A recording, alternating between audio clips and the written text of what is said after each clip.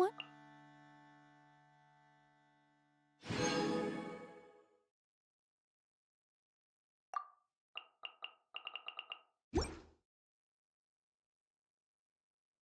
When I'll be as tall as my big sister.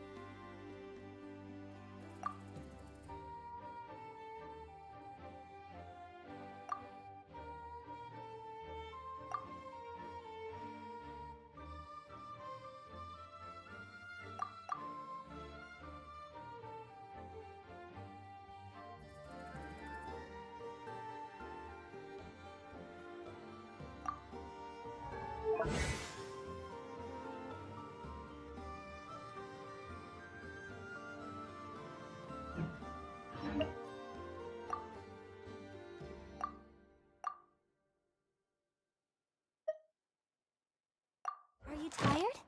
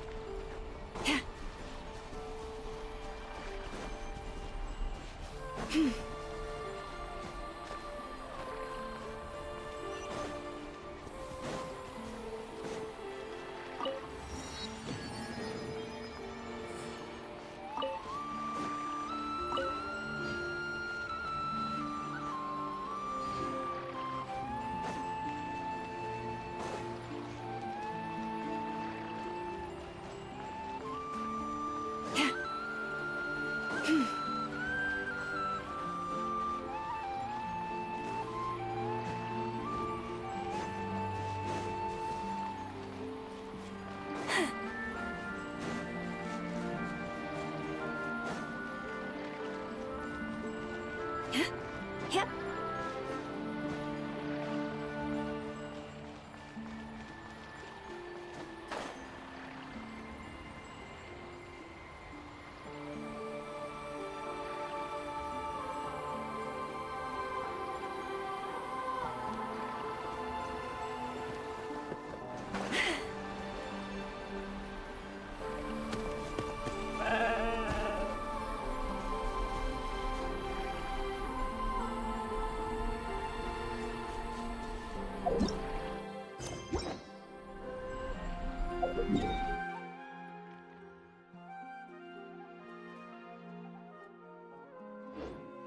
Have you decided where you will go from here?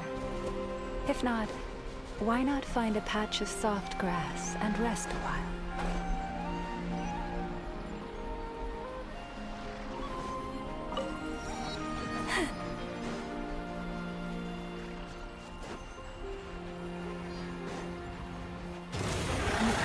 Let's dance. Stand with me!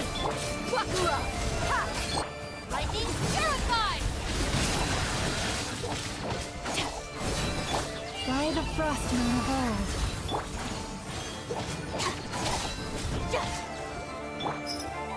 You asked for it!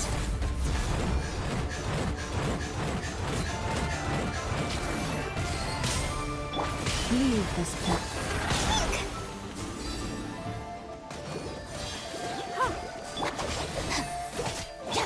Look alive!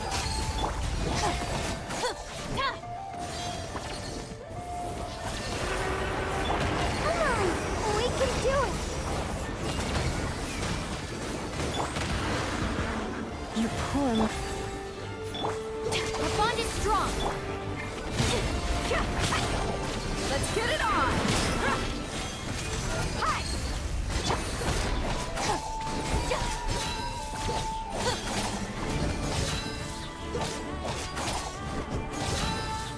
Leave this place.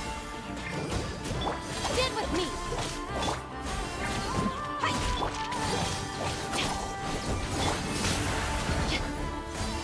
Wakura! Ha!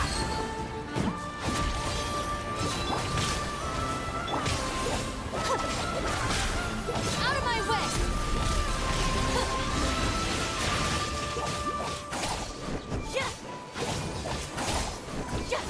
Looking for a fight?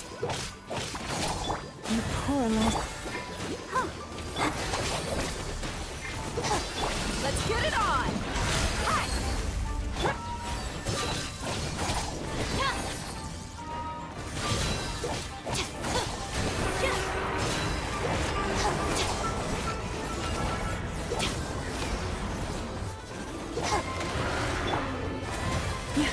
With one heart, we pray. Look alive! Our bond is strong!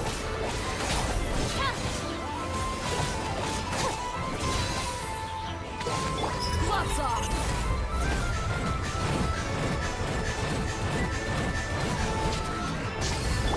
Boys, protect us.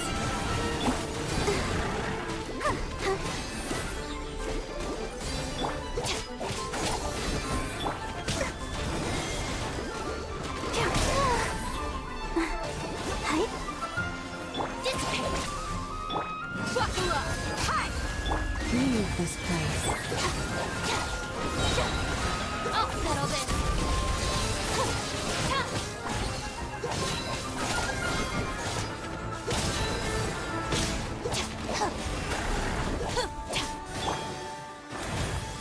By the frost moon of old.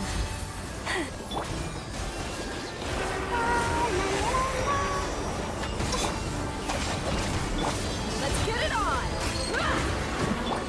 Boris, protect us.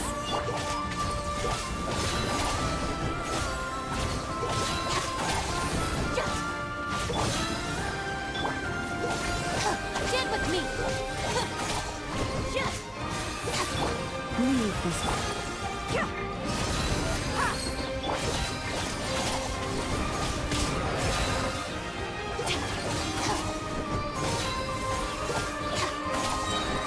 Dissipate! You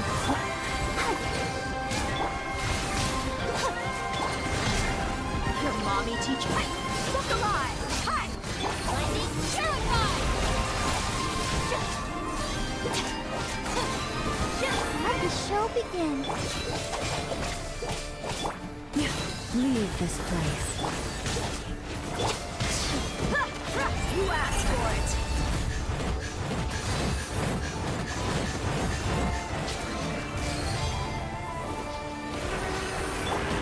Poor lost lamb.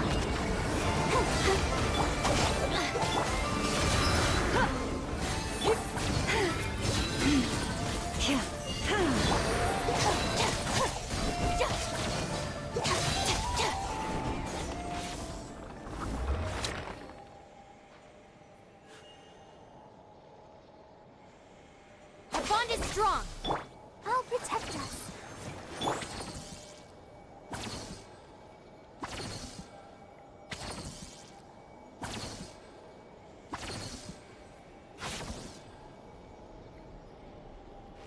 Dissipate!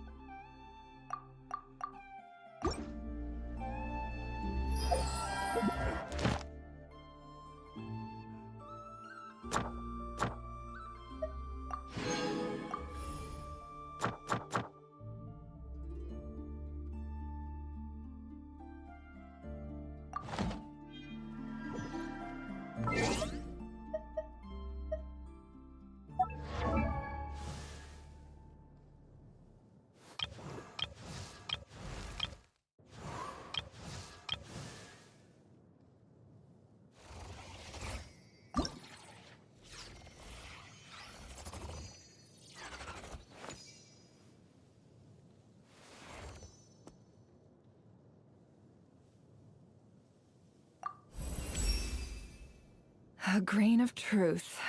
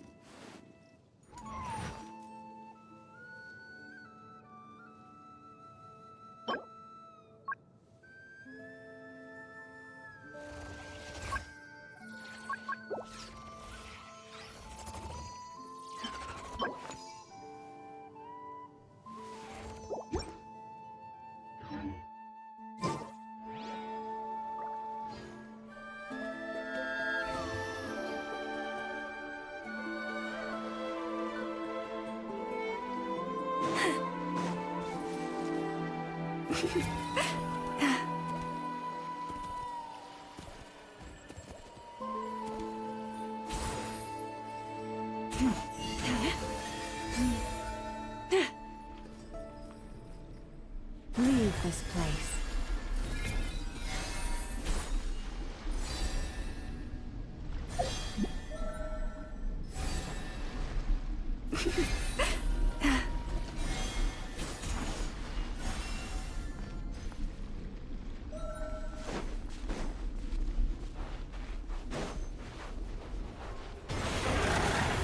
Let's dance. Get with me! Buckle up!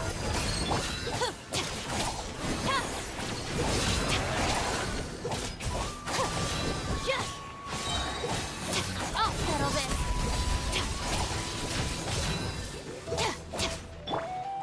Yeah, you. With one heart, we pray. Yeah.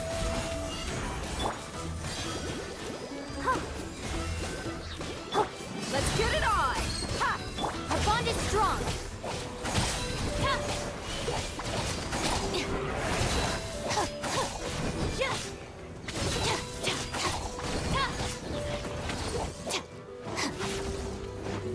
I'll protect us. Look alive! Dissipate!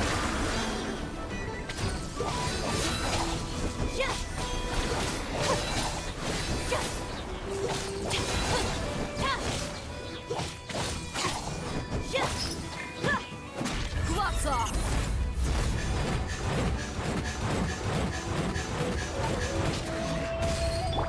Forest, Let's dance. Buckle up! Hi! Lightning terrified!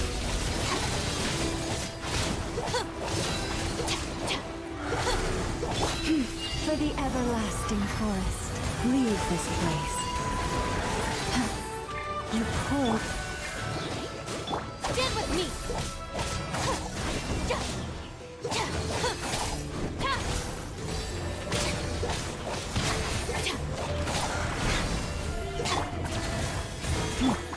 I'll protect us. Our bond is strong!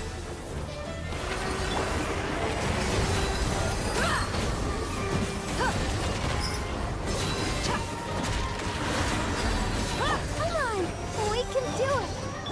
Forest, protect us.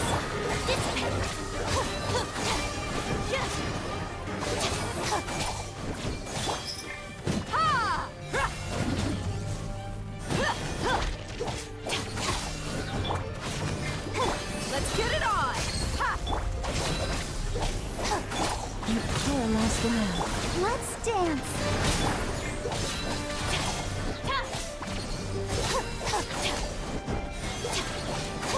With one heart, we pray. I'll settle this!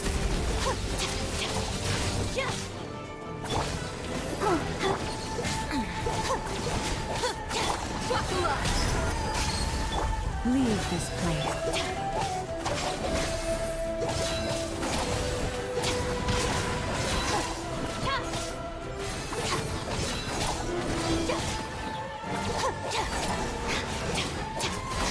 Forest, protect us. Go far, I'll protect us.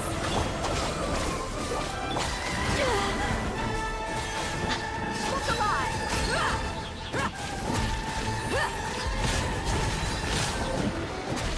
They're dead meat!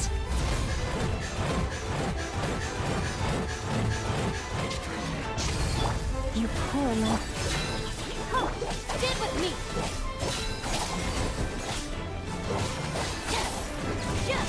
Again! By the frost moon burns. Let's dance.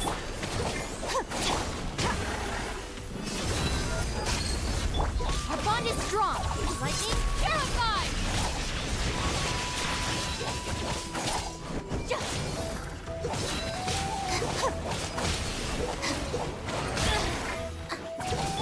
Forest, protect.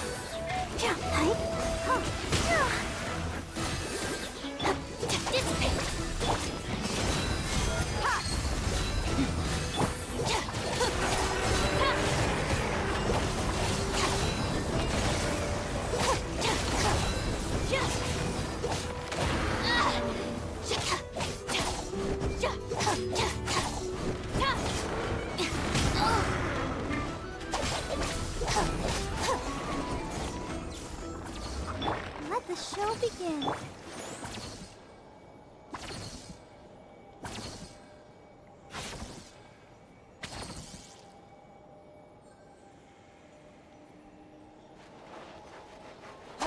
strong!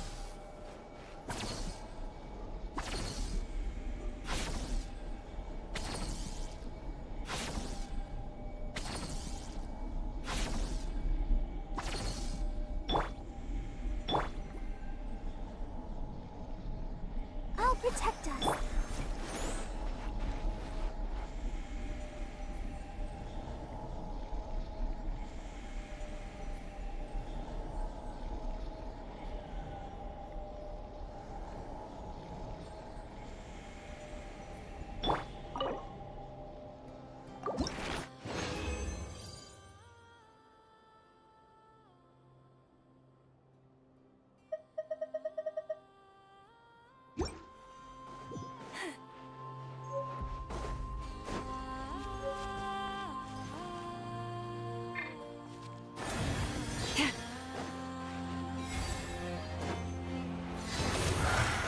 Let the show begin.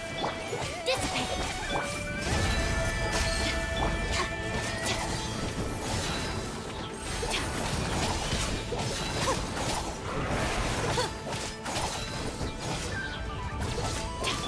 Leave this place. The bond is strong! Let's get it on! Out of my way! For the everlasting forest. I'll protect us. Dissipate!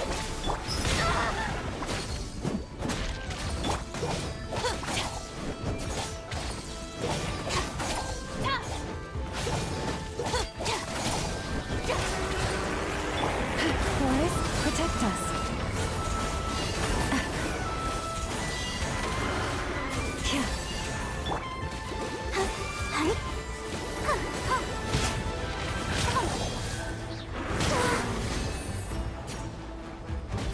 Leave this place. Let the show begin. Stand with me! Look alive! Ha!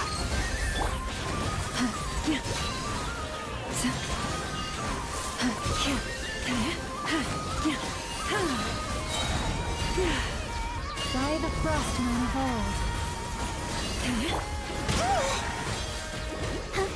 Ready, steady, go! Dissipate again!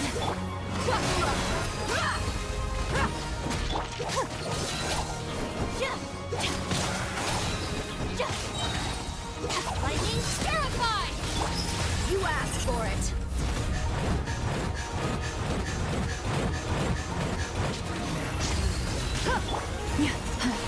You pull. I'll protect us. Stand with me! Look alive!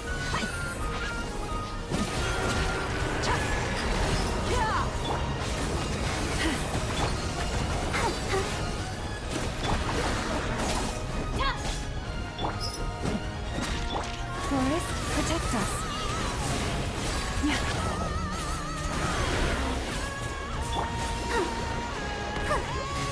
Our bond is strong! Let's get it on!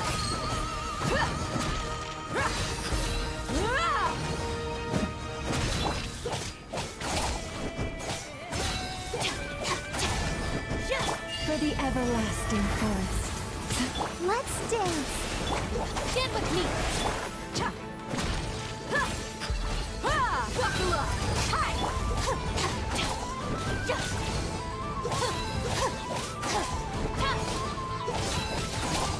Leave this place. Dissipate!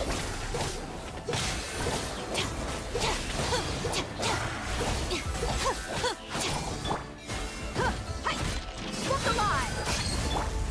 You poor lost lamb. Our bond is strong! Out of my way!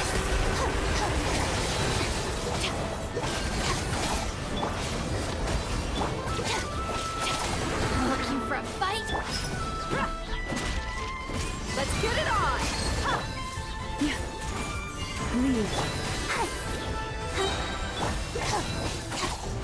Dissipate!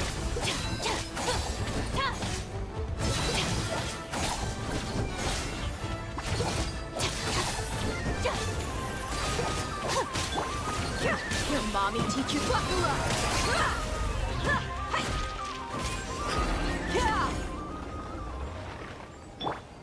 Let the show begin.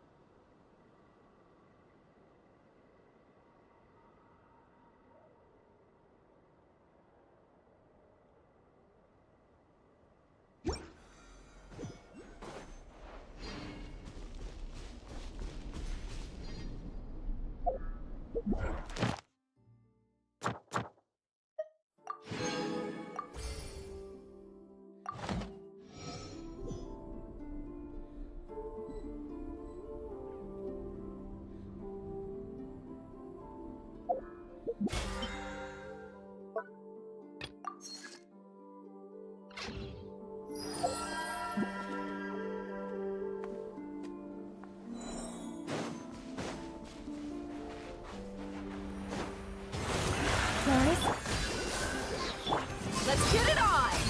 Our bond is strong!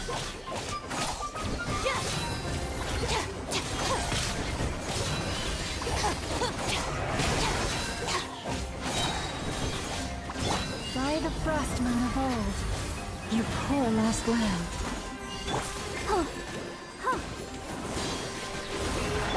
Stand with me!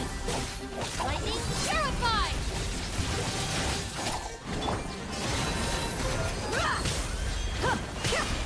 Gloves off!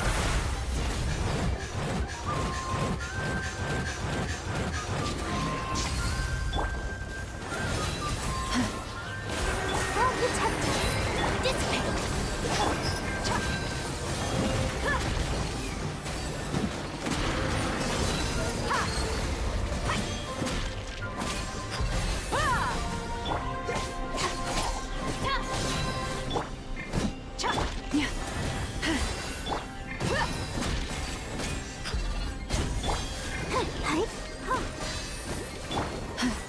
Stay your hand. Stand with me! Buckle up! With one heart, we pray. Let's dance. Come on, we can do it.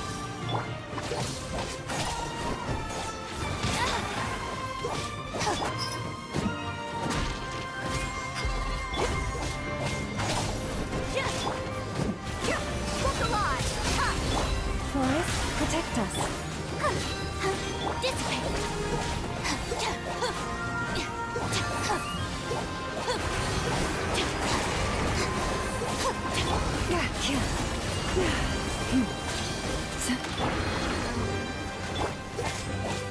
Stand with me!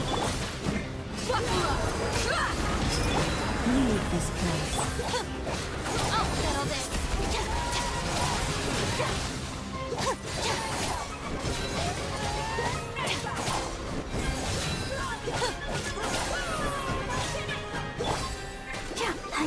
Our bond is strong!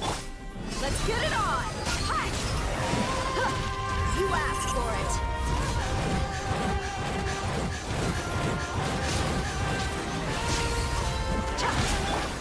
Forest, protect us. By the frost moon of old.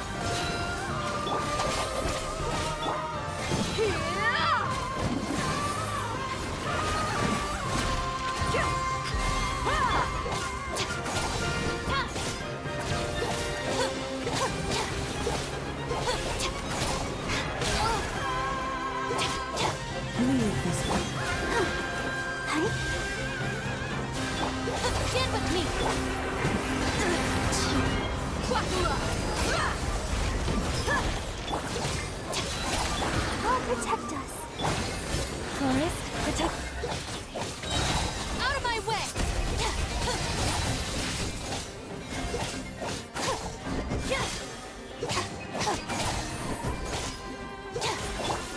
Look alive!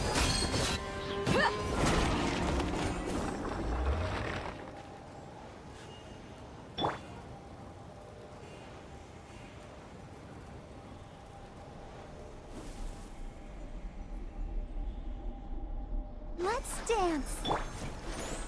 Our bond is strong.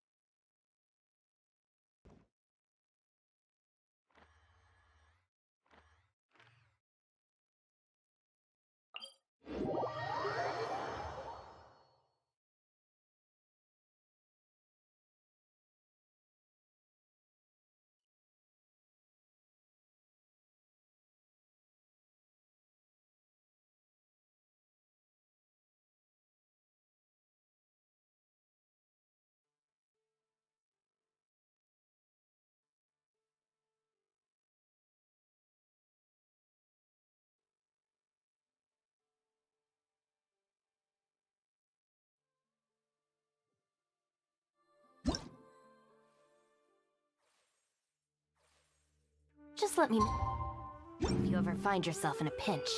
I can help you out.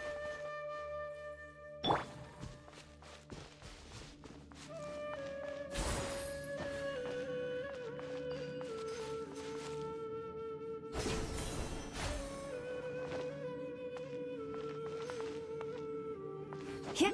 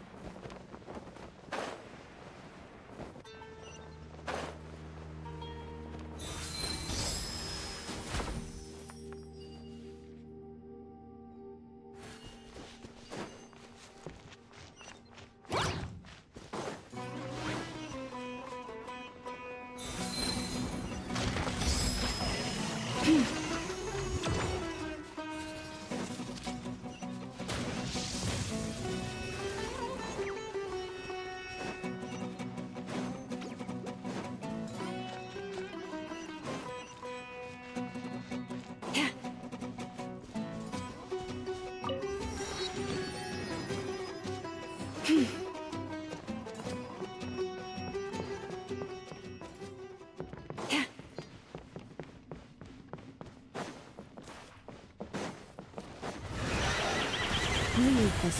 Let the show begin. Dissipate! Buckle up! Hi! Ha! Ha! Ah! Hi! Ha! Gloves off!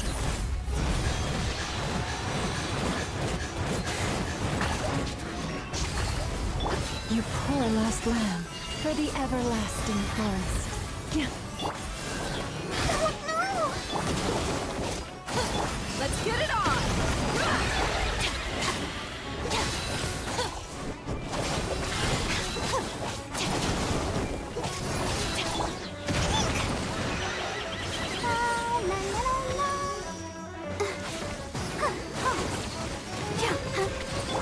Forest, protect us. Stand with me! Buckle up!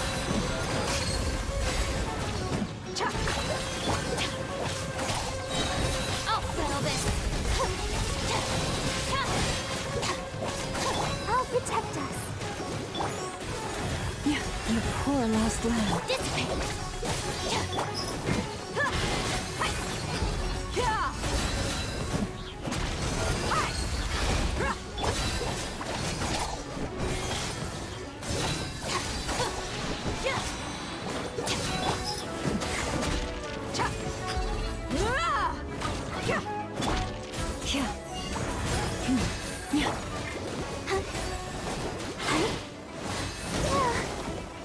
Let's dance.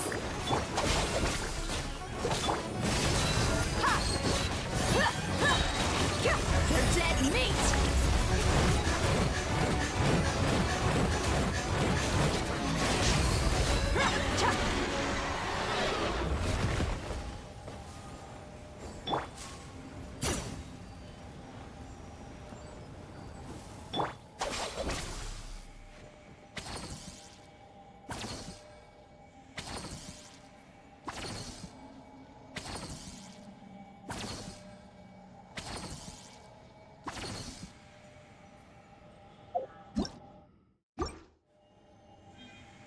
I'll protect us.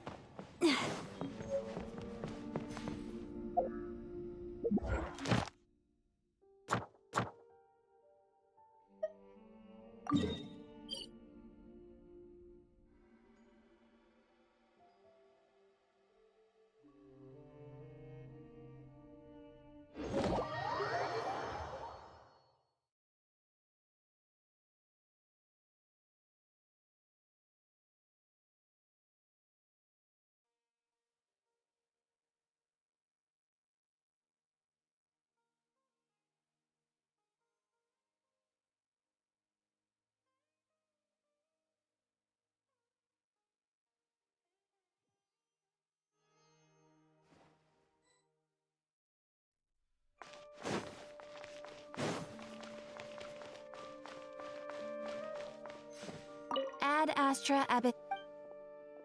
Thank you for completing today's commissions.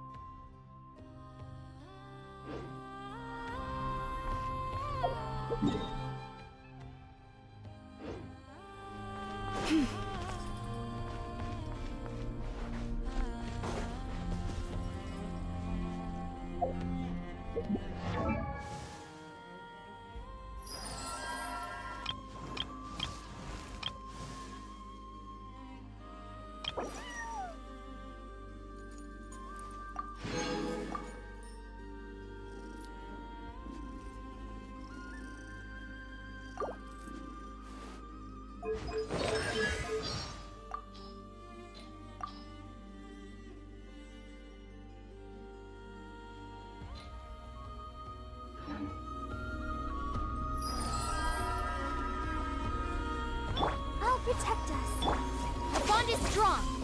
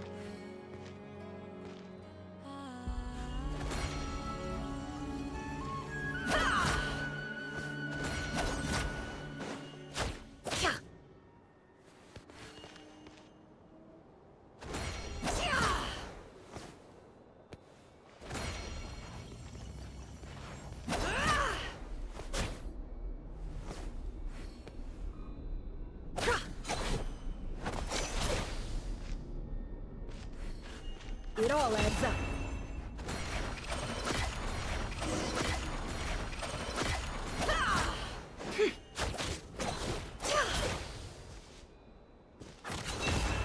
No more lies.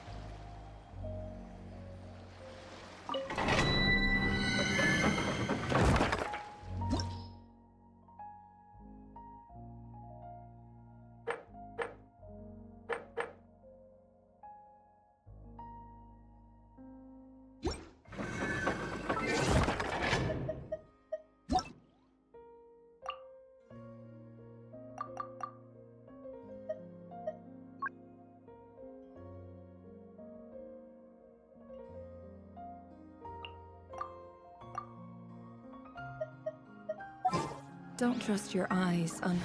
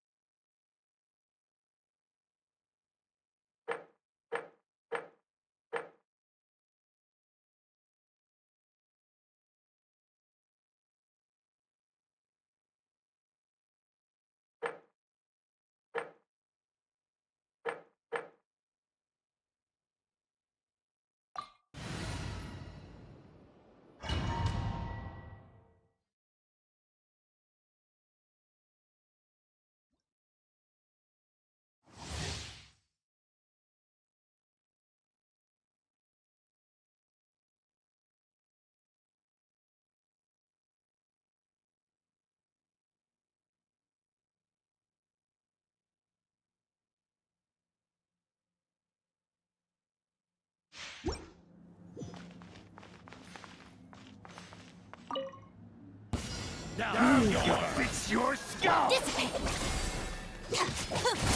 Listen! Fix it! Couldn't! You support I... Chorus? Stand with me! Lightning, purified!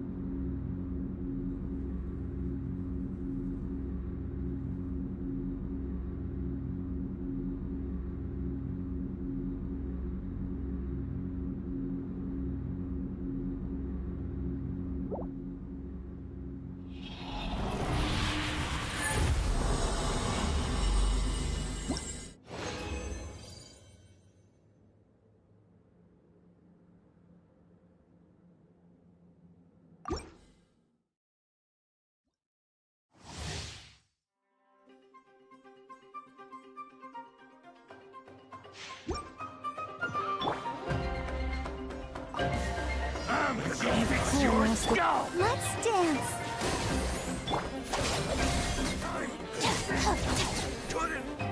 Couldn't! Fire right back some more. You support authorize. Here comes another one. Chorus? Oh no! Our bond is strong! Save yourself.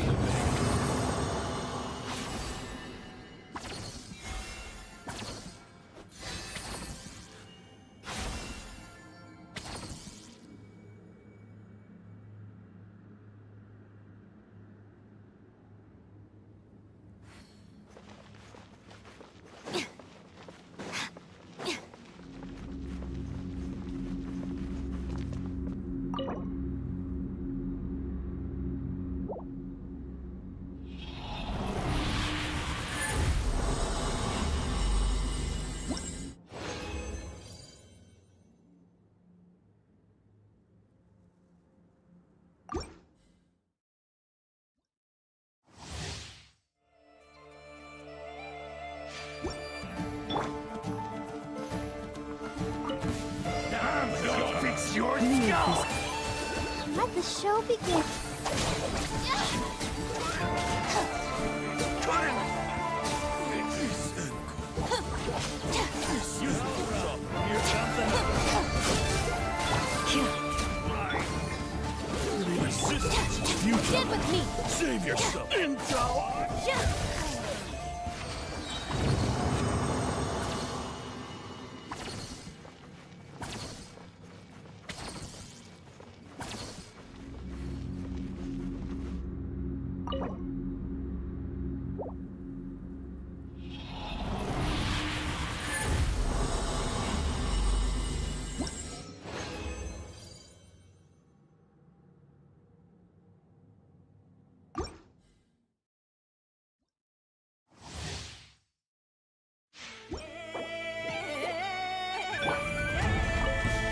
I'm gonna fix your skull! Our bond is strong!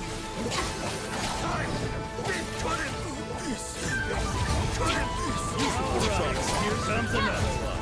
Out of my way! Resistance.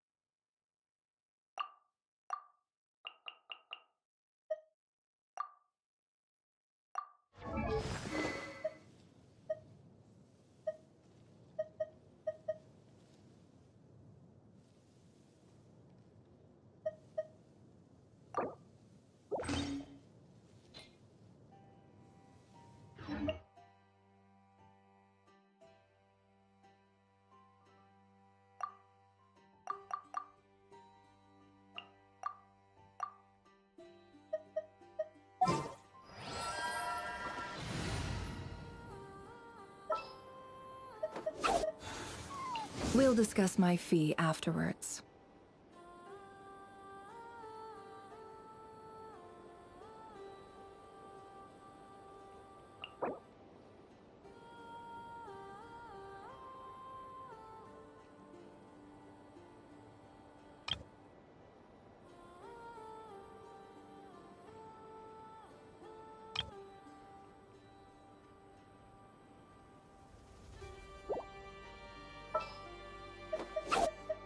Even when darkness falls, the faithful shall not stray from the righteous path.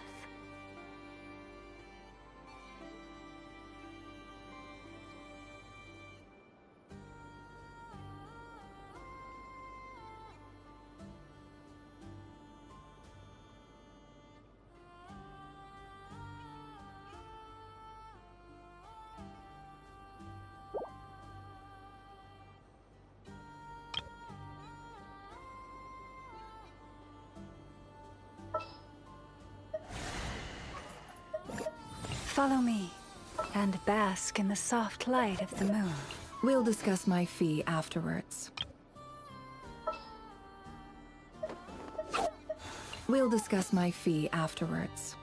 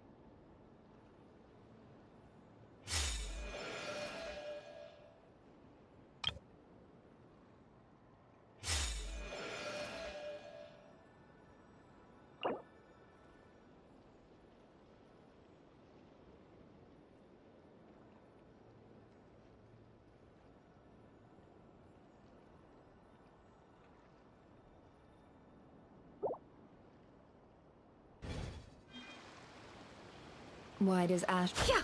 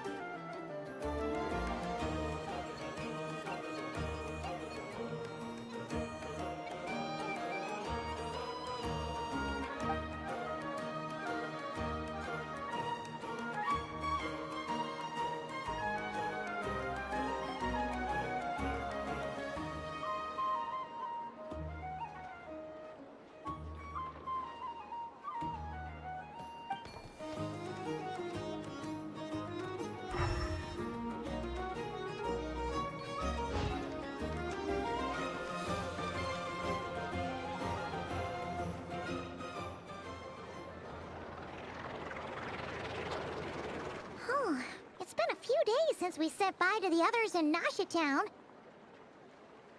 Still no news about Rarer, though.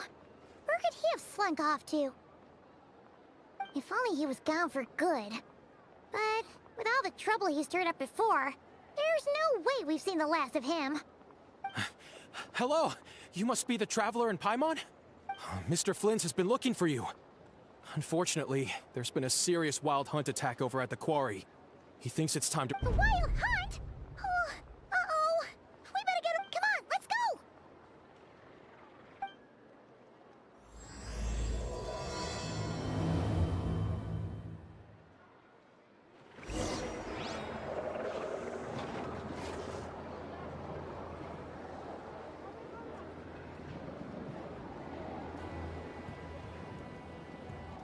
Don't trust your eyes uncritically.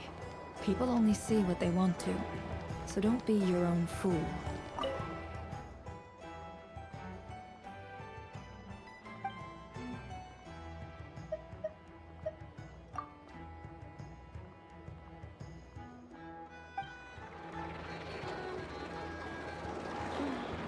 Some of these people have no taste whatsoever.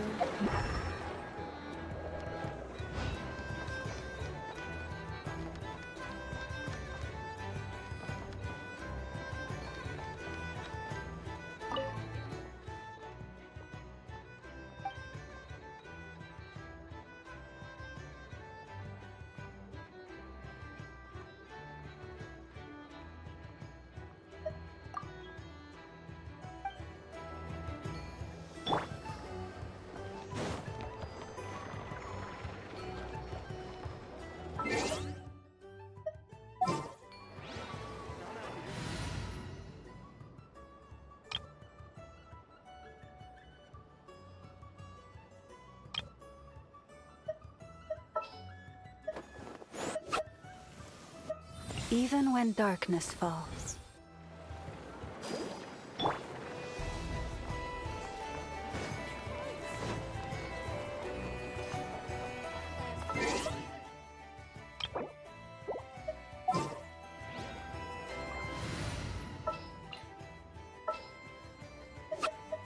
Lucky you. I have some time to kill. We can do this! Wait for my signal. Got a job for me?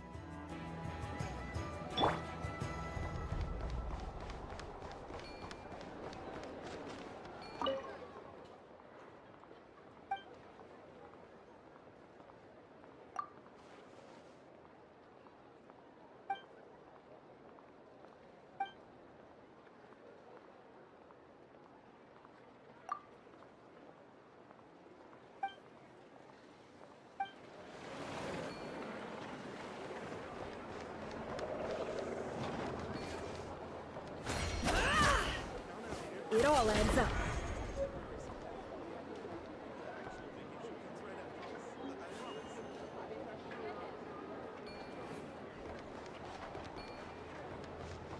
That lamb's specialties are the best in the world. No more lies.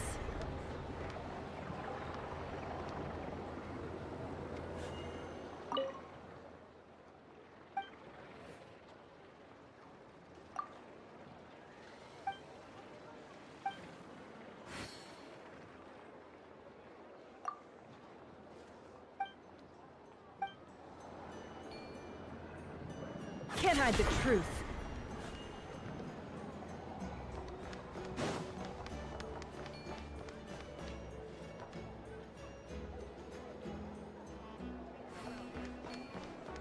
It all adds up. Gaudenti. Capable enough, but not exactly the brightest candle in the box. I doubt...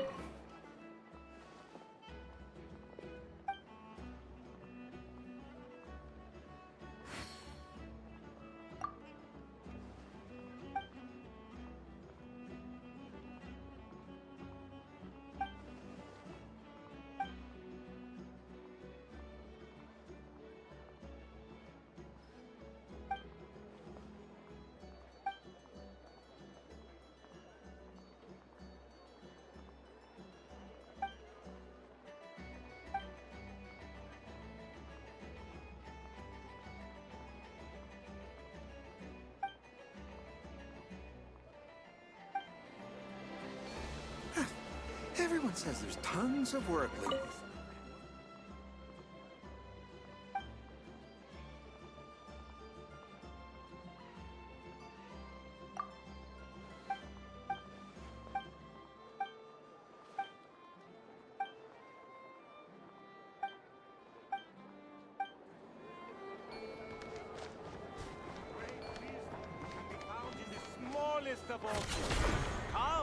A leeway merchant this far from home who's taking to knob cry like a fish to water. Definitely worth keeping an eye.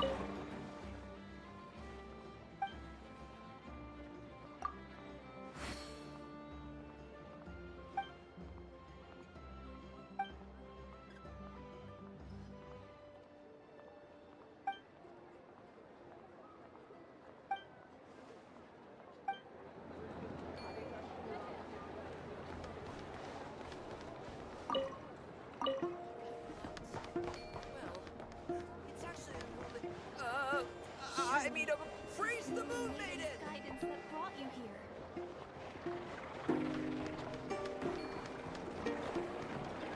No more lies. Looks like this little agent from the Marechaussee Phantom is having another fruitless day.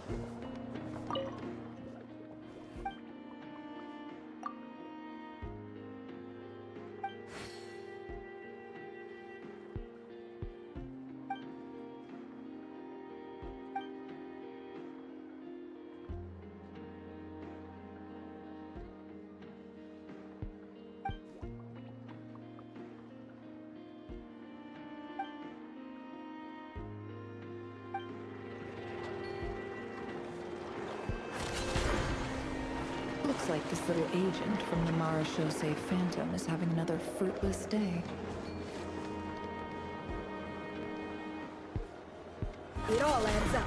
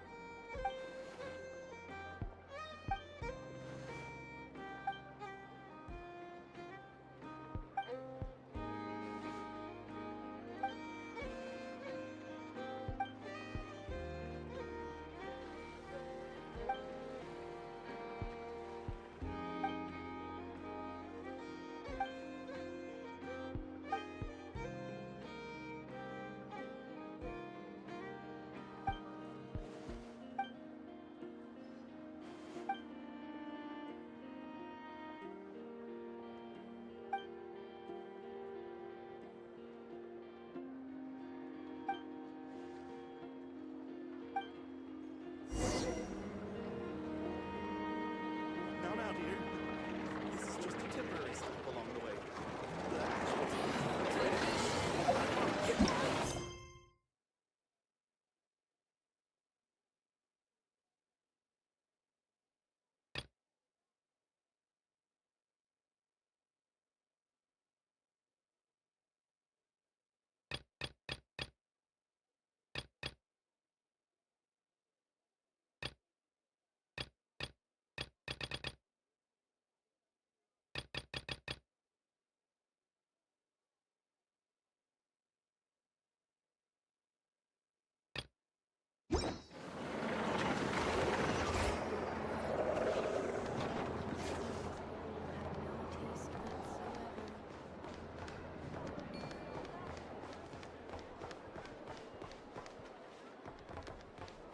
Ad Astra Abyssa.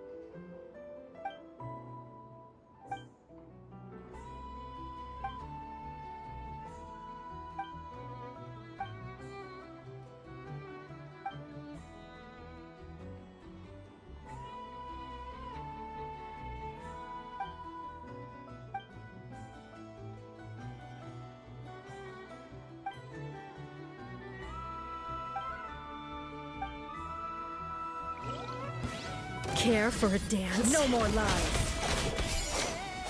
It all adds up. Let's dance. Stand with me! Buckle up!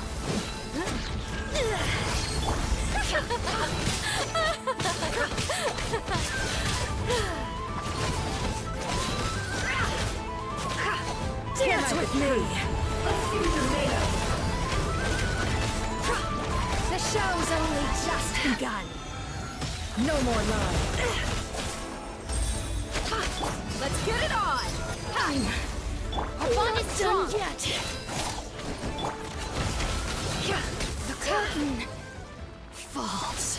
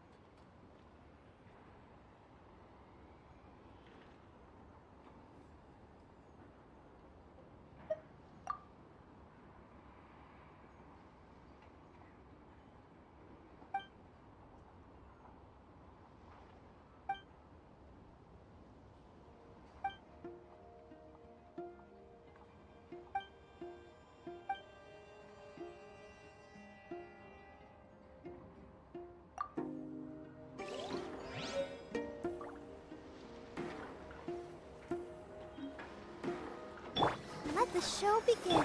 Dissipate!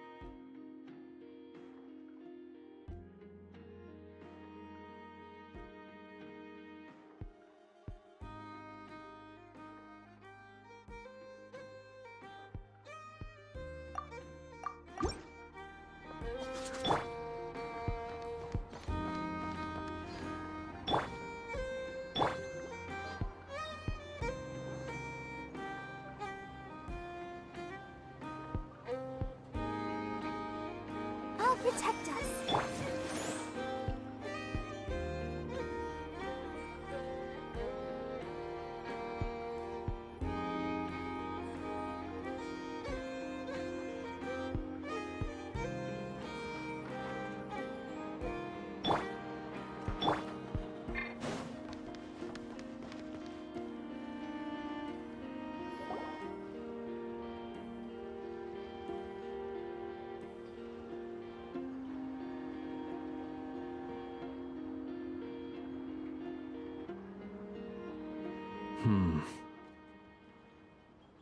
I can barely sense any Kuvaki at all.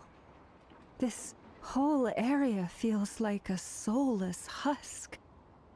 Looks like his appetite truly is insatiable. As if the power of that energy cannon wasn't enough. He's not seriously still getting stronger? What's his endgame here? Ah, everyone's here already. We've all been on high alert since we split up a few days back, expecting Rerir to strike again. But it's like he just vanished into thin air. No one has seen him nor found any trace, that is, until this morning, when a ratnik found signs of wild hunt activity while out here on patrol. As you can see, the Crystonite itself is physically intact, but the Kuvaki it contained is all but completely diminished. And we're sure that Rarir did this. Who else? He's the only one who could pull off a stunt like this. Kuvaki loss has reached critical levels. Reikir of Solnari set to maximum threat level. Warning, unless de-escalation measures are taken soon, he will pose a threat beyond our ability to contain. The consequences could be catastrophic. Traveler, do you remember when we encountered Rerir just after regaining his body? There wasn't a shred of sanity left. Nothing but madness and rage. Yeah, didn't he shout out a bunch of names? Then he started raving about how nothing in this world mattered to him. Oh, Paimon gets chills just thinking about it. Oh, but the thought that he's still out there... Last time we fought, we were already at a disadvantage. If he has such overwhelming strength, why would he suddenly go into hiding? Yeah, if I were him and I wanted more Kuvaki, I'd just take it by force. No point staying in the shadows. Unless something went wrong. His whole resurrection thing didn't exactly go smoothly. The other thing is, how does someone who's completely lost their mind still have the wherewithal to cover their tracks so perfectly? Beats me. According to certain medical studies, insanity does not always entail a complete loss of rationality. It may be that he is simply living in a world of his own. That actually sounds about right. He was ranting away to himself the whole time, like he had zero interest in talking to us. There are many unanswered questions here. He could be right under our noses, and we'd still be in the dark. Besides his name and title, we know little about him. Certainly nothing about his past, or what he might be hoping to achieve. Exactly. And we wouldn't even know where to begin looking. Even Boss hadn't heard of the Rahir of Solnari before all this. I'd be willing to bet that even if we gathered together every scrap of intel in Nodcry, we still wouldn't find more than, like, 3 useful facts about him. So, if we do nothing, he'll just keep getting stronger. But if we want to investigate him, we have no idea where to look. Last time we had Marionette and her big Robo buddy to help us, and we still barely held our ground. If we had to face him alone... Oh, Paimon's head hurts just thinking about it. What are we supposed to do against a threat this big? Well, I do have a little hunch about his next move. Given that he attacked the quarry, I'd say it's likely he'll target other places rich in Kuvaki. Somewhere like the Eye of Krati, or the Pillar of Embla. One thing's for sure. If we just sit back and let him keep absorbing Kuvaki, we really won't stand a chance against him. A perfectly reasonable hypothesis. However, it is worth noting that these two locations are quite far apart. To investigate them both, we'll need to split up. I agree, we should split up. Right now, Rarir's goal seems to be gathering Kuvaki, not fighting us directly. Once we're done, let's regroup on Hisi Island. Wait, why Hisi Island? If I recall correctly, your largest goddess statue was carved from Kuvaki-rich ore, was it not? That's right. Yes, it could well be a potential target of his. I should head back and start evacuating the pilgrims.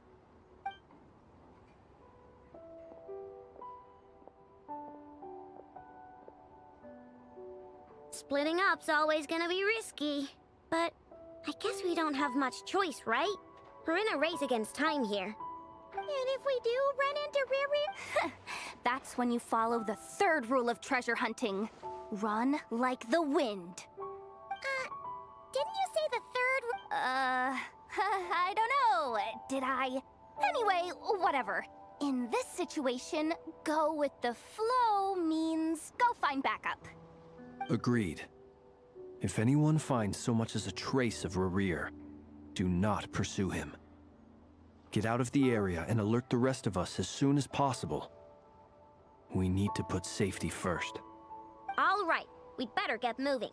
Come on, Anefa, let's go!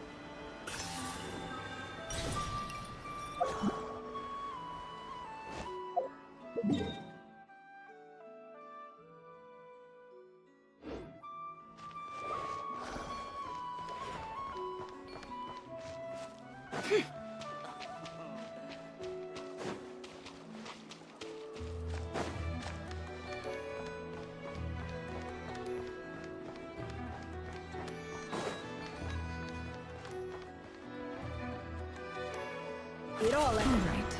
Time for a break. That's enough intel for now. This is a story about karma. Can't hide the truth.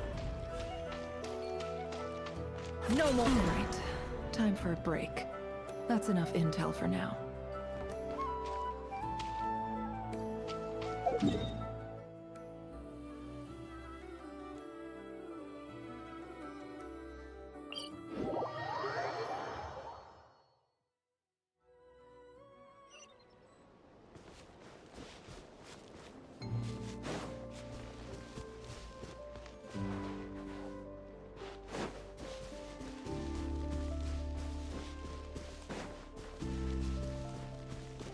Let the show be.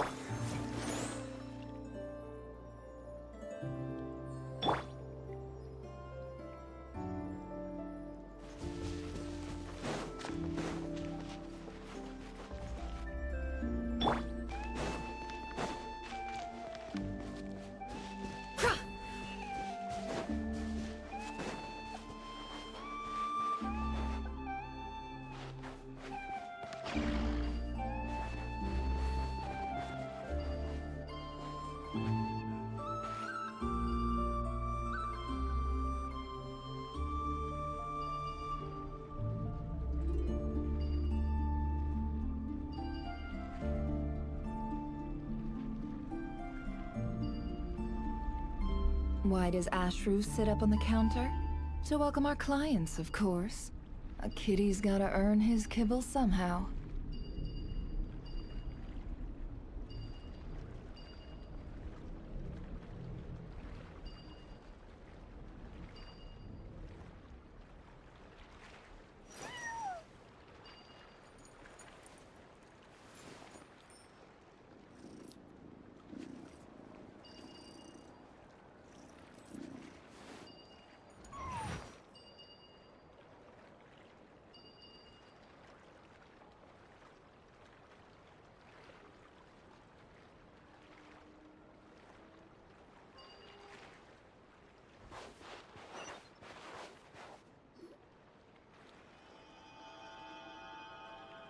Any leads? Nope. Diddly squat. No clues to where he might be hiding. It's like he's a ghost. It feels like we're sitting on a powder keg that could go off at any second. Ugh, I hate this feeling. I'd rather face him head on than be left hanging like this. So, you guys didn't find anything either? Not loving the word either. How about you, Flints? I questioned a few Ratniki and eventually narrowed my investigation down to one suspicious individual. But by the time I got to his place, he was already gone. Almost as if he knew someone was on to him. Either that, or he's just extremely cautious and doesn't stay in one place for long. He's been biding his time for a while now. The question is, where or what is his next target? No idea. All we can do now is hope that Ino and Anefa turn up some leads. Darn it, Rarir. If you've got the guts, come face me wait, he's actually here? I didn't mean it, I swear! No, it's coming from Silver Moon Hall. The Lady Kutar might be in danger. Let's get over there, quick!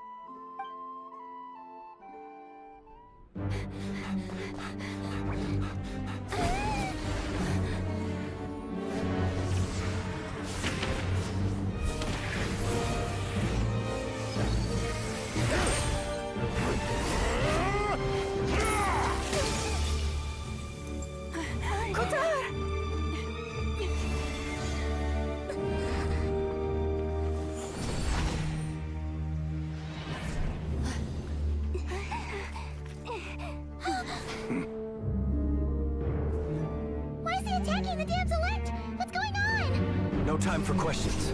Stop him!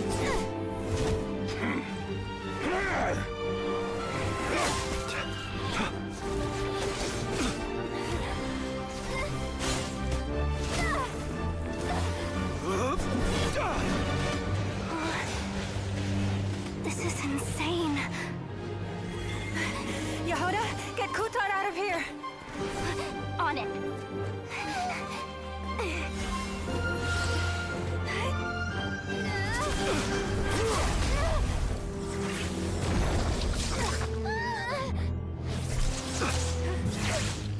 Look where your feeble light has gotten you. Now, you shall plunge into darkness. Thalindus, soon, I will find a way. Watch out!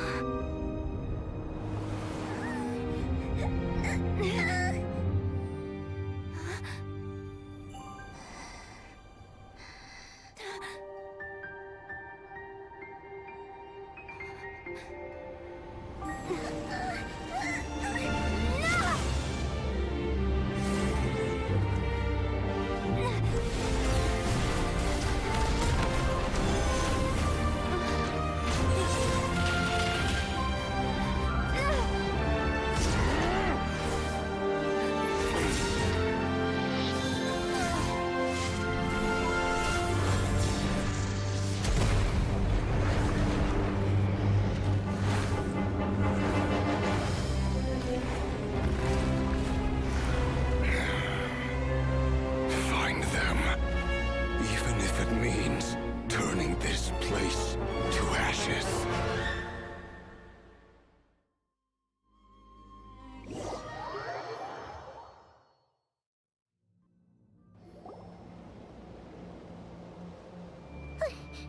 That was too close!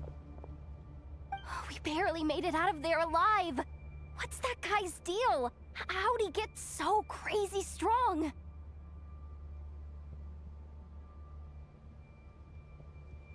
He's a threat to this entire nation. I doubt his strength could even be measured by conventional standards. I have a question. When me and Anefa showed up, we saw him chasing after this lady like he wanted her dead. What was that all about? We weren't there for the whole thing either. They were already duking it out by the time we arrived. Yeah, we didn't see how it all started. It all escalated so quickly, we had no choice but to step in. Kutar, can you shed any light on the situation? Kutar. Cross-checking database. I see. So you're the one that the Frost Moon Scions refer to as the Moon Goddess? Wait, she's the moon goddess? Oh, no wonder she looks just like all those statues. There are many reasons why people might worship the moon, and just as many why they might despise it. I've never met that person before, but there was no mistaking his deep-seated hostility towards me. Why he holds me in such contempt, I cannot say. But since he hunts the power of the moon, it's no surprise that I am a target. Kutar. There are many potential motives. For instance, you help the traveler escape his grasp. This could be his way of taking revenge. It is also possible that he covets the Kuvaki inside you, and seeks to take it for his own. The list goes on. But, right now, devising a counter-strategy should be our #1 priority. The likelihood of this location being discovered is close to 100%. A counter strategy? But we don't stand a chance against an enemy like this. Surely our only option is to run. He's not gonna chase us to the end of the world, right? So as long as we can sneak out of Nodcry undetected. No, I can't say that. Come on, Yehoda. This is serious stuff. You can't suggest we all just chicken out. Running is our only option. Huh? You seem surprised. But what other choice do we have? We are facing an enemy we cannot possibly defeat in battle. Well, I mean, yeah, but still. It's not too late. I can distract him, so you have plenty of time to make your escape. Wait, what? You're gonna act as bait? Doesn't that make sense? I'm the one he's after. There's no need for you to risk your necks on my behalf. A coyote doesn't stop for bypassers while it's howling at the moon. What is it, Lama? The Frost Moon Scions have already grown accustomed to life without their goddess. My presence here is no longer essential, and this is not my home, so you needn't ask me to stay. We can't just roll over and let him get away with this. That's not our style.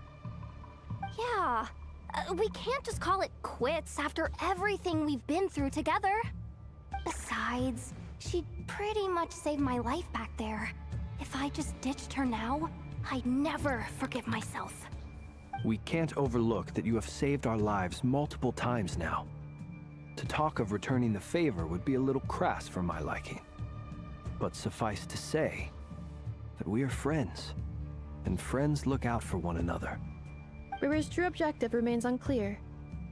Even if we were to sacrifice Miss Kutar, there's no guarantee he would stop. But...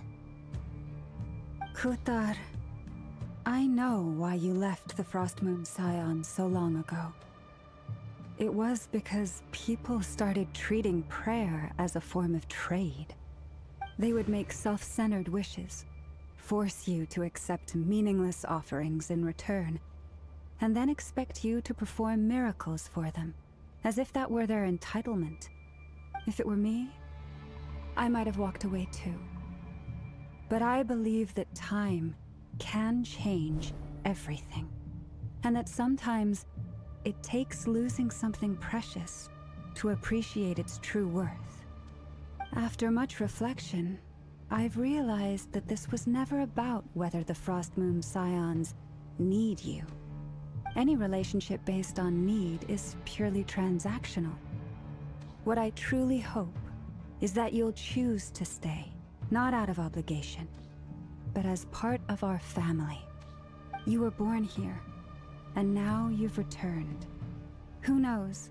Perhaps it was the moonlight that guided you home. Thank you, Lama. But my power is on the wane. I'm afraid I will be of little use to you now.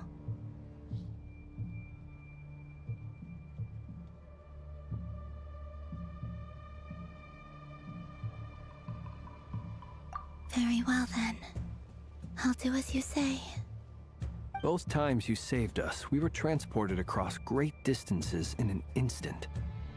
Is that one of your powers as the Moon Goddess? It is, but I find it very draining. I barely managed to pull it off just now, and it will be some time before I'm strong enough to do so again. Rejected by the world, my power is dwindling. Like a lake, cut off from its source, slowly shrinking away. Now, it has almost run dry. What do you mean, rejected by the world? The 3 moons belong to the ancient bygone era in which they came into being. From the moment I was born, the world itself has been steadily sapping away at my strength. The 3 moons are not one and the same. As the goddess of the Frost Moon, I cannot wield the powers of the other 2. Yet Moonlight has a way of blending together. Each can reflect the other's glow. So when our fingers touched, I was able to restore my strength by drawing Kuvaki from the Eternal Moon's marrow. But this method of recovery is painfully slow. If only we could find the... It's the Wild Hunt! Even faster than we expected. We'll have to finish this conversation later. See how those wild hunt creatures are running away from us. They're likely just a scouting party, which means Rerir won't be far behind. Then what are we waiting for? Let's get the heck out of here!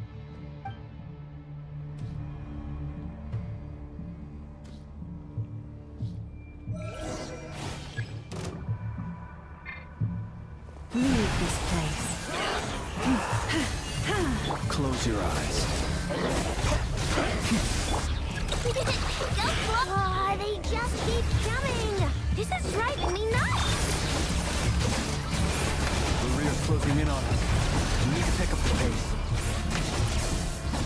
There's too many of them! And this time, we can't fall back on Tutar's help to escape! This goes on much longer. Protect us.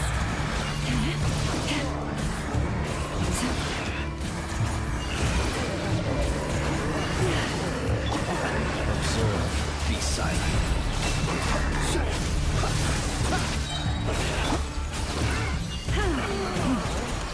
By the frost moon of old.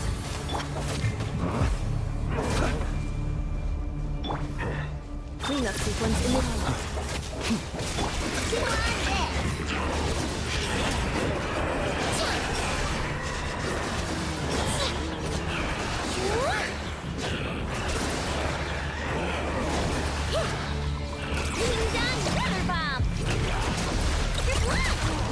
Insulation chamber deployed.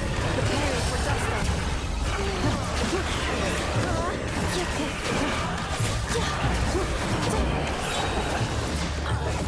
The light sleep beckons.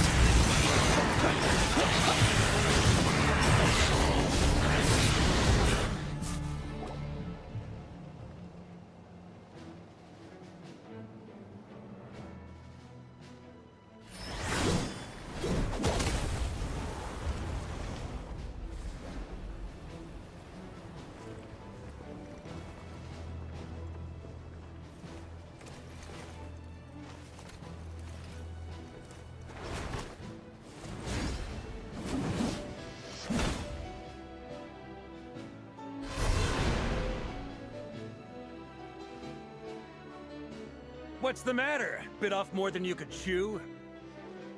Hold up! Uncle Varka!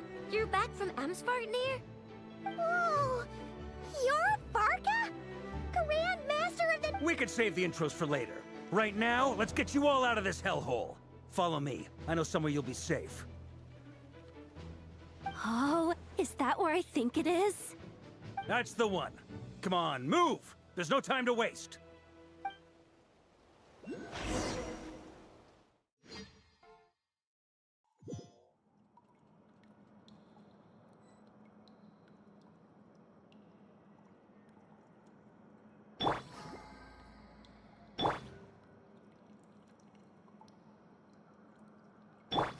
Let's dance.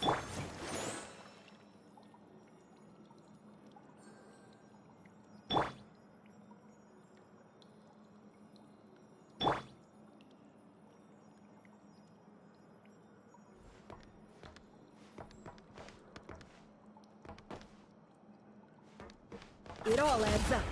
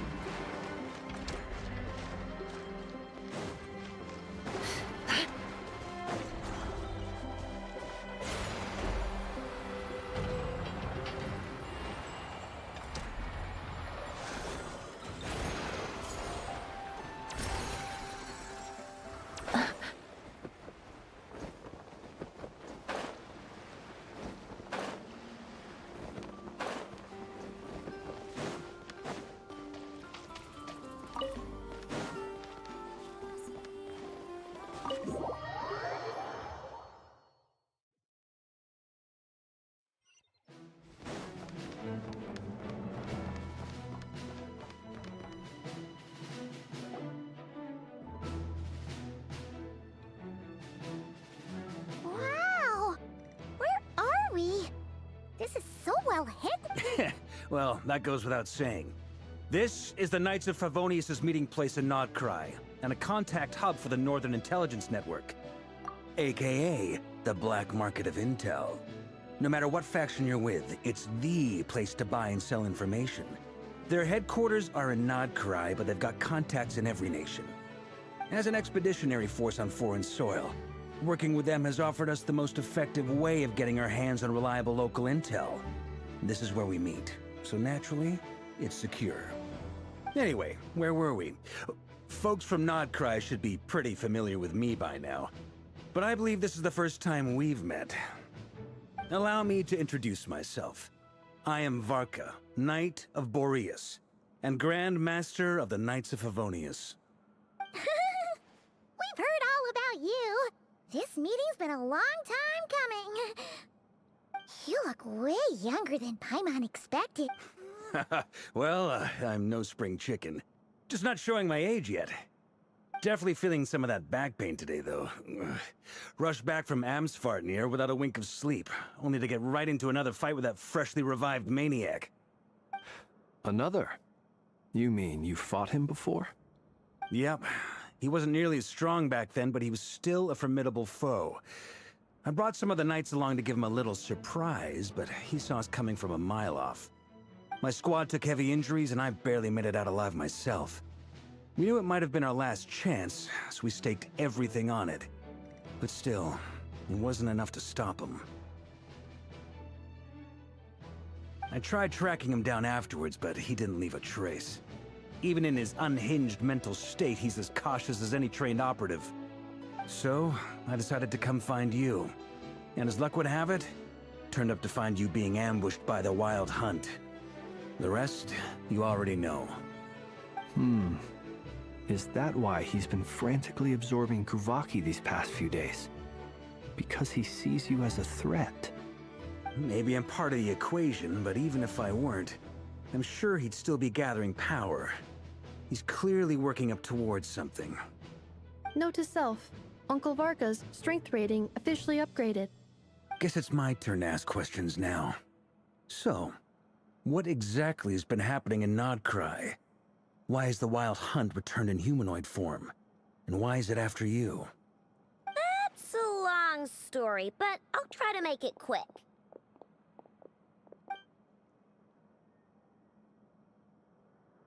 Wow, I had no idea so much had happened. Sounds like you guys have really been through it. So, the Kutar is actually a Fatui Harbinger. And all this wild hunt activity in Nodcry is the work of the Raker of Solnari, one of the 5 sinners. That's a lot to take in. Need some time to wrap my head around it all. I'm truly sorry, Mr. Varka. You stood with us against the Wild Hunt, and did everything you could to stop it from escalating into a full-blown catastrophe. And then, the one time you're away, it all comes to a head and all your hard work gets undone. You've got nothing to apologize for, Miss Moonchanter. You can plan 100 steps ahead and still slip up. That's just life. No one knows what tomorrow holds. You can't predict which way the wind will blow next. And, to be perfectly honest, I can't say I'm surprised. For all the times we've defeated the Wild Hunt in the past, we've never been able to completely wipe it out. Turns out, we were just delaying the inevitable. But now that a new variable has come into play, fate may well take a different course. A new variable? You mean... us? Who else? And in a strange way, I think his resurgence might not be an entirely bad thing. The Wild Hunt is like an unrelenting force of nature, but Rerir is an individual with an agenda. He's gotta have a weak spot somewhere. That said, while I was explaining everything just now, some of the points that Mr. Flint's added caught my attention. You mean about our mystery ally? That's right. From what you've said, not only did they lead you straight to some key files, they also shielded Hisi Island from a lethal Kuvaki blast. I don't know who or what could pull something like that off. Heck, even Miss Columbina doesn't have a clue. I hadn't heard the story about those files. Would you mind repeating their titles for me? Wild Hunt Phenomena Log, a Nodcryan Ratnik's Field Journal, and Kuvaki Survey Log. Oh. No. Still doesn't ring a bell. Another dead end. Guess all we can do now is hope that our mystery ally keeps showing up when we most need them. Still, it's safest to assume they won't be intervening again. From here on out, we'll have to resolve this crisis by ourselves. Your intel also explains something else I've been wondering about. The reason I led my team to Amsfarnir was because we'd had reports about a possible source of the Wild Hunt showing up there. But once we looked into it, it turned out to be a red herring. I don't know who was behind it, but clearly, it served its purpose. I doubt it's by chance that he happened to make his comeback while my attention was diverted. And from everything you told me, it sounds like his scheming began well before his return. So maybe luring me away was all a part of his plan. But is it even possible that he orchestrated all of this by himself? The Moon Maiden and the Raker of Solnari, Nodcry of all places. The way everything is unfolding, it can't be a coincidence. So, what do we do now? Got any ideas? Right now, we've got at least 3 things to consider. Let's go through them one by one. First, we need to figure out how to take down Rerir. If we can't beat him in a straight-up fight, the rest won't even matter. To my knowledge, the bulk of Nodcry's fighting force is already gathered here. But even with everyone united, we're still no match for Rerir in his current state, let alone with his power still growing. What if there was a way to tap into a new power of our own? How so? Have you thought of something, Columbina? 3 moons once watched over this world. The Eternal Moon was the largest. The Frost Moon was the brightest. And the Iridescent Moon was the most mysterious. They say that back then, the 3 moon goddesses wielded immense power. Enough to shape the workings of the world itself.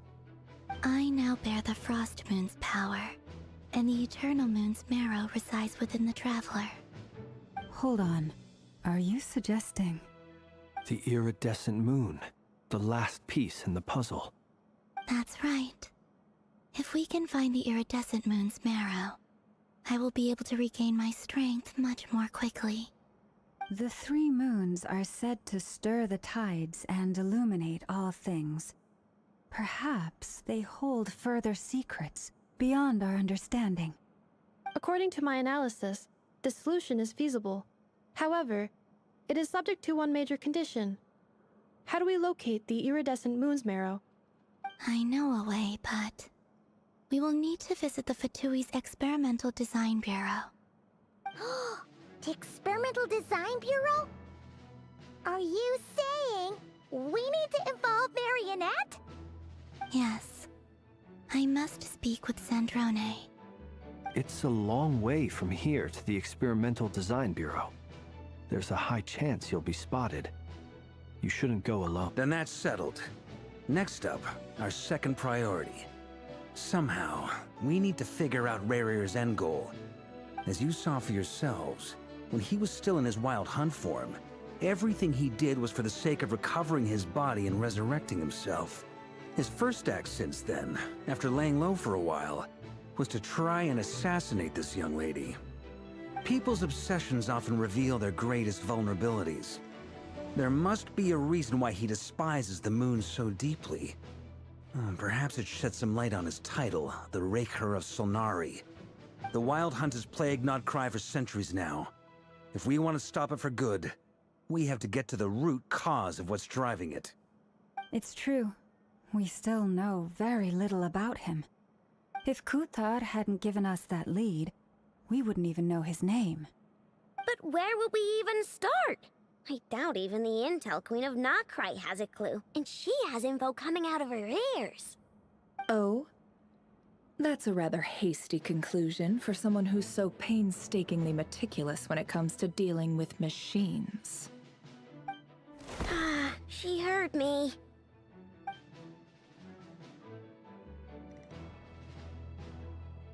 Boss! What are you doing here? I'm now asking myself the same question. I received a letter from a humble knight of Favonius, requesting a meeting to discuss a major business deal. But it looks like this humble knight had something else in mind. Details. Miss Neffer, the important thing is that you've arrived at the perfect time. Since his failed ambush, I've been racking my brains trying to come up with a plan to fight Rarir. Given the severity of the situation, I think it's fair to say that our only chance lies in uniting as one. And I'm talking all the factions in Nodcry. We can't do this without the Curatorium, but I knew it'd be a tough job to win you over. So, I took the liberty of reaching out for a little chat. Wait a sec. How did you even hear about this place, Neffer? Didn't you say this is meant to be the Knights of Favonius' meeting spot? And a contact hub for the Northern Intelligence Network? And isn't it supposed to be super hidden?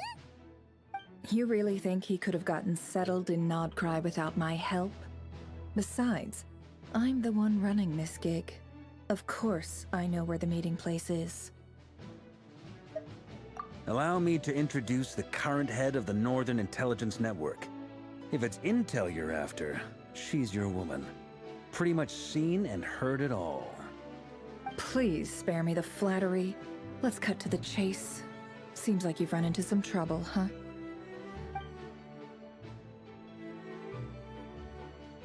Well, this certainly qualifies as an unforeseen crisis. On behalf of the Curatorium of Secrets, I wish you all the best of luck. So you're just going to sit this one out? Why should I get involved? What could possibly be in it for me? What if we told you we can't do this without you? Oh? Then I'd say, you'd better make it worth my while.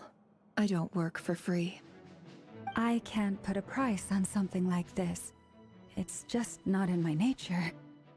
But then again, you and I have always been polar opposites in this regard, so I can't exactly say I didn't see this coming. If you insist on compensation, I will pay you. Consider this a formal commission. Sound fair? You just don't give up, do you? Too bad. I know you well enough to know you can't afford my prices. The riskier the job, the more it'll cost. And a moon chanter's stipend isn't exactly generous. Unless you're planning to start passing the donation box around among the faithful. Boss, just a thought. If they come up short, maybe you can take the difference out of my next few paychecks. Things got really dangerous during the fight with Rerir. If this girl hadn't saved me, I'd be ley line fodder by now. I'd be gone for good, boss. If there's any way we can make this work, I'd really like to help her. Please? I'm begging you! This is why I'm always telling you never accept favors. They are the hardest debts to repay. You have to be careful who you get involved with, or you invite all kinds of misfortune. Very well, Yehoda, I will help. But just this once. Don't count on this happening again. Flynn's, that fragment that Rerir was after, do you still have it on you? Of course. Let me borrow it. I need it to follow up on some leads. Wait, you actually have some leads? Shh. This is top secret information. I get it. We all have things we'd rather keep to ourselves. Plus, I know we can count on you, so we'll leave the intel gathering in your hands. And that brings me to the third and final item. We need to find a way to distract him. We need time to make our move, so someone will have to stall him. I'm in for this part, no matter what. Anyone coming with? Count me in too. Come off it, you two. Quit playing heroes. I'm way ahead of you here. Nefa did a scan of the Moon Goddess's Kuvaki signature, and we're gonna use it to make some decoys over at the Kramkake craft shop. Anyone who's in, follow me. Once they're ready, we'll deploy the decoys across Nogcry. So as long as the rest of you keep moving, he won't catch on to your scent and won't be able to track you down. I like it. Genius idea. No biggie.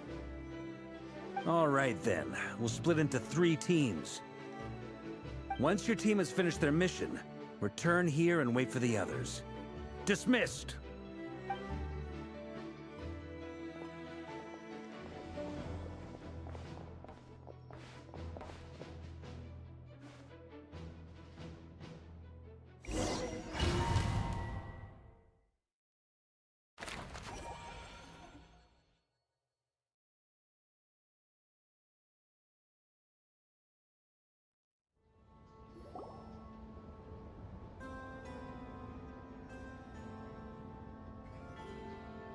Lady Damselette.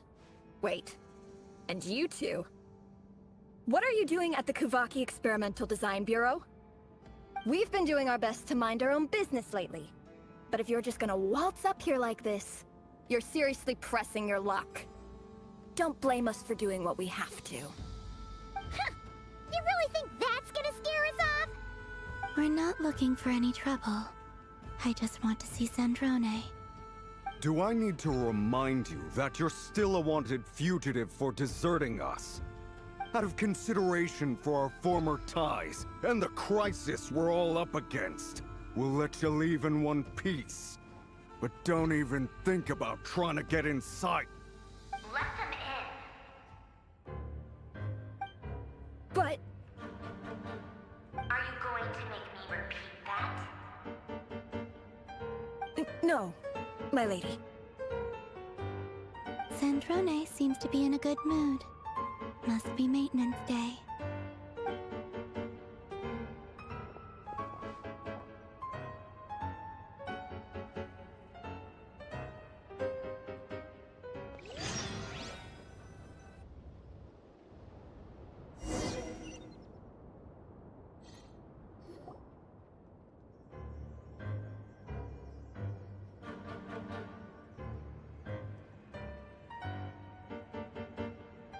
So tell me, to what do I owe the honor this time?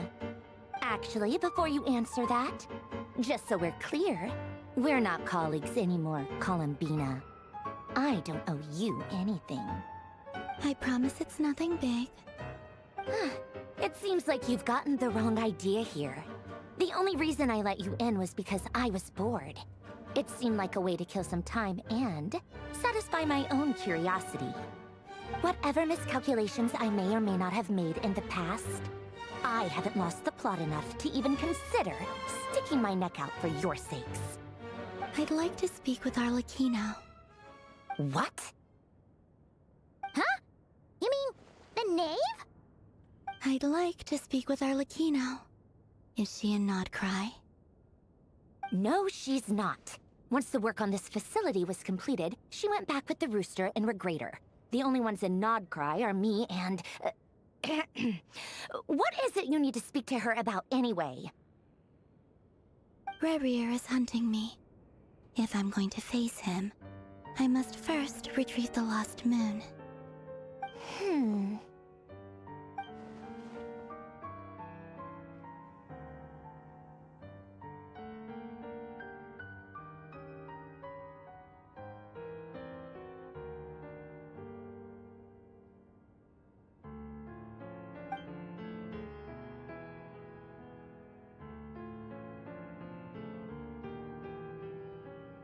Is that a no, then?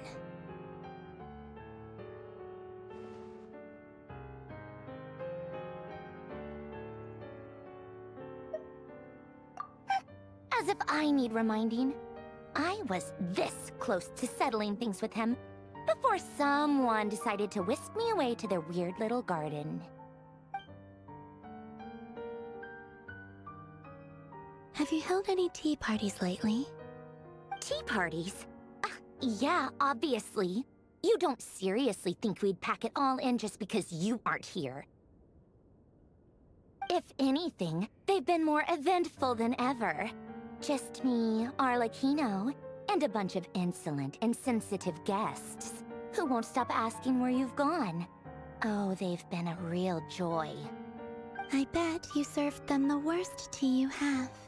Just like you used to do to me when I upset you. Who cares about how good the tea is when there's no one around to drink it? I keep losing people. First Rosaline, now you. I'm running out of people who can make me laugh. Honestly, what could be more ridiculous than a multi-centenarian goddess who's only ever had the plain herbal tea she received as offerings? You'd always brew a different type of tea for me each time. Was it really just to see how I'd react?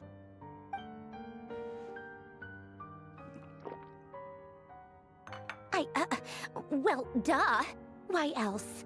Watching you squirm was practically my only form of entertainment.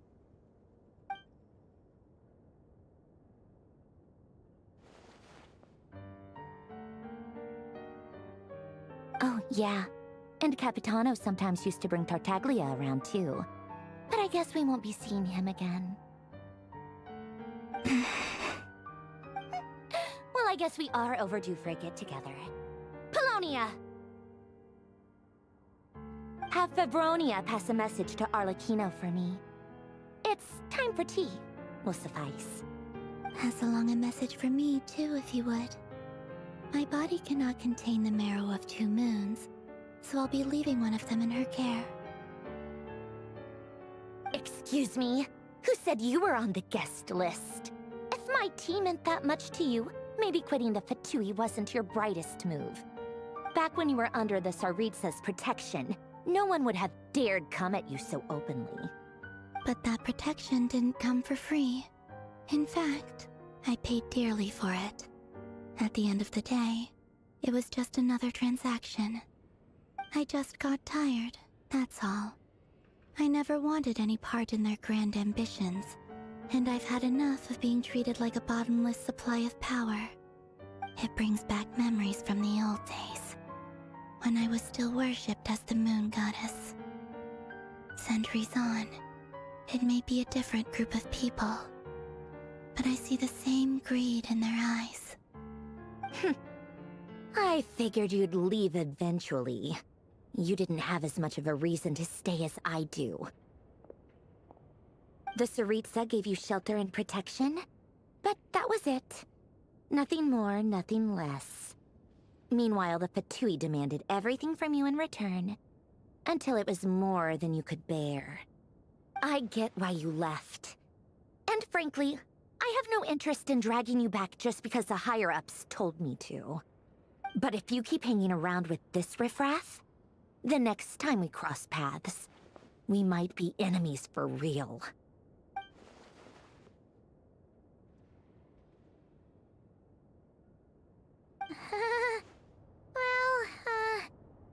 Guess that's our cue to leave. That might be your plan. But it sounds like someone else wants you to stay a little longer. Huh? What do you mean? Listen.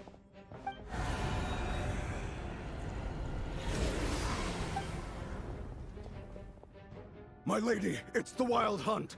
A horde of monsters is headed straight for the facility. Another uninvited guest trying to crash my tea party. Clear the area! I'll handle this. Wait, what? You want us to leave you here by yourself? Huh. You'll be lucky to make it out of this alive. You really think you can afford to worry about me? Go on, get out of here. You may have stopped Polonia from crushing him last time, but I've made sure that won't happen again. The entire Experimental Design Bureau is rigged for war. Stay and watch if you want, but it'll be at your own risk. You're not flagged as friendlies in the weapons system. Don't tell me what to do! Look, if you're leaving, make it quick. Or you'll just get in my way. There's a secret passage on the second floor. It'll take you right to the plains out back. Stare all you want, Columbina. You're not getting another invitation to my tea party. I know. But thank you anyway, Sandrone. This is exactly why you shouldn't hang around with those people. All their melodrama and sentimental nonsense is rubbing off on you.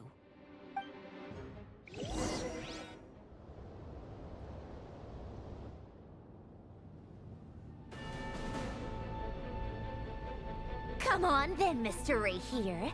Let's pick up where we left off. It's your Wild Hunt monstrosities versus my beautiful creations. Let's see who comes out on top.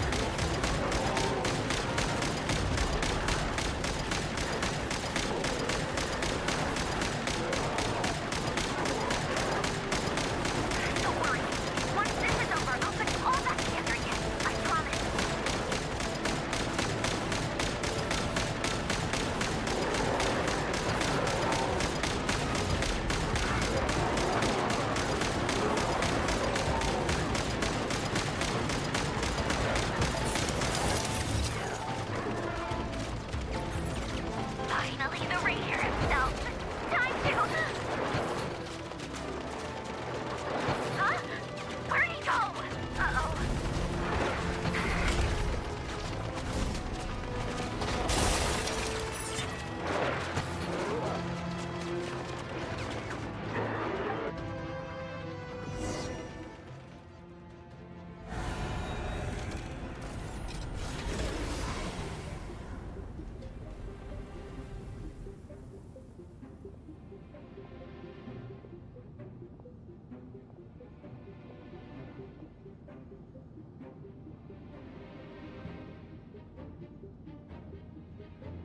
Polonia, get him! I've upgraded Polonia again since our last encounter, and uploaded every last scrap of your data. So let's finish this, once and for... She's not here. Where did she go? Hey, over here, you big... Curse it. Moon. Go. Keep searching. She cannot have gotten far.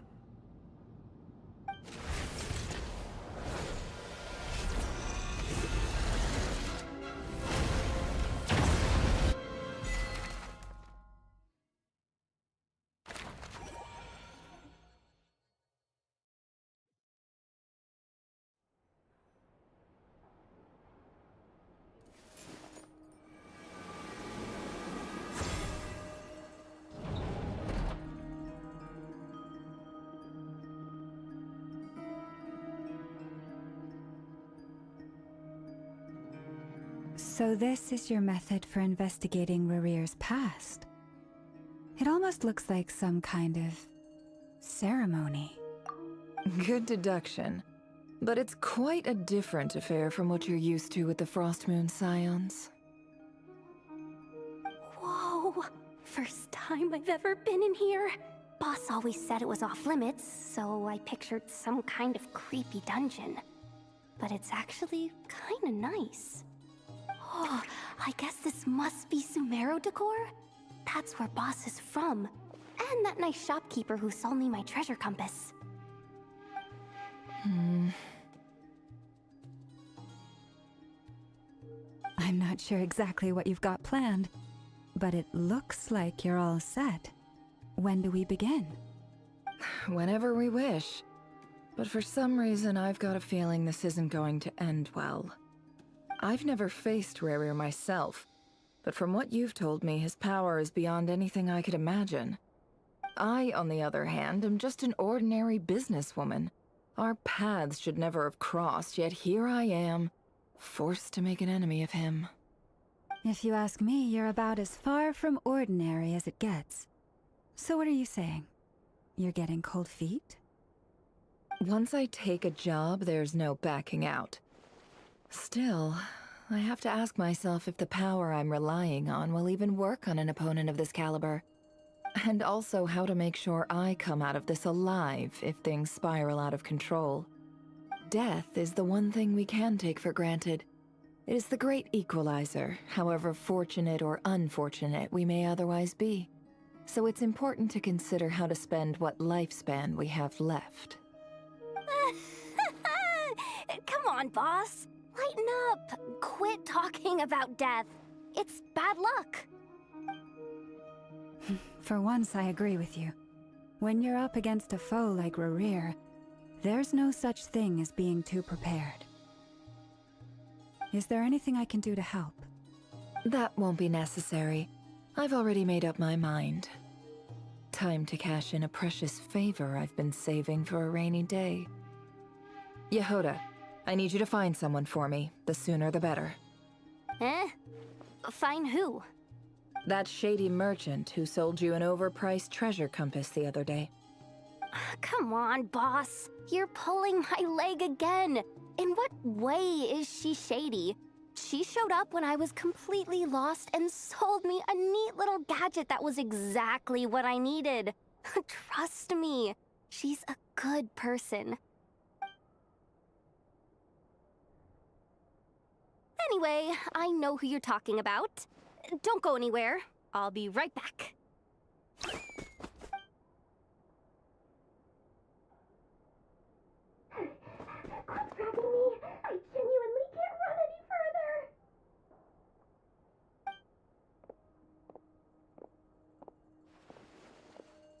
Hey, aren't you...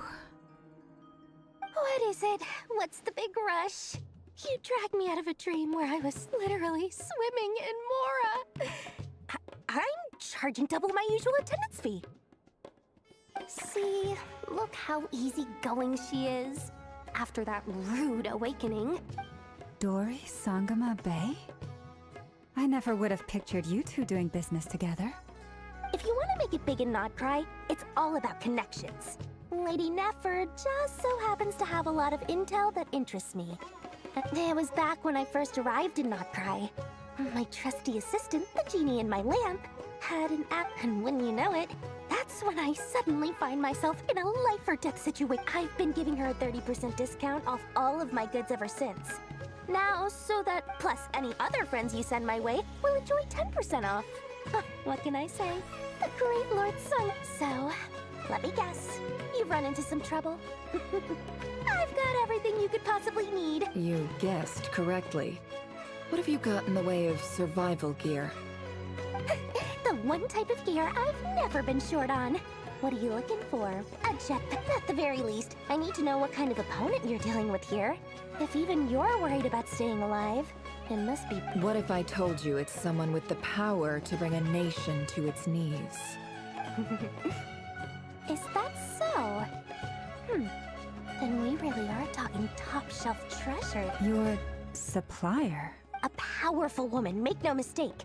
I can't reveal her identity, but luckily for you, I hear she's planning to... If you're willing to wait, I can ask her when she's here. Can't say exactly how long that'll... Then, let me put it another way. What would you do if you encountered an enemy like that? Roll over and serve... Of course not! I have a handy little trinket from one of my generous suppliers, which... Hold on. What exactly are you getting at? No, no! This is for my personal use only! Let's just say I'm borrowing it, all right? Just for insurance purposes. You'll get it back later. Favors are the worst kind of debt to owe, and now you've got a chance to repay one. A win-win situation, don't you think? Fine. You can borrow it for 5 days. No, make that 3. And for every extra hour after that, I'm charging you 1,000,000 Mora. Deal? Deal.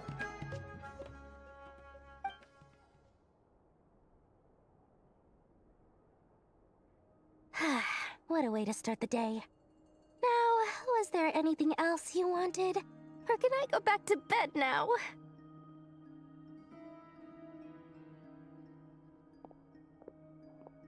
That will be all. Take care now. Don't trip up on your way back, friend. See you later! You're my favorite shopkeeper.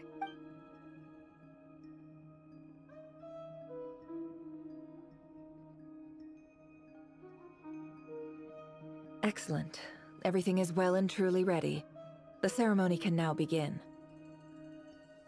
After initiating the ceremony, your minds will follow me wherever I go. You will see many strange things in your mind's eye. So remember, don't be frightened, and don't make a sound.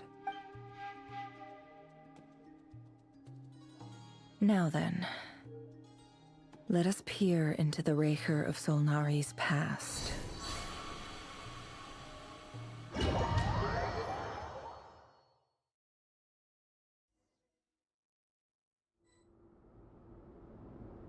I made it. I don't recognize this style of architecture. Must be Conrian. Simple furnishings, table and chairs. It's a more ordinary house than I might have expected. Looks like the fearsome Raker of Solnari came from surprisingly humble beginnings. Unless this passed for luxury in Conria. Unlikely. It was said to be a very prosperous nation in its heyday. Anyway, I'll keep exploring.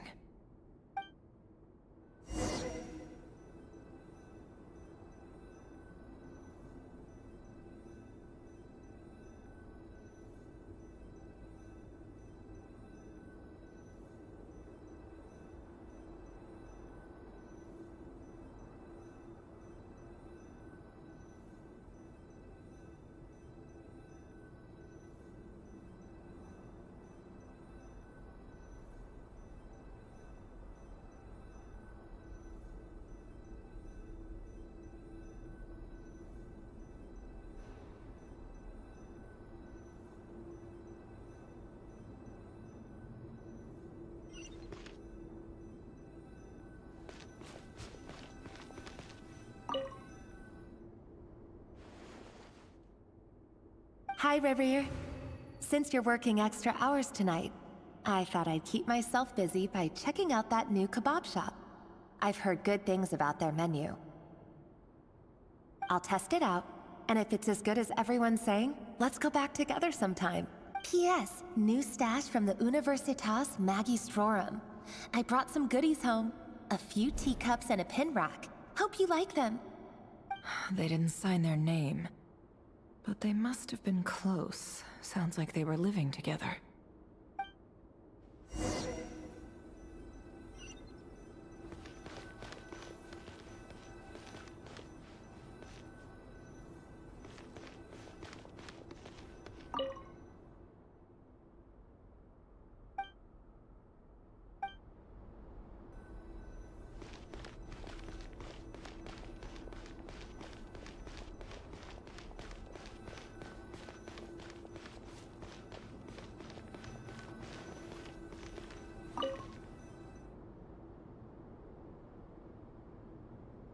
I went over to Joseph's for drinks today. They have a fine collection, but I went alone. Felindis was tied up with something and couldn't make it. Joseph asked why I came alone, but I didn't really have an answer. He then went on to ask about other things. If you ask me, someone who asks that many personal questions is too nosy for their own good. But if he invites me again, chances are I'd still go. The Lindis. That's the same name Rerir mentioned. Crane imports keep falling. If things don't pick up, we'll soon be back to meat and mushrooms only.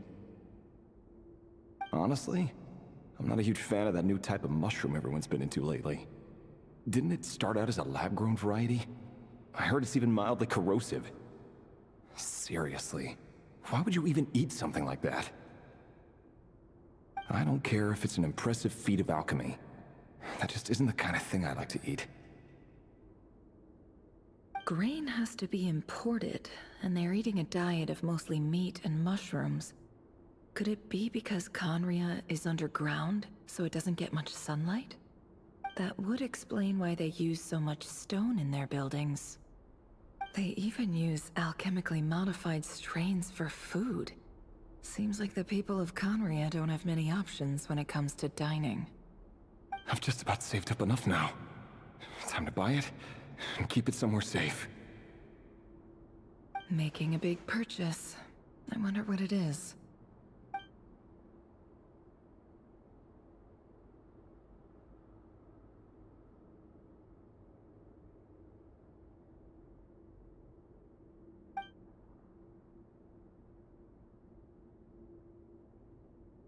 He really is a professional.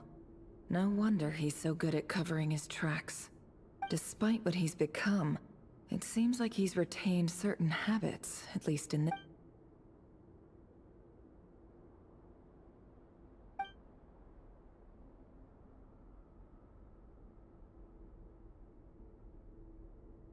Did Rary rip it out himself?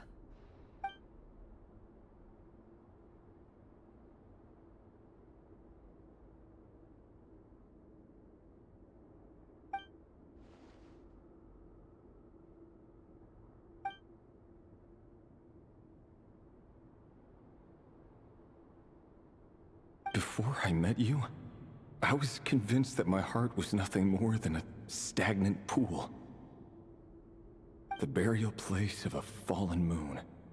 A withered, windless grove where the waters rested forever unrippled. It was you who helped me see that my heart hadn't entirely withered away. That it could still beat to the rhythm of love. This is just trivial sentimentality from the looks of it. Why would he go to the trouble of hiding that? The burial place of a fallen moon.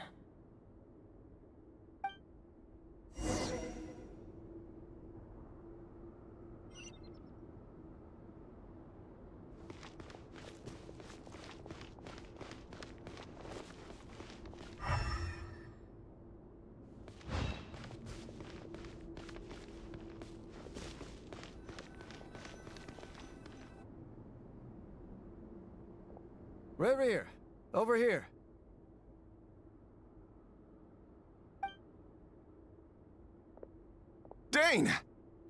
Oh, and, Vediflin here? What a surprise to see you here, sir. Hello there, Rerir. You need not address me so formally outside of court. He doesn't get that much free time, so I invited him over for a drink. Even the court prophet deserves a break every now and then, right? Well, I'm flattered. So, what are we discussing today? Hey, don't look at me. As far as I see it, we don't need an excuse to have a few drinks. Come on, don't give us that. Didn't you say you were about to pop the big question? How's that coming along? Who'd have thought the great Twilight Sword was an even greater gossip? I just didn't expect you to be the first one to settle down and get married, that's all. Yeah. If you told me that a few years ago, I wouldn't have believed you either. So, are you planning to come clean about your job then? I'm guessing you still haven't told her. Sure, I'll have to tell her at some point. But I'll need to pick the right time and place. To be honest, I have no idea how she'll take it. Come on, stop being such a pessimist. For all you know, she could be thrilled.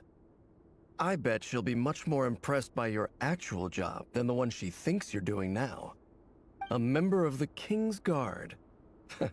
Quite the cover story. Does the king himself even know? Of course he does. Anyway, enough about me. How have you been? Me? Same old, same old. Nothing much to... Huh? What's up, Ved? It's nothing. Vediflin, Dainsleif's elder brother. Renowned throughout the court of Conria as the Visionary, and said to possess a wisdom far beyond the reach of any ordinary man. And yet, despite the gulf between us, he seems to have something to say about me. Does he even know me? Does he see me as a friend of his brother, or just another of the Vinster King's blades? Why did he react so strongly? Was it really to do with what we were talking about? Brown, curly hair and brooding blue eyes. So this is what Rerir looked like back in the day. Perfectly normal. No different from anyone else. As frightening as this monster is in the present, there's something even more unsettling about seeing the human he used to be.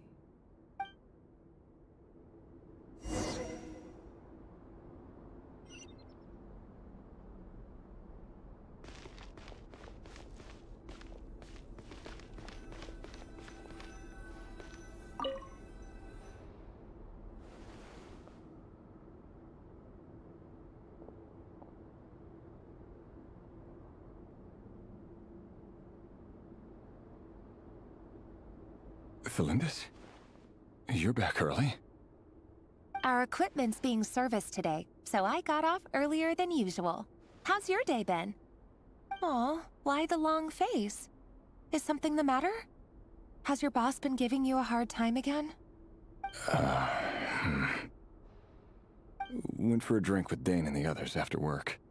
Isn't that a good thing?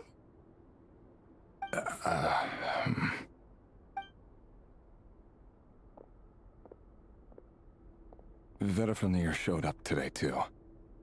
You know, Dainsleif's older brother. Ah, Mr. Vediflin. Yes, I've heard of him. They say that everything he says ends up coming true. He overheard Dainsleif mention that I'd recently proposed, and seemed to have an issue with it. But when I asked what it was, he kept it to himself. So, you're worried? You can be such a child sometimes, Rerir. We're nobodies. Why would the Visionary be concerned about us? I'm sure someone in his position has much bigger fish to fry. Maybe you're right. You worry too much, Rerir. We've been together for ages now, and everything's been going so well, has it not? You've even proposed to me. So, you do remember. Tell me then. What's your answer? Like I said, I need some time to decide. You can't just rush into things like this. We may be nobodies in the grand scheme of things, but if we want things to work out, we've still got to plan ahead. All right. Take your time. Just don't keep me waiting forever. Nobodies. Sounds about right. In the eyes of people like Vedalfnir and Dainsleif, what do we matter? Can someone whose gaze is so fixed on a far-flung future even see the present clearly? Besides, the dynasty's fate rests with the king and his inner circle. Whatever I do, it won't make much difference. Meanwhile, every idea they come up with and every decision they make, it affects everything. These days, the king is lost in his research, and the purge of the Crimson Moon bloodline grows ever more intense. The opposition tried to speak out, but nothing came of it. And I'm under no illusions as to why. Because we eliminated them and got rid of their bodies. A man can have 1,000 reasons to carry a sword, but there are few good excuses to use it. Yet the king has never even considered a gentler approach, and he never will. What becomes of someone who kills on another's behalf? Can he ever find true peace?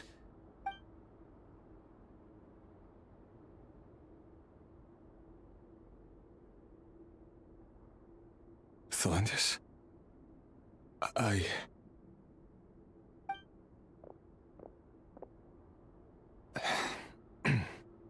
It's nothing.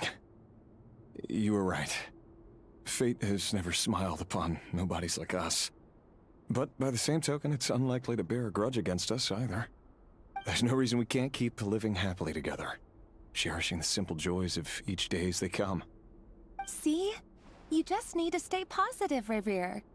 I can feel your warmth, your breath. You're right there, right by my side. Just seeing you makes me happy in a way I can't explain, and that's something that no one could ever take away from me. So smile, my love. Let go of that frown. You're right, Thelendis. I've just been overthinking things. That's better. Getting caught up about things like this will only ruin our evening. Speaking of which, all set for the ball tonight? I need to go get ready. You go ahead. I just have a few things to take care of, then I'll come join you. Even busier than the big shots, huh? Fine, I'll go get started. But don't be late. If you keep me waiting too long, I won't be a happy bunny.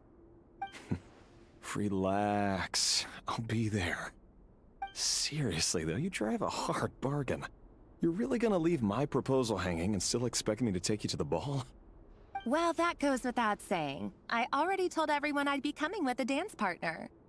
Besides, they're two completely different things. Let's take it one thing at a time, all right? All right. White outfit it is. It seems like Rerir was deliberately hiding his ties to the intelligence services by giving the impression that he was just an ordinary member of the Vinster King's Guard. He clearly doesn't want his would-be fiancée to know about his other life. Then again, that's hardly surprising. People in the intelligence trade rarely do. Who'd have thought we were in the same line of work? Let's dig a little deeper.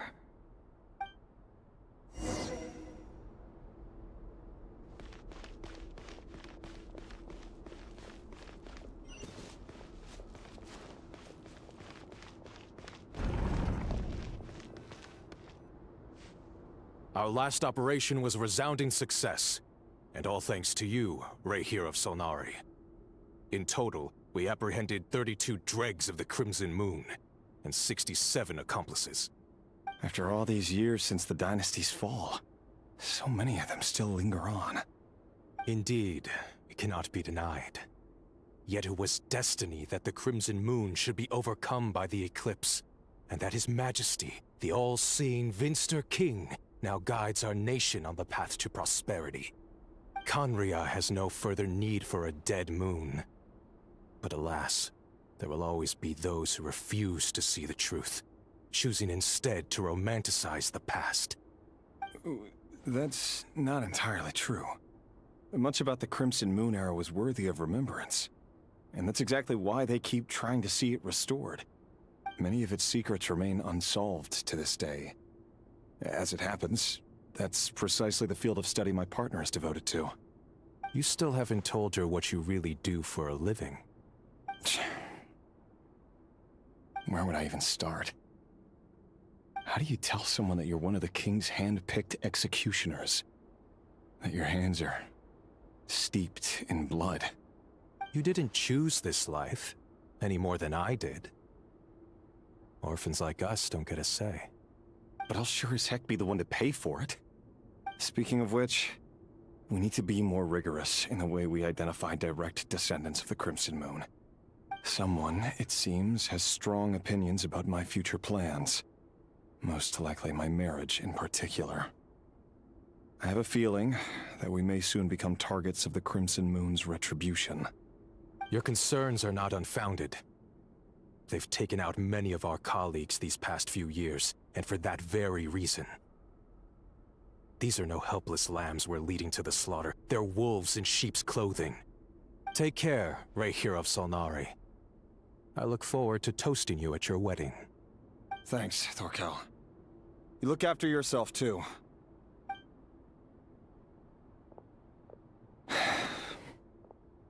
Thelindis, I never wanted to keep this from you. You're the last person I would ever want to lie to. But that's exactly why I can't tell you everything. There are things you shouldn't know. Things you cannot know. The Moonlit dynasties are a thing of the past. Yet even now, with the sun shining high in the sky, there are those who would call forth a dead moon's ghost. Could that be why Vedalfnir held back? Or was it because of some court secret he's not at liberty to share? I have to get a clear answer from him. No matter what happens, I will protect Thelindis. Rarir seems to be very concerned by Vedalfnir's reaction. Vedalfnir and Dainsleif, the Visionary and Twilight Sword. So that's what they were really like. I've investigated this whole area now. There doesn't seem to be any other memories here. Should I try somewhere else? Wait a second. What's this black smoke?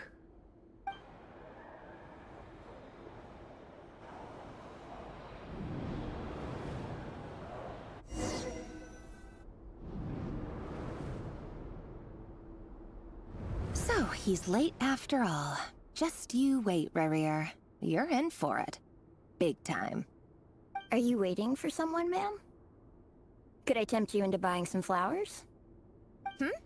Oh, sure. Pick me out a pretty bunch if you would. Thank you. But I'm afraid none of them are as pretty as you. For someone so young, you sure have a way with words, don't you? I'm only telling the truth. Look me in the eyes. You'll see I'm not lying. May we have a word in private? Who are you? And what do you want? It doesn't matter who I am. Too many of our kind have fallen lately, so I decided to take the risk of reaching out. Not long ago, the Rahier of Solnari led an assault on one of our strongholds. We suffered many casualties, and many who came to our aid lost their lives as well. Sorry, I don't know why you're telling me this. And I don't want to get involved. Wait, hear me out. This time we finally got a clear look at his face and learned his true identity. His name is Rarir, and he claims to be one of the King's Guards. What did you say? A cruel irony, isn't it? The man you're set to marry leads a double life as a brutal executioner. But surely, you must have caught a whiff of the blood on his hands. Why are you telling me all of this now? Simple. It's because... How strange. Rarir was nowhere to be seen in that memory. It clearly belonged to Thelindis. Rarir couldn't possibly know what happened if he wasn't even there. Why would her memories appear in his fragment? The ceremony won't last much longer. I think it's time to call it a day.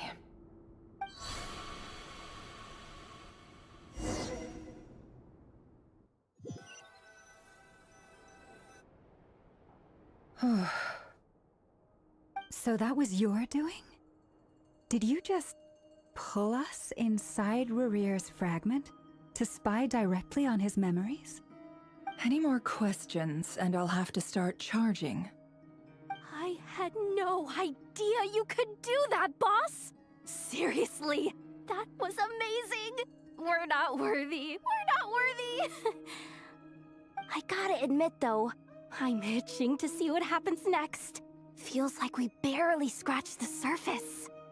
I'm just as curious as you are, but the ceremony only allows for limited time inside. That's all we can see for now. Luckily, we managed to learn quite a lot. So far, so good. I just hope the others are doing okay too. Especially the group with the Traveler. Their mission is a risky one. Let's hope it's all going smoothly. If you're worried about them, go see how they're doing. If I know Boss, she's gonna need some time to write up all the details and...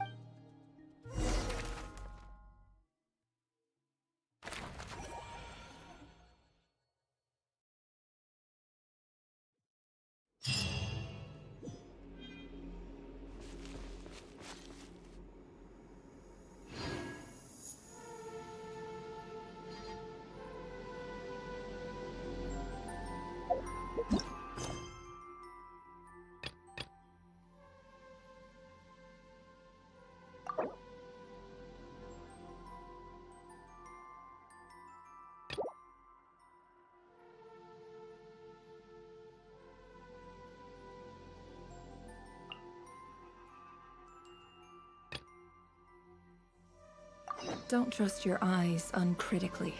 People only see what they want to.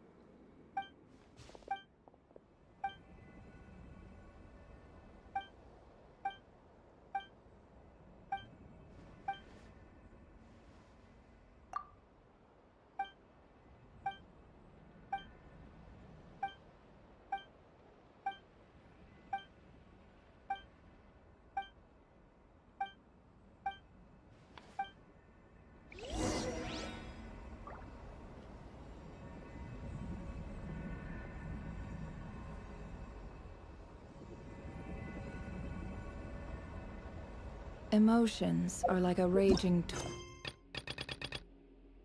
torrent that surges through the mind.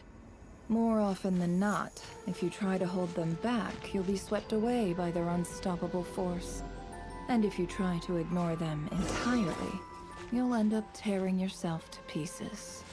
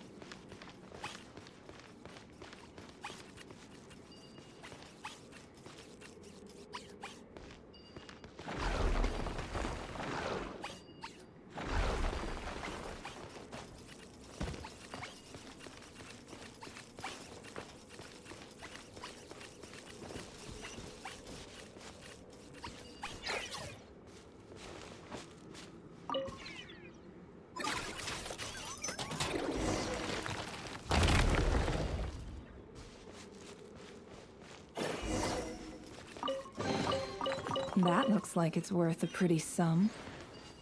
Relax. Your secret's safe with me.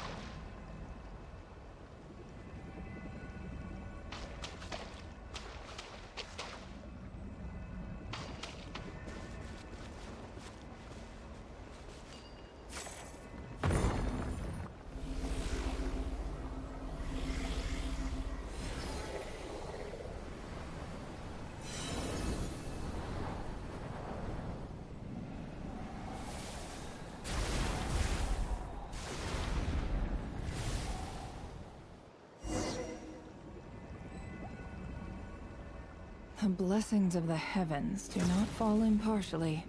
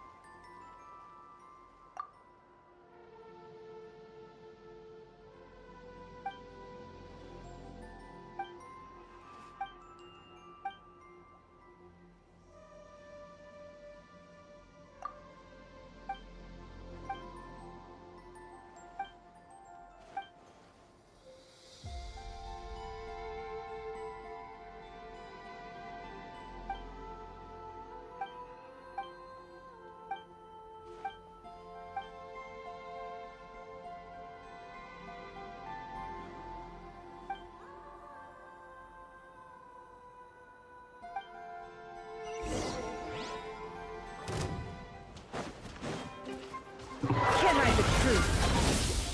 I'll protect us. Our bond is strong. Buckle up. Gloves off.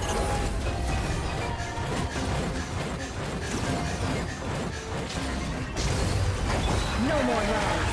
The deception ends here.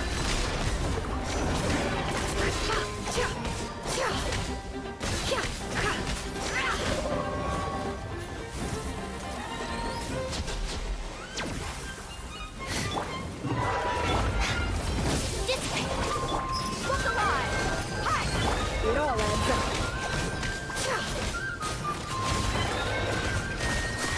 Let's see what they're made of. Can't hide the truth.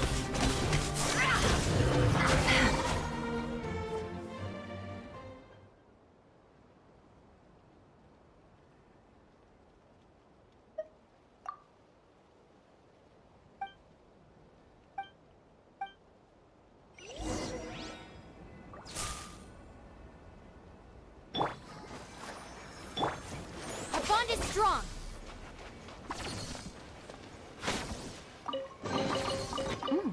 It's all yours.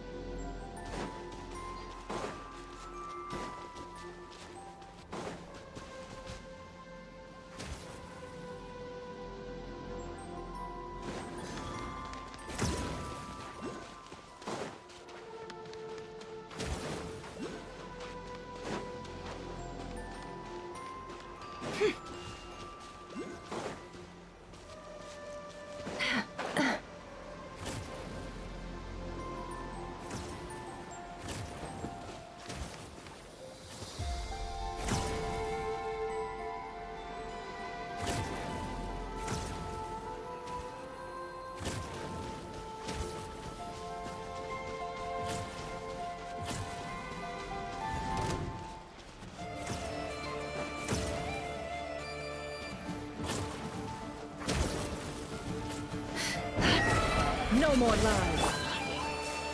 Stand with me!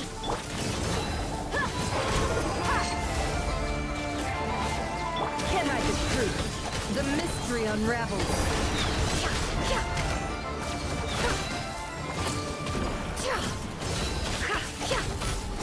I'll settle this! Dissipate! Buckle up!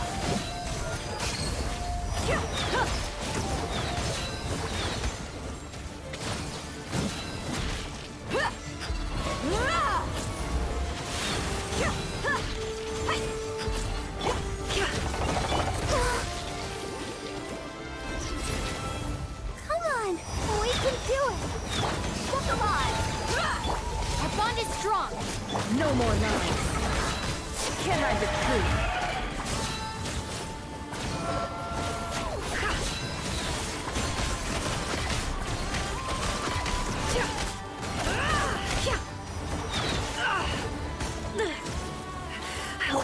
You asked for it!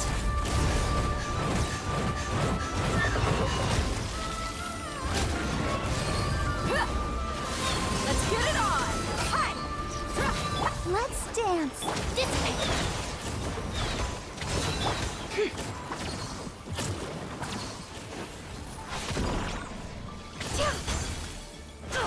Absurd. It all adds up. Time to come clean.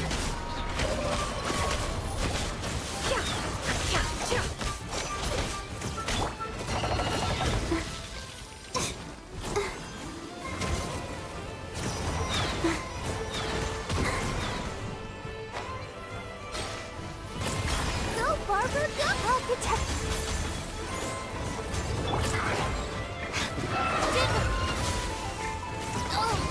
Buckle up! Seek within.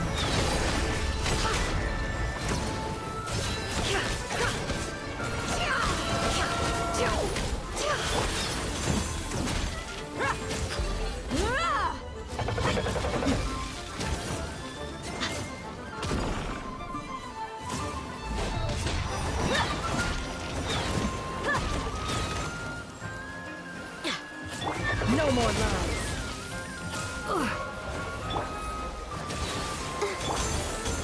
Our bond is strong! Let's get it on!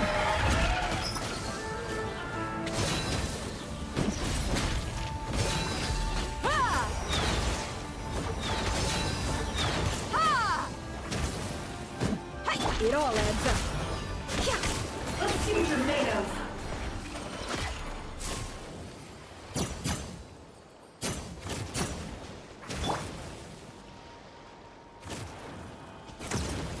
Let the show begin.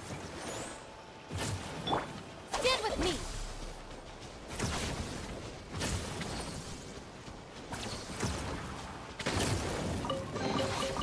Every little bit counts.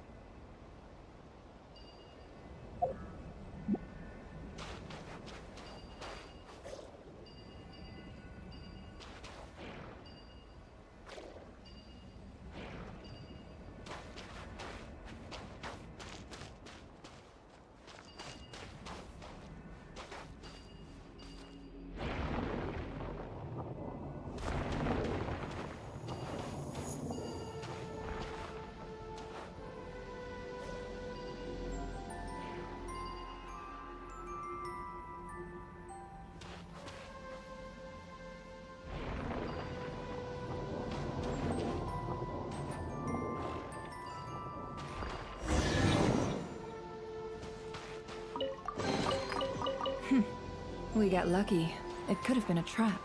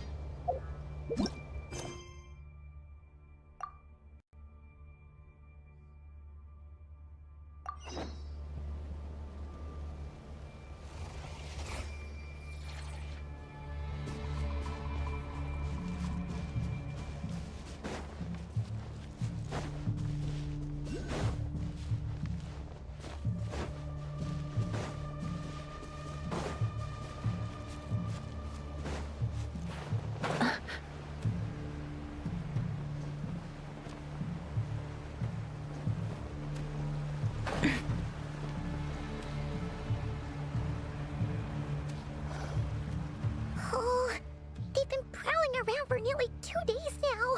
These things just won't quit. They might not have seen us yet, but them concepts... Oh, that's never gonna work. One little slip up and it's game over. If they spot us, they'll run straight back to Rare. And once he... Oh, guess you're right.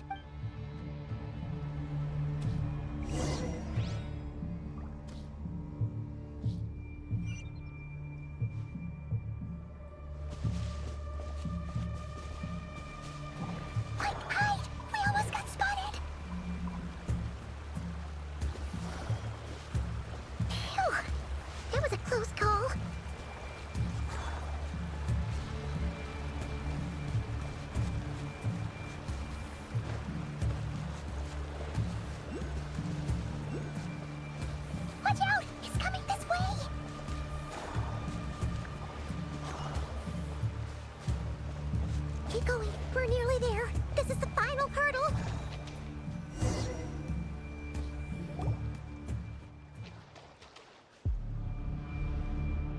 Oh, there's no end to these things.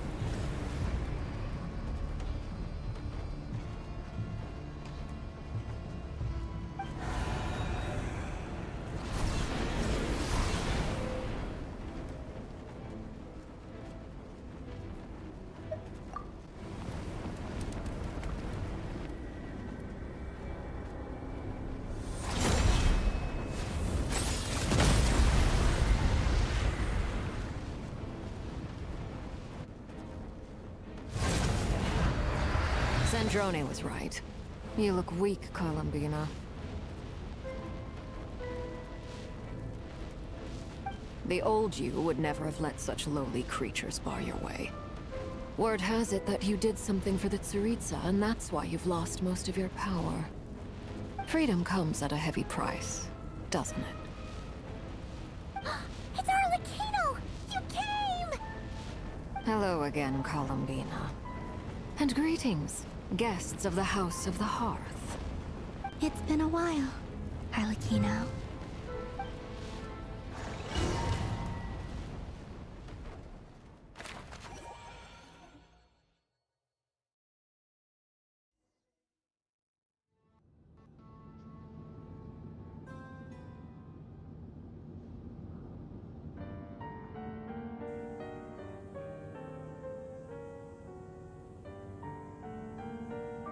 Stupid right here of stupid Solnari. Ugh, whatever. I've got all the data I need. Next time we meet, you're finished. He sure doesn't pull his punches. Excuse me, do you need a hand? You can do me a favor by staying out of my way. Can't you see I'm busy? Wait a minute. I recognize that voice. Hello, Miss Sandrone. Father sent us over to help. How considerate of her. Hey, Fremine, get over here and help me fix this. Lenny, you do your thing. Just keep your sister away from my machines. Nearly every machine that cat girl touches ends up going haywire. Go put her on cleaning duty or something.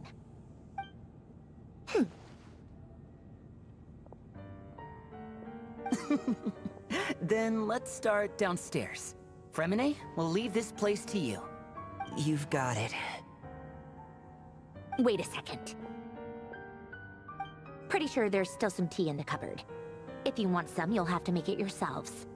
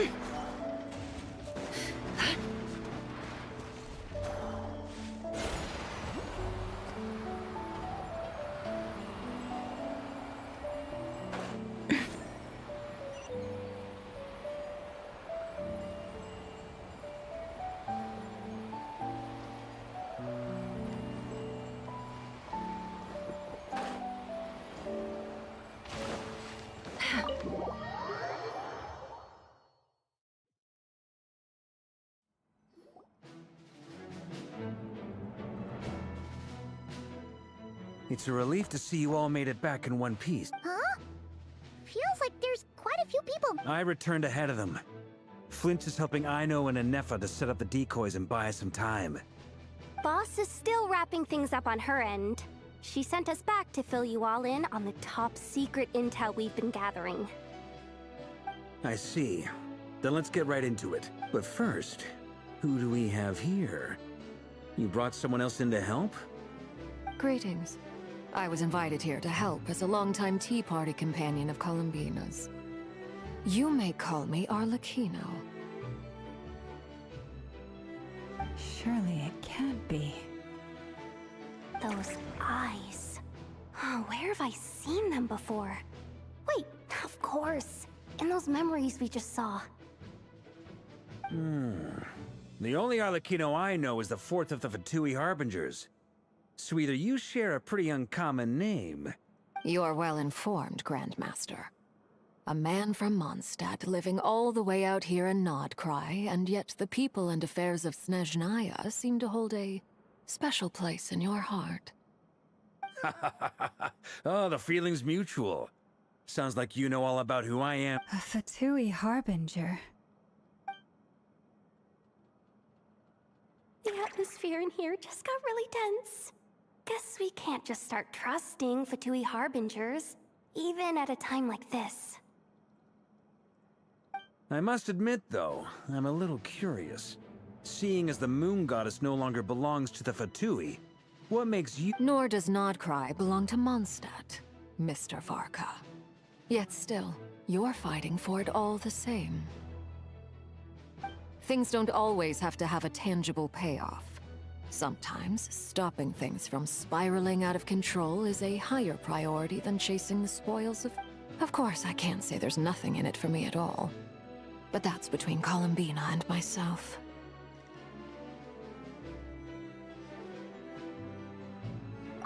Forgive me. I don't mean to doubt you. It's just that the Fatui really have been the source of many of— We have our own way of doing things here in Nodcry. But ever since they arrived, the Fatui have treated us with nothing but hostility. I know there's been a lot of bad blood between us in the past. I've done my utmost to avoid friction whenever I could. But sometimes fundamental conflicts of interest simply can't be settled amicably. That's why I'm here solely in a personal capacity. This has nothing to do with the Fatui.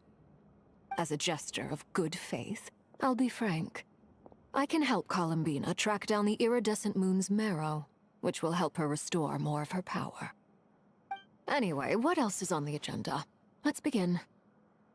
She says she'll be frank, then completely skips over the details. Look, but she clearly wants to change the subject.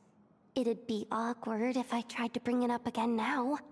I guess we'll just have to go along with it. She's the fourth of the Fatui Harp.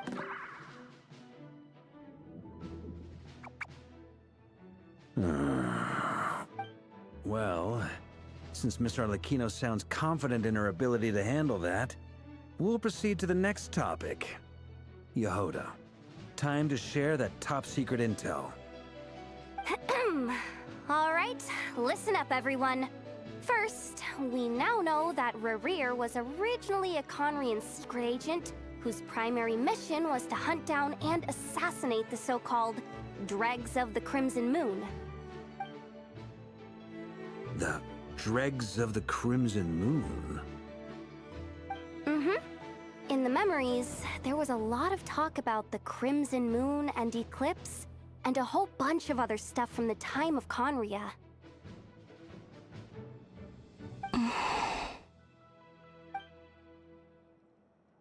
To my knowledge, those were the names of two different Conrian dynasties. Long, long ago, it is said that the people of Conria worshipped the Crimson Moon, drawing a mysterious power from its reflection. But one day, a coup saw the Crimson Moon eclipsed, hence the name of the new dynasty that replaced it, and how it became the new emblem of Conria. Still, long after the Crimson Moon dynasty had fallen, the last ruler of the Eclipse dynasty, the Vinster King, still coveted the secrets it left behind. So, he sent the Rehir of Solnari to secretly hunt down the Crimson Moon's few remaining followers. In those days, Rerir showed no signs of madness. In fact, he was as normal as any other person. Oh, and he had a fiancé, or at least a would-be fiancé, called— What's the matter?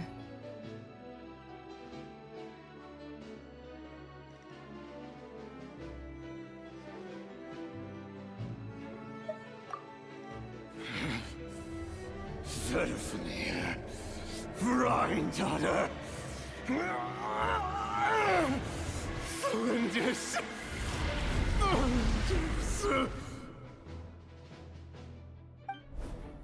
Interesting. Anything else? What about this would-be fiancée of his? Do we know anything about her? Well, she was a researcher at the Universitas Magistrorum, but it felt like she was hiding some kind of secret. Oh, and one more thing.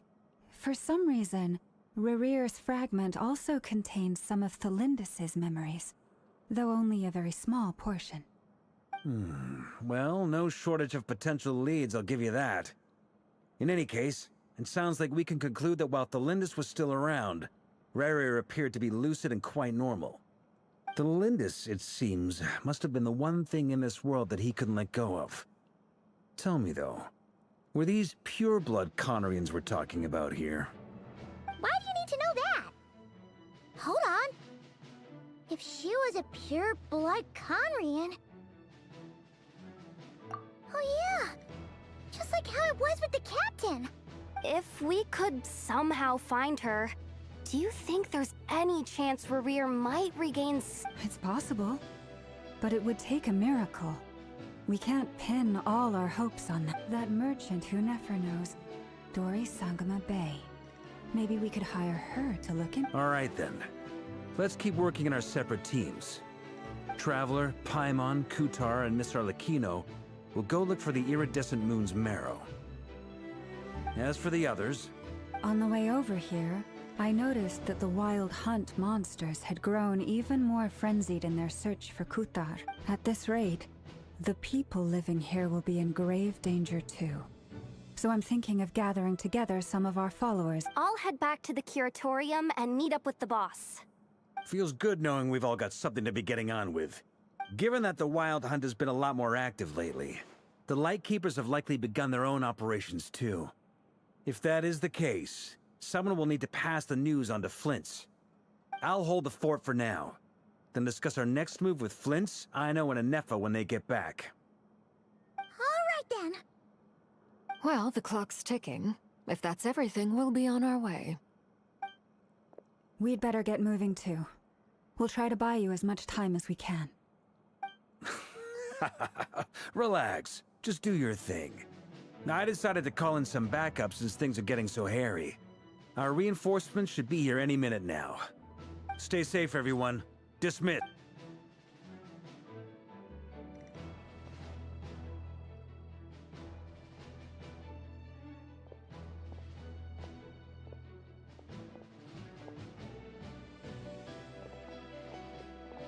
We're back. Did we get here a little early? Or a little late? A tad late. The others have already set off.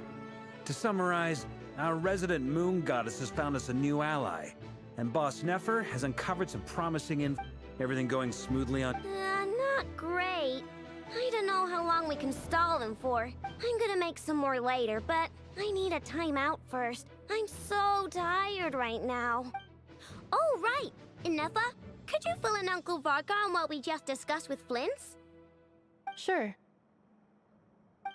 Uncle Varka, you previously told us about how when you went to investigate a source of the Wild Hunt in Amsvartnir, you discovered that it was just a diversion. But according to Flint's intel, several outbreaks of the Wild Hunt had already occurred in Nodcry in the period leading up to that. That was before Rerear had regained his body, when he was far from regaining his full strength. In other words, in theory at least, he still lacked the means to act in two places at once. Flint's, with everything that's been happening, the Lightkeepers across Nodcry are rallying to fight back against the Wild Hunt. They're gonna need... I know, I'm sure you're capable of coming up with something far more effective than decoys. But for now, Anefa and I will head back over to Amsvartnir to see if there's anything I missed. I told you Uncle Varka would say that, didn't I? A deal's a deal. Not a word about my... Database updated. Reliability of Aino's predictions increased. What? They were betting on how you'd respond after hearing their... It's the obvious choice, isn't it? We already decided that Anefa should go investigate the situation over at Someone needs to hang back and oversee our strategy meetings. And besides, you still haven't fully recovered from ambushing Rerear. So I've ended up with the easiest assignment. Well, I appreciate it, everyone. See you when you get back.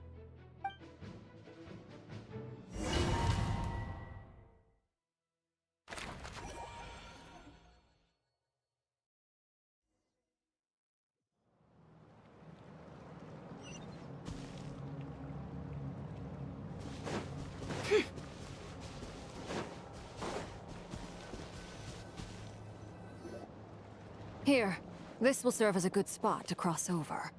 Arlecchino, hold up a second. Since you brought us all this way, would you mind telling us what you've got planned? We still haven't got the slightest idea what's going on here. And if even Columbina doesn't know where the iridescent moon's marrow is, how do you? Simple.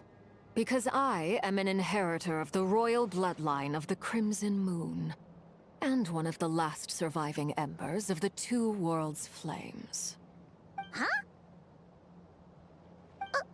Are you serious? As in, you're a descendant of that Crimson Moon dynasty we were just talking about? The one from ancient Conria? Your surprise is understandable. I was also taken aback when I first learned of it. But the more I thought about it, the more I realized the signs had been there all along. When I was young, I discovered I could wield a very special kind of fire. It coursed like blood through my veins and smoldered away inside my nerves. What's more, whenever I experienced strong bursts of emotion or drew too deeply on this power, it was like some kind of presence within the fire would begin to gnaw away at me. Consume. Exactly. That is why my hands are like this, too. At first, I saw it only as a curse, but once I became a harbinger, the jester apprised me of the truth. Together with my own investigations, over the past few years, there are several things that I have gradually come to understand.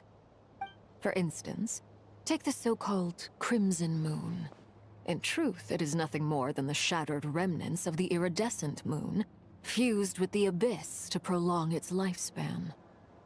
Since this blood flame was bestowed upon me by the Crimson Moon, it is a fusion of the iridescent moon's former power and the corruption of the abyss. You all understand the nature of the abyss well enough. I draw upon its power, and in return, it hungers for my soul. This strange blackness is the mark of corruption it has left behind. If I recall correctly, you once told me that if the corruption ever made it to your heart, you'd become a completely different person. Yes, and that's the reason I'm always careful not to push my power too far. It's essentially a never-ending tug of war. Oh, sounds intense. Anyway, the rest of my story can wait. Is there anything else about the Crimson Moon or the Iridescent Moon that you're unclear about? Paimon has a question. So, the Crimson Moon that the Carians used to worship was actually the Iridescent Moon, right? Which was one of the three Moon Sisters. Does that mean that the Carians were to the Crimson Moon as the Frost Moon Scions are to the Frost Moon? So much of that history has been lost. We have no way of knowing exactly what they were like. But I would suspect that the Conrians weren't as devout in their moon worship as it might appear. The iridescent moon's remains simply served as their link to the abyss. Later on, perhaps someone discovered a way to make direct contact with the abyss. Or maybe there was some kind of ideological divide. Either way, a dissenting faction staged a coup and drove out the royal heirs of the Crimson Moon dynasty. Still, even with the dark sun looming high overhead, the Crimson Moon's glow never truly faded. If you want living proof, it's standing right before you. The first time we met, I sensed something familiar in your presence. When I looked at you, I felt I could see that mysterious red moon in the corner of my eye. In your flames, I saw its broken image, surrounded by a strange black aura. Well, I appreciate that you kept it to yourself. Much about the Crimson Moon is still a mystery, and I'd prefer not to end up as the object of an insane research project. Anyway, time is against us here, so if there's any other questions, they'll have to wait. I just want to make sure I've got one thing straight. In her letter, Sandrone mentioned that since you are unable to contain the iridescent moon's marrow yourself, you intend to leave it in my custody. Correct? That's right. For now, it's the only way I can pay you back for your help. The iridescent moon is already part of who you are, so with its marrow in your possession, you'll be even more powerful than before. Deal. Then let's get started. Get what started? What does this place have to do with the Crimson Moon? When I first became a Harbinger, the Jester gave me a book called Paranhari, also known as Leobranto Inamorato. You should be able to buy a copy next time you're in Fontaine. It's a love story set in the Crimson Moon era, but setting aside the tangled romances of its characters, it also records a few interesting details. In the Crimson Moon era, or so the story goes, there was an orphanage that received children from beyond the bounds of this world, and subjected them to a peculiar induction ceremony. Beyond the bounds of this world? For real? And what kind of induction ceremony? The Crimson Moon sages looked beyond this world for beings with powers that surpassed the gods. But fearing they might lose control, they subjected these children to a process of refinement. They made these children crawl up a fireplace and kept asking them, "Have you died? Did you see it?" Until they finally admitted to having died and seen a crimson moon.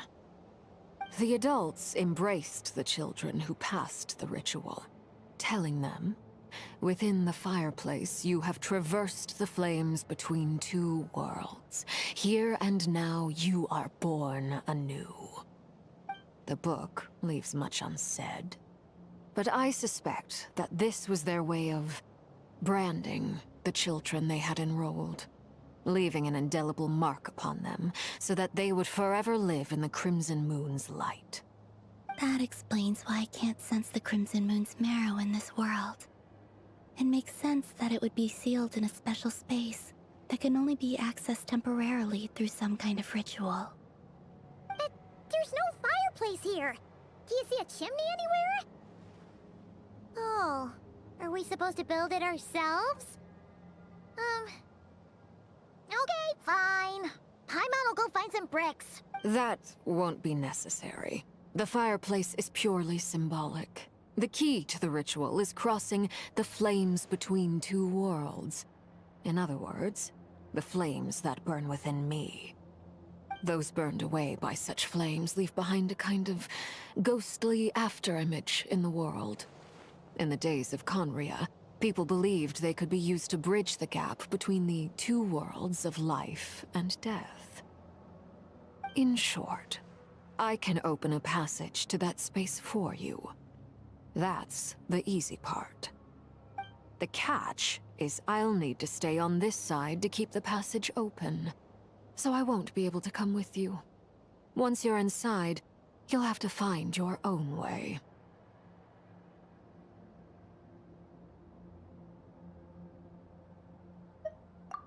Very well. Then I'll open it up. Traveler, spare me a little more moonlight if you would. I may need it.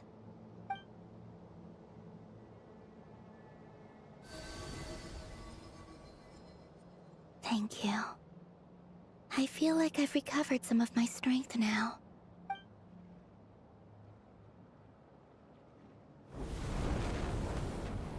Mistress of the seven hues of ages past, great mother of the present, crimson-clad sovereign of the two realms, by fire severed, by fire renewed, I offer myself now and beseech your descent.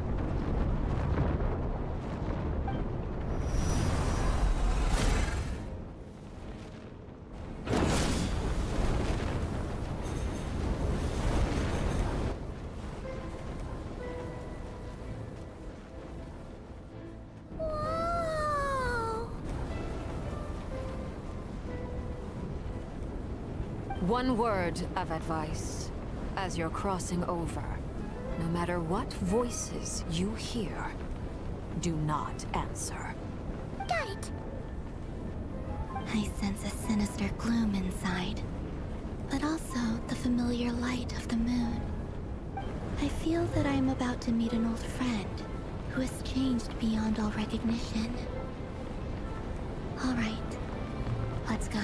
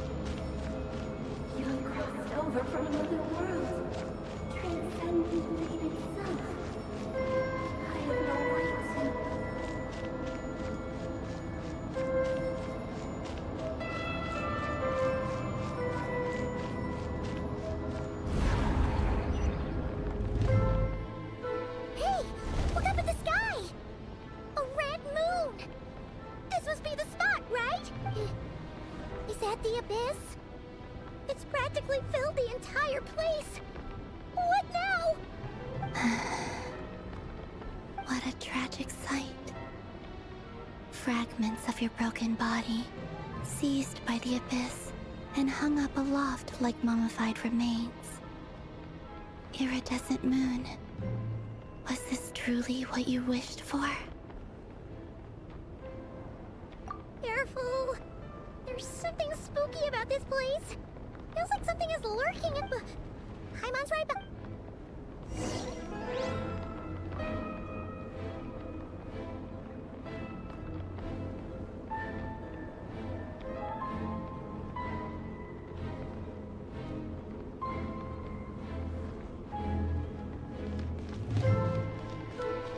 By the way, Kalambina, didn't you tell us that the iridescent moon had shattered into pieces? The moon up there looks pretty whole to Paimon.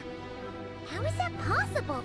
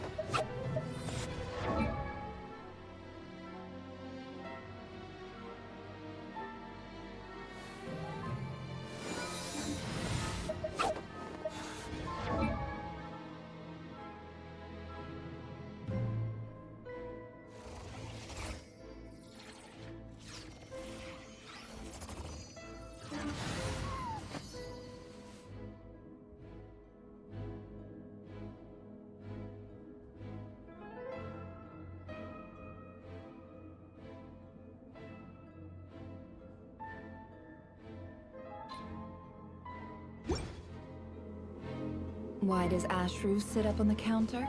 To welcome our clients, of course. A kitty's gotta earn his kibble somehow.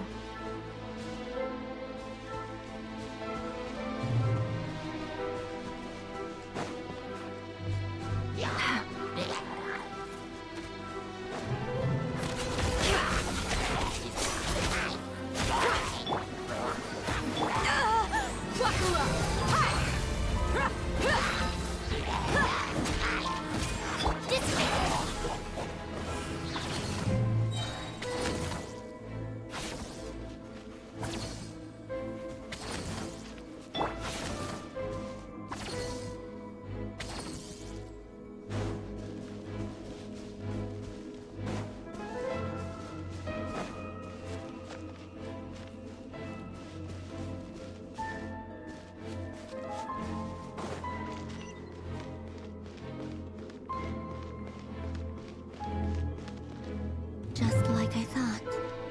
It was only a facade.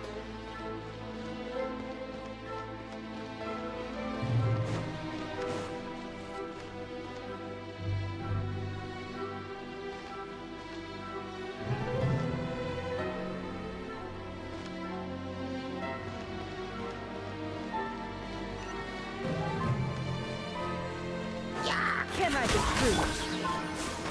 Stand with me! It all adds up. No more lies.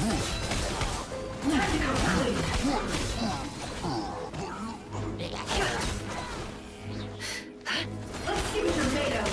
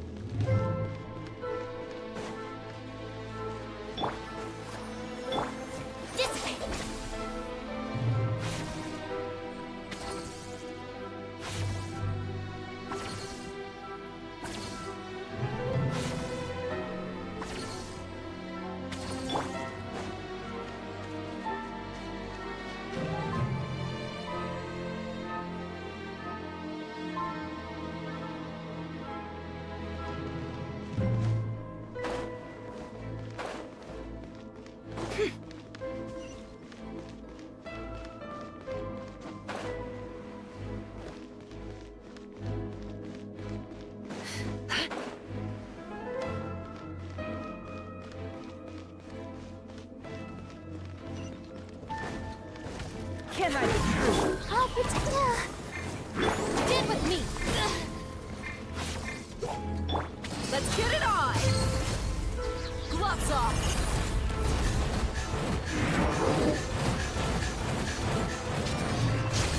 Lightning, terrified!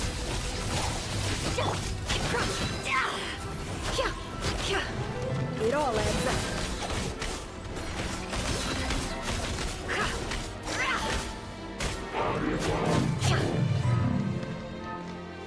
Let the show be... Dissipate!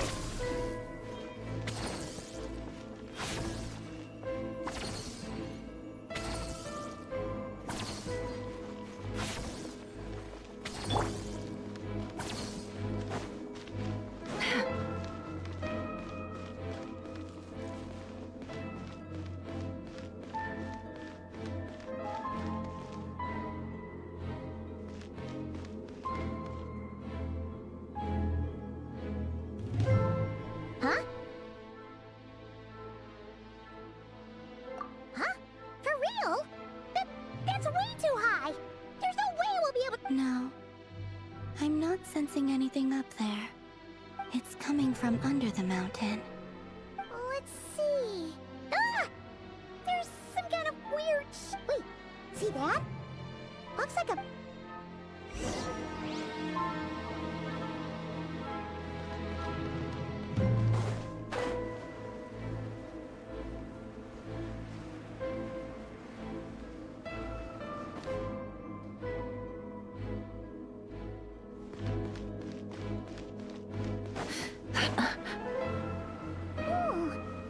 Looks like a device from the time of Kalia. Maybe people once came here to study the Crimson Moon's domain, and they left this behind. Oh, if we get activated, we might find some clues.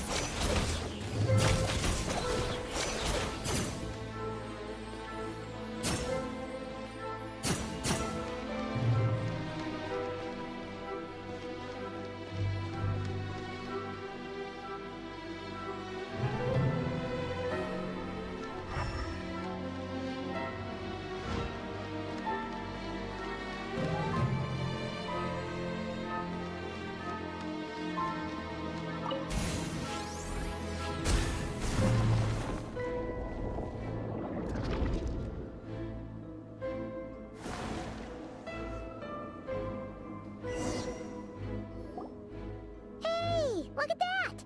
Now that the mechanism's running, the shadow in the water looks different. Do you think these mechanisms might be the key to unlocking the secret? Felindus, we'll leave the rest of the research in your hands. We'll be heading back now.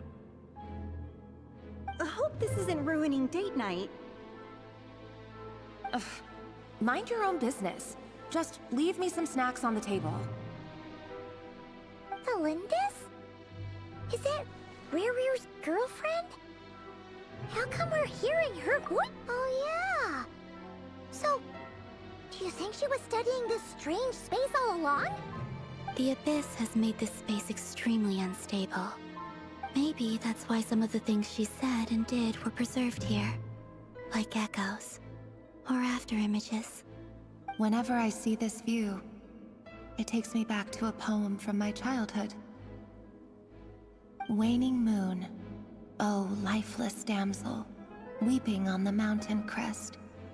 Mourning still in wistful tone, her fragile soul now laid to rest. For me, of all people, to be here investigating the mysteries of the Crimson Moon space, is it a coincidence or something more?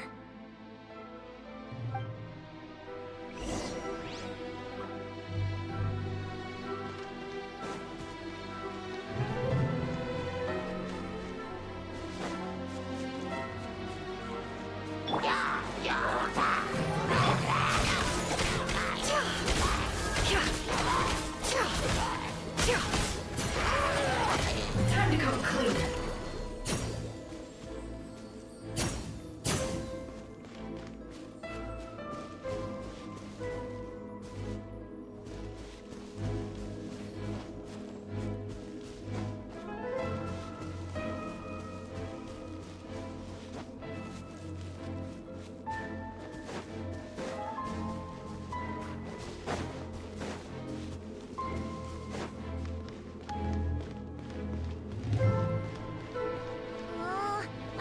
Lindis has messed up this mechanism. We need to find a way to get it working again. Let's see if there are any other devices nearby.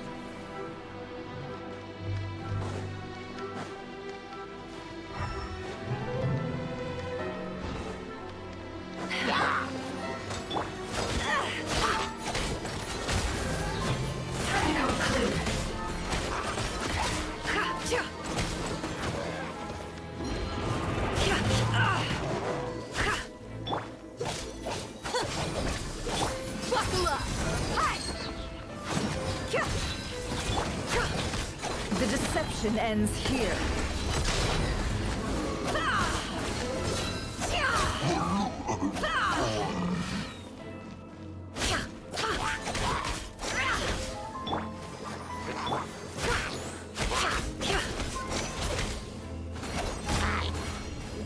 No more lies.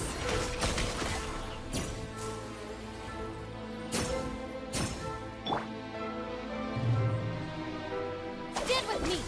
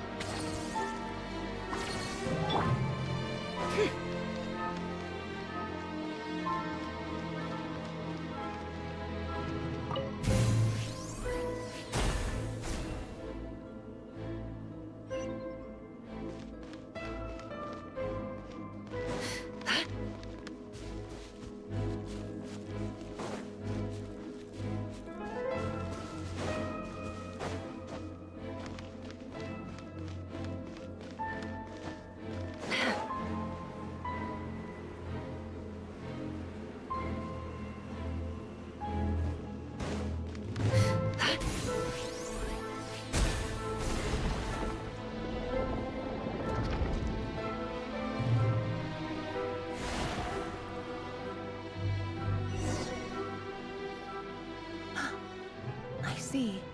So the moon marrow, or rather the power of the 3 moons, is the key to unlocking... If it really does exist, then maybe this madness can finally be put to an end.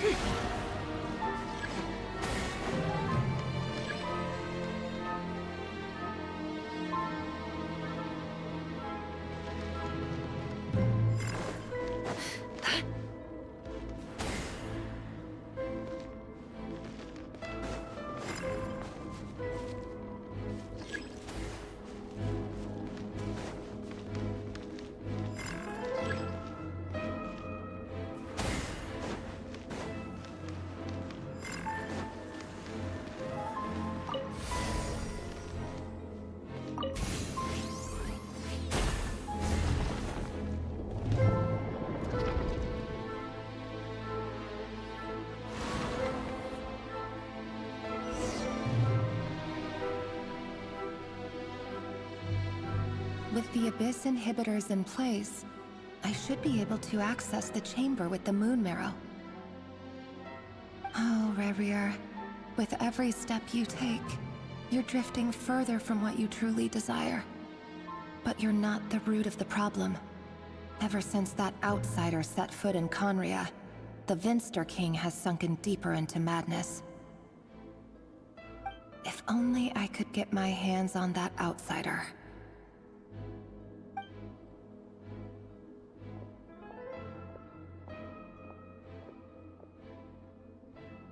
Hey look! The moon's reflection is back to normal! The Lindis' His voice mentioned a chamber with the moon marrow. Do you think maybe it's... It must be. For within it, I sense the fragile aura of a dying soul. Then there's no time to lose! Let's...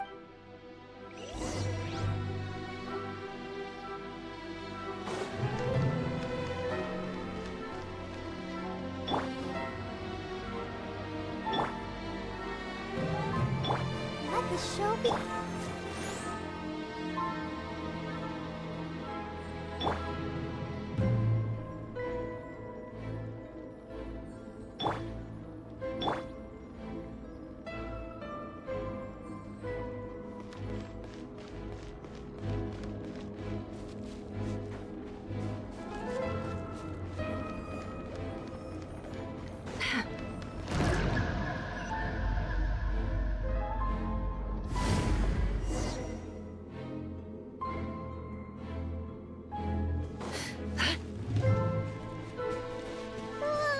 These things are so creepy!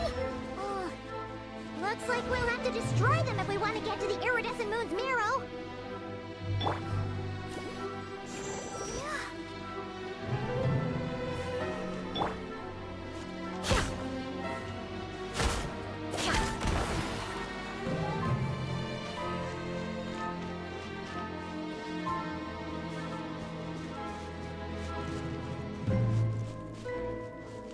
It all adds up.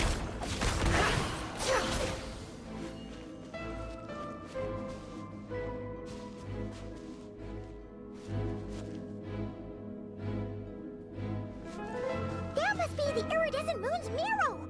Oh, we'll need to destroy these things before we can reach it!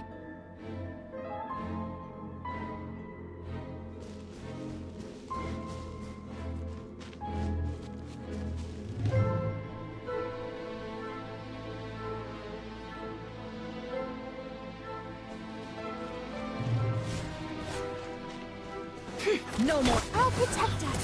Can't hide the truth. Dissipate! Look alive!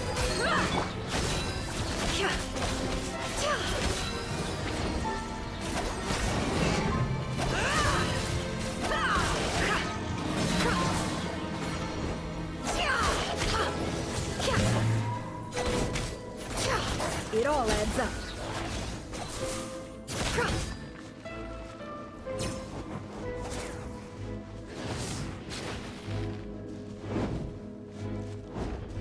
Can't hide the truth.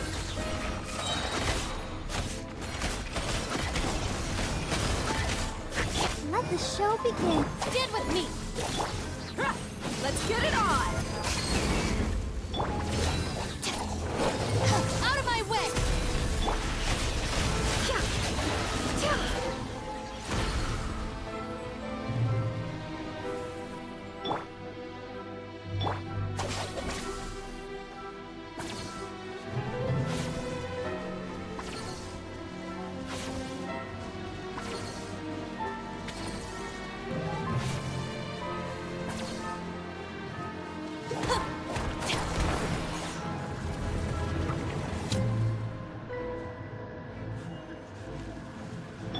Let's dance.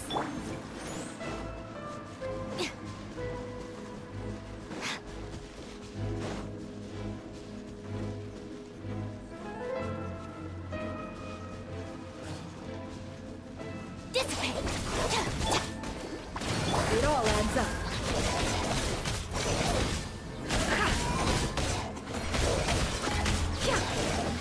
Time to come clean.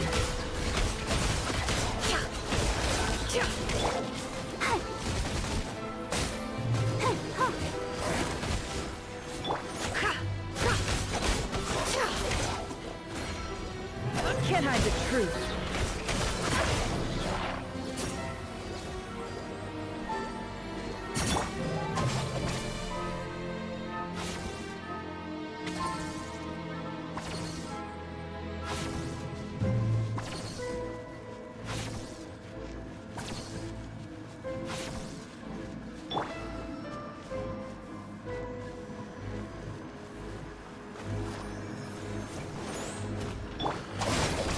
It all adds up. No more lies.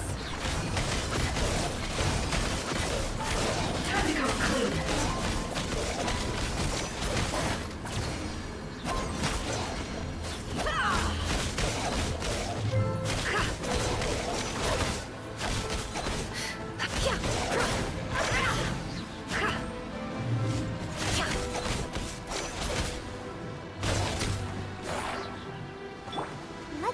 won't be good.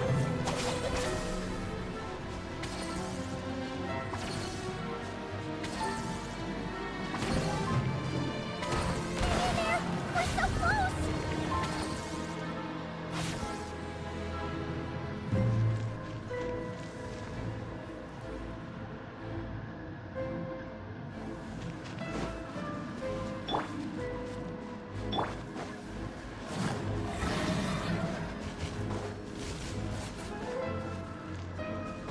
Let's dance! Get with me! It all adds up. Let's see what you're made of.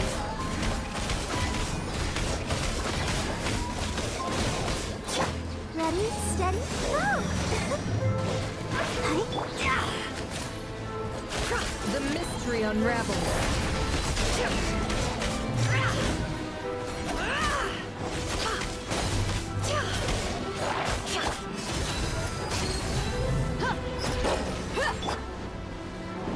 Our bond is strong.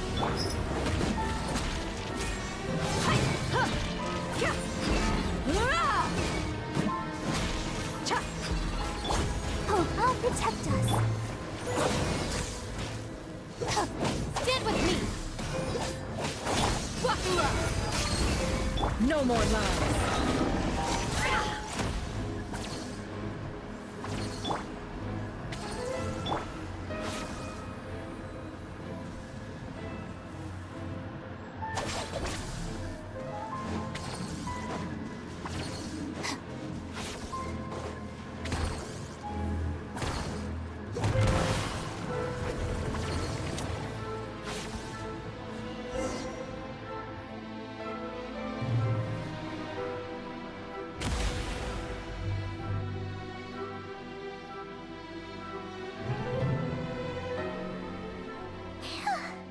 We finally did it! The iridescent moon's marrow, still burning away like an undying flame, yet now contaminated by the abyss. It has taken on a new form entirely. If we can purify the abyssal power within, we should be able to obtain its untainted essence.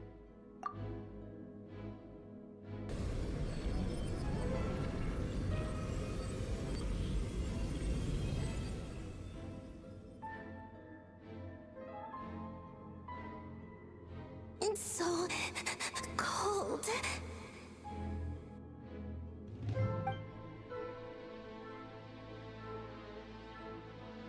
Is it you?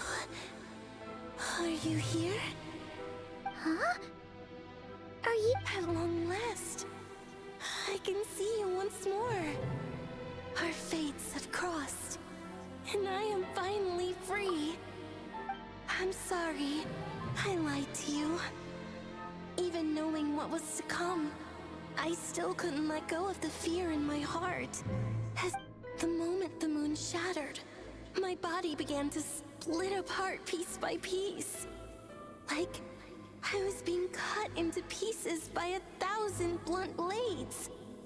My thoughts scattered as the cold crept in. But I could not bear to fade away like that. Tell me, what was it that brought you to us all that time ago? If only I had possessed your courage, then I might have been spared this torment more painful than death. You look so puzzled. That's how I felt too when I first saw you. But trust me when I say that everything happens for a reason. Farewell, Hypo.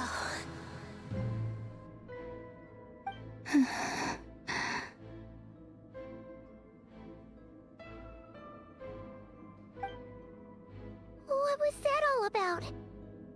Was that the goddess of the iridescent moon? It sounded like she was speaking to a long-lost friend. But... Perhaps. She took me for the goddess of the frost moon she once knew. For a fading soul like hers, our auras must be too similar to tell apart.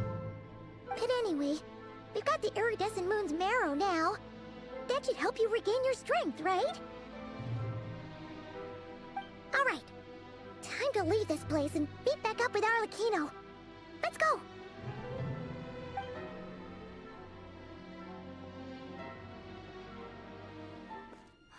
That's odd. This place looks different than when we came in. Waning moon. Huh? Oh, lifeless damsel. Oh.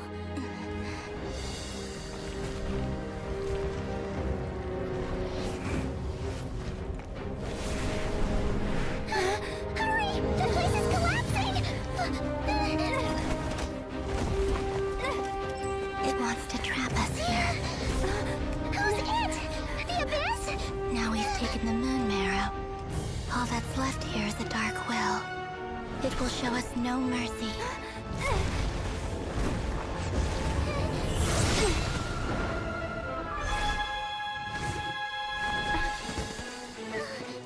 Give it back! The crimson moons! My marrow! My heart!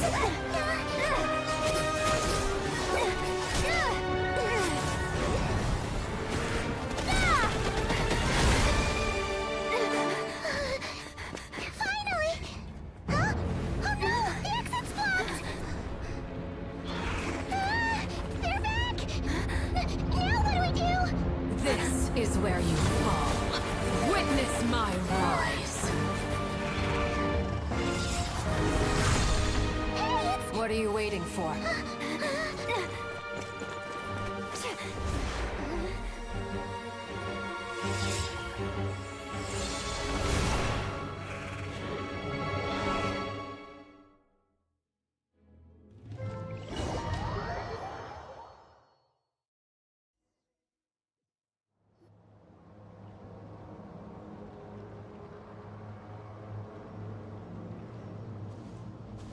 Oh, we made it! Was that you, Arlecchino? Did you save us? Wait, your hands! They're... Oh, this? Don't worry. It's a small price to pay. The Abyss wanted to trap you inside, and I defied its will by bringing you out. No wonder it's a little angry.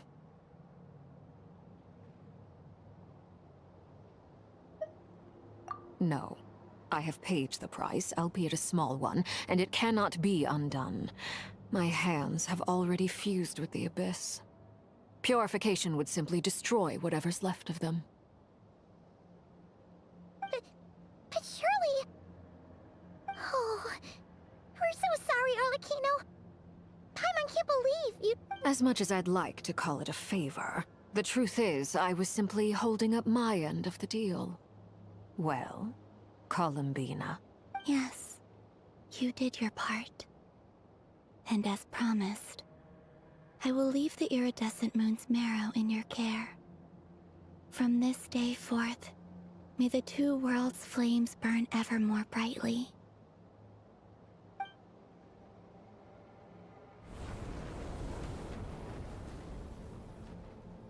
I'll take that as a blessing. Now, Columbina, give me your hand. Accept this moonlight I offer in return.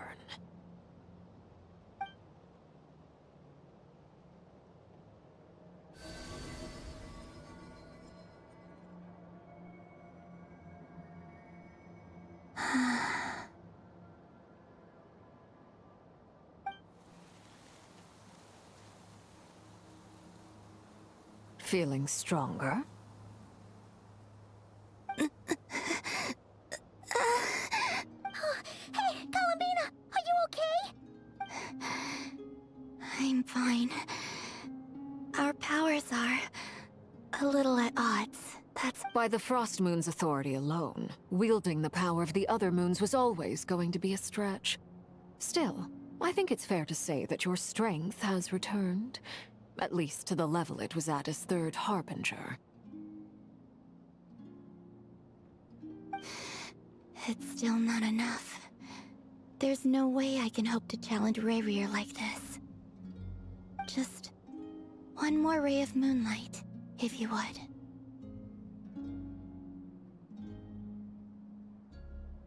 It's okay. I can take it.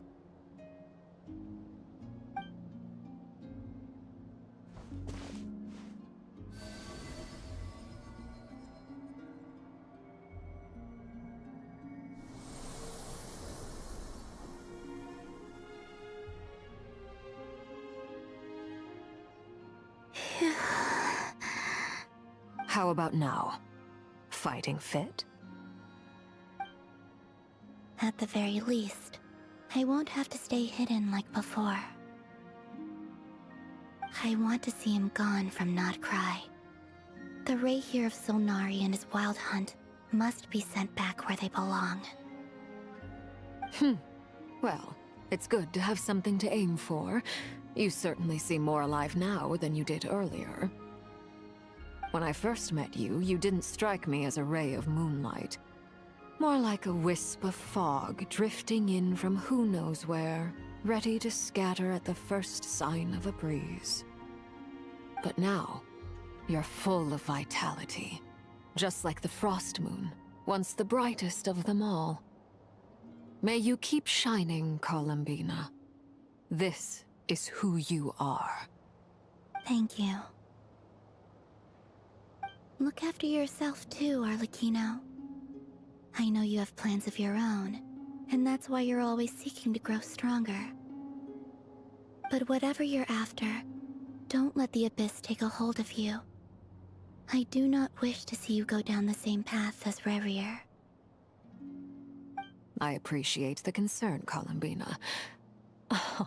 Although perhaps it's time you took a new name. A new name? Kutar, the Moon Maiden, Columbina, they're nothing more than code names. They describe who she is and the roles she's played, but they're not her real name. We often use code names in the House of the Hearth, too. But it's knowing your real name that keeps you grounded. Up till now, you've been living a wandering life, so you've probably never really cared. All I'll say is this. Once you've defeated Rerier, give it some thought. All right, that's it from me. I'll get you back safely first, then go meet up with Sandrone. You're the best!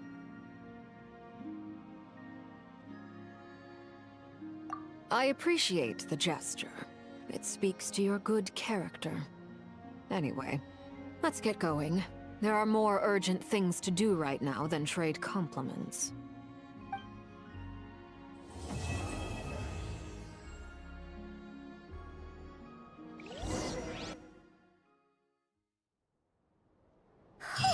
It was a close call, but we got the iridescent moon's marrow and restored Columbina's strength, and that's all that matters. In other words, mission accomplished. Paimon wonders how everyone else is doing.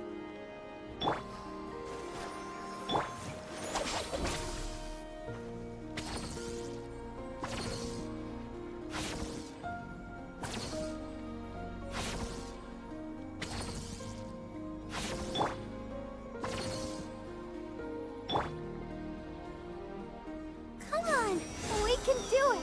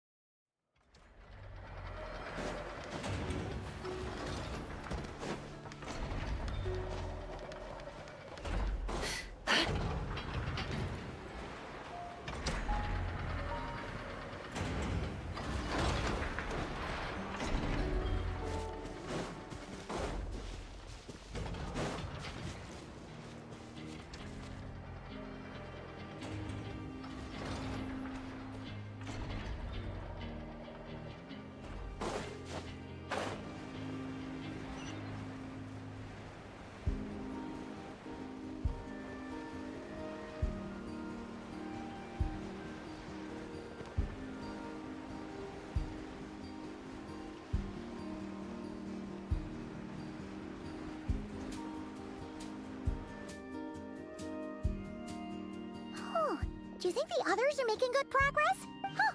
Hey, look! They made it back as well! Flint's! Llama! How did it all go? All is well, thank you. Nefer and Yehoda had to stay at the curatorium to wrap things up, so they won't be joining us for now. I ran into Miss Anefa and Miss Aino on the way back. Their work is still in progress, so I suspect they won't be back for a while. You seem rather cheerful today, Mr. Flint's. I certainly am. I achieved what I set out to do and came away with more than I bargained for. Fighting alone can get quite tedious, but I had the good fortune to run into a pair of brave young warriors. We meet again. How have you been? Albedo! What are you doing here? Thankfully, tracking you down turned out to be a lot simpler than we envisaged. These two courageously lent me a hand while I was fighting the wild hunt. When they told me they were Servarka's colleagues, it all made sense. And given how people of outstanding talent tend to cross paths, it's no wonder you're already acquainted. So, who's your travel buddy, Albedo? Why don't you come and introduce yourself?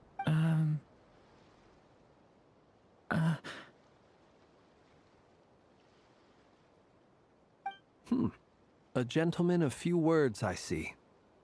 And a rather stern countenance. I presumed you were acquainted with him. Is that not the case? It's nice to meet you. Again. We've technically met before. Wait a sec! You're Minnie Durin! That's right. It's me. I'm glad to see you again. By the way, he says it's okay if you drop the mini. Yeah, I'm not as mini as I used to be. Interesting, isn't it? The first step towards blending into human society appears to be reflecting on whether one's name really reflects who they are. Wow! You look so different! In a good way, of course. It's great to see you looking so healthy. Thank you, Paimon. And although you're as mini as ever, I understand that diminutives don't always convey endearment. I'll be sure to... Wow! You're such a smooth talker now. Paimon could get used to this. From now... Personally, I think our little Paimon is the perfect size.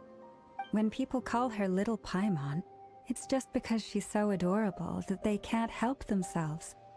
You're absolutely right, Miss Lauma. My brother still has a long road ahead of him when it comes to understanding human relationships. Anyway, speaking of long journeys, didn't Columbina, leave with you? She's been catching up with old friends. Wouldn't be surprised if she stopped for a cup of tea, or Uh-oh. People are talking about me. Hope it's nothing negative. Judging from your expressions, I'm guessing it all went well? It's getting crowded here. I'll go grab some chairs. No need. This is a job for an alchemist. Thank you for your hospitality, ladies and gentlemen, but I was merely escorting my friends back. I'll be meeting Sandrone shortly, as we still have some things to discuss. It's been a pleasure, everyone. But this is where I'll say goodbye. We really appreciate your help. Oh, come on. Spare the formalities. I'm just glad I could help out some true friends. I understand. Well, bye for now, Harlequino. Oh, this place is hopping. It's probably a good thing one of us left. Otherwise, we might not fit all these people in. Are you saying we're about to run out of chairs? As a matter of fact, I am.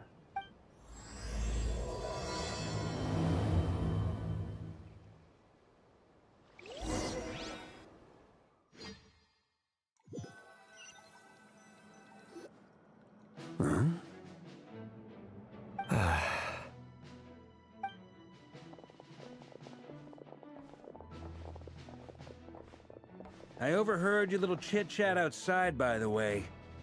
With Miss Columbina's colleague gone, we should be back to the original crew plus the other colleagues I brought in. Though, it looks like we have another new face. Someone else managed to rope in a colleague, too? Frankly, you and Paimon are the only people I know here. This here is Deanslip, colleague of Tibet's greatest guide, Paimon, and greatest adventurer, the Traveler. Well, not exactly colleagues, more sort of friends. When someone else jumps in to do the announcing, you know you're speaking to someone important. Let's hear what he has to say. Note to self. Once When he comes looking for us, it's usually something important. Paimon's guessing you've heard about the Wild Hunt, then. From the looks of it, you're about to hold a meeting. If I were to say that the Wild Hunt is our mutual enemy, would that earn me a seat at the table? As the saying goes, the enemy of my enemy is my friend.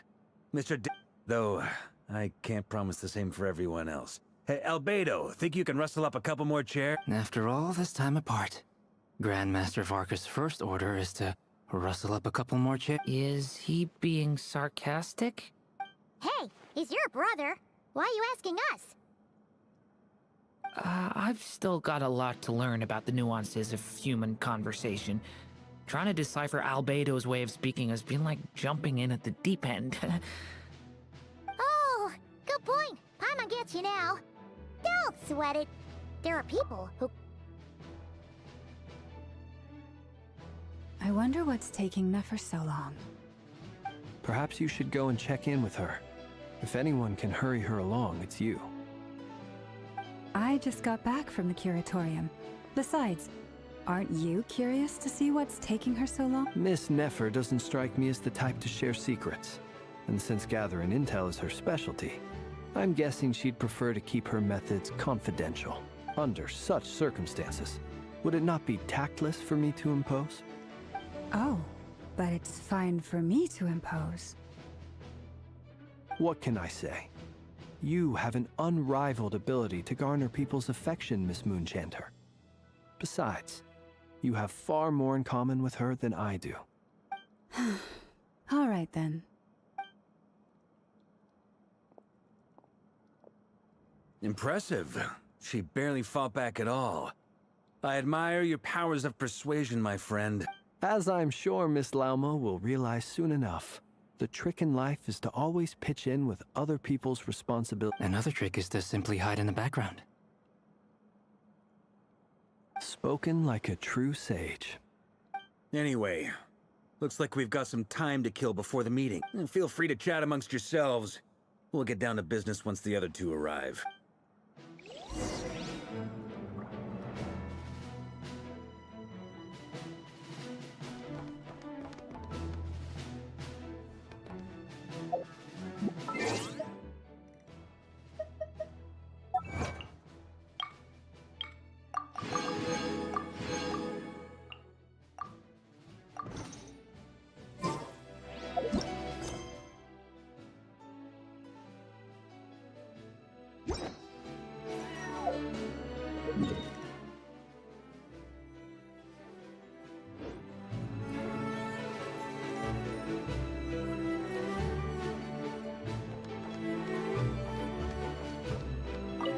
Is there something you'd like to say? Yeah!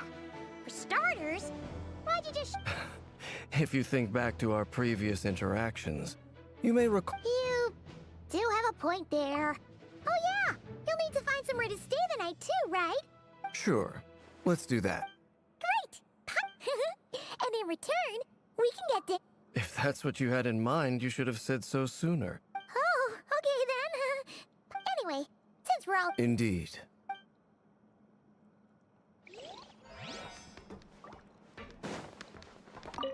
Truth be told, I can't remember the last time I was in a meeting with so many people. You're not alone there, my friend. The Lightkeepers also struggle to bring everyone together. I don't doubt that. I've only ever met two Ratniki, one being you. Itlua's a good apple. I'll give him that. He's kind, honest. So you're what? A fake Ratnik? Come on, why the awkward... Sorry. I'm not even gonna bother trying to hide it. Nah. Let's just keep this between ourselves. Probably best if he... That goes without saying. Gotta be careful what you share with youngsters. Anyone else in the know? Let me guess. The travel... It's dangerous being too sharp for one's own good. Then, in the name of the Animo Archon Barbados himself, I swear. When we went for drinks, you said that you and Barbados were practically best buds. And of course. Just as long as you don't go spreading around the fact that I'm close with Barbados, all right? Fair enough, then.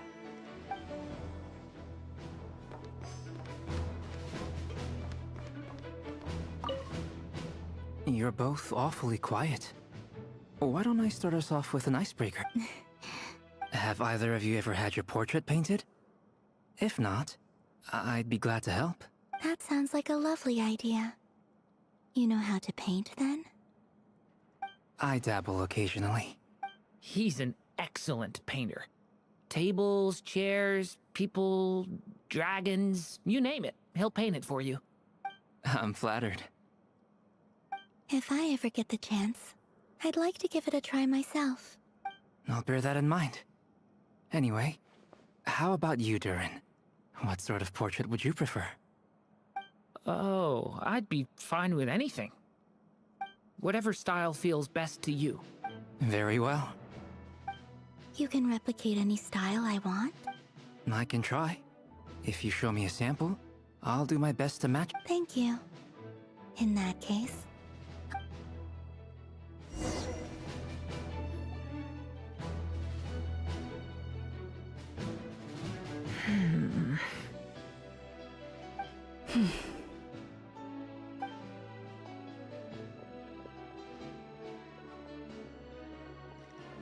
Ah, Miss Nefer. You made it after all. But what about Yehoda? I'm here to give you an update on how things are going on our end. Once this is over, I'll be heading straight back to continue my work. I left Yehoda back at the Curatorium to watch over things while I'm gone. Huh. So much for just this once.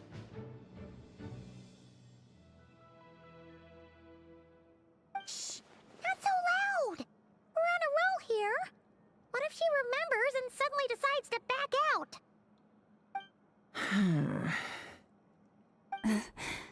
Did you say something, Mr. Varka? Huh? I didn't say anything. Right, Flints? Must have been a frog. They get so noisy around here at nighttime. It's like they're putting on a concert in the background. Anyway, before we begin, there's a few introductions to make. Let me start by saying that it's an honor to be speaking before so many distinguished colleagues and collaborators. First up, we have Miss Lauma. As Moon Chanter, she's the leader of the Frost Moon Scions, a local religious community in Nodcry. Then there's Miss Nefer, boss of the Curatorium of Secrets, an intel gatherer extraordinaire. Nefer is leading the investigation into Rerer's background, assisted by Yehoda and Lauma. From the little I've heard, they're making some great progress. Over here, we have Mr. Flints, a Ratnik and guardian of the abandoned lighthouse. In our last operation, he courageously distracted the Wild Hunt to buy time for the rest of us. For those of you who've never met, this is Mr. Albedo, a renowned alchemist and captain of the Knights of Favonius investigation team. By his side is a new face for us all, myself included, Mr. Durin, who has come to lend his aid. Next up, we have the Moon Maiden and former Fatui Harbinger, Miss Columbina. Then we have the Traveler, who's earned more titles than I could possibly hope to list out, so I'll spare you the rundown. And Paimon, the ultimate travel companion and quite possibly the best guide in all of Tevat. Wow! That's a lot of people! Great turnout! Miss Nefer, it looks like you might have another job coming your way, so, congratulations on the booming business, I guess. You think I haven't got enough on my hands as it is? Who's looking for me now? That would be me, Miss Nefer. I have a commission for you. And you are? Who I am doesn't matter right now. What does matter is that I'd like you to gather more intelligence about the Recher of Solnari. Well, it's not as if we never take on anonymous commissions. But in your case, I'll have to decline. I'm gonna take a wild guess and say your job's probably more hassle than it's worth. Something about you seems like bad news. It's my eyes, isn't it? Conrian, I assume. And what's with the mask?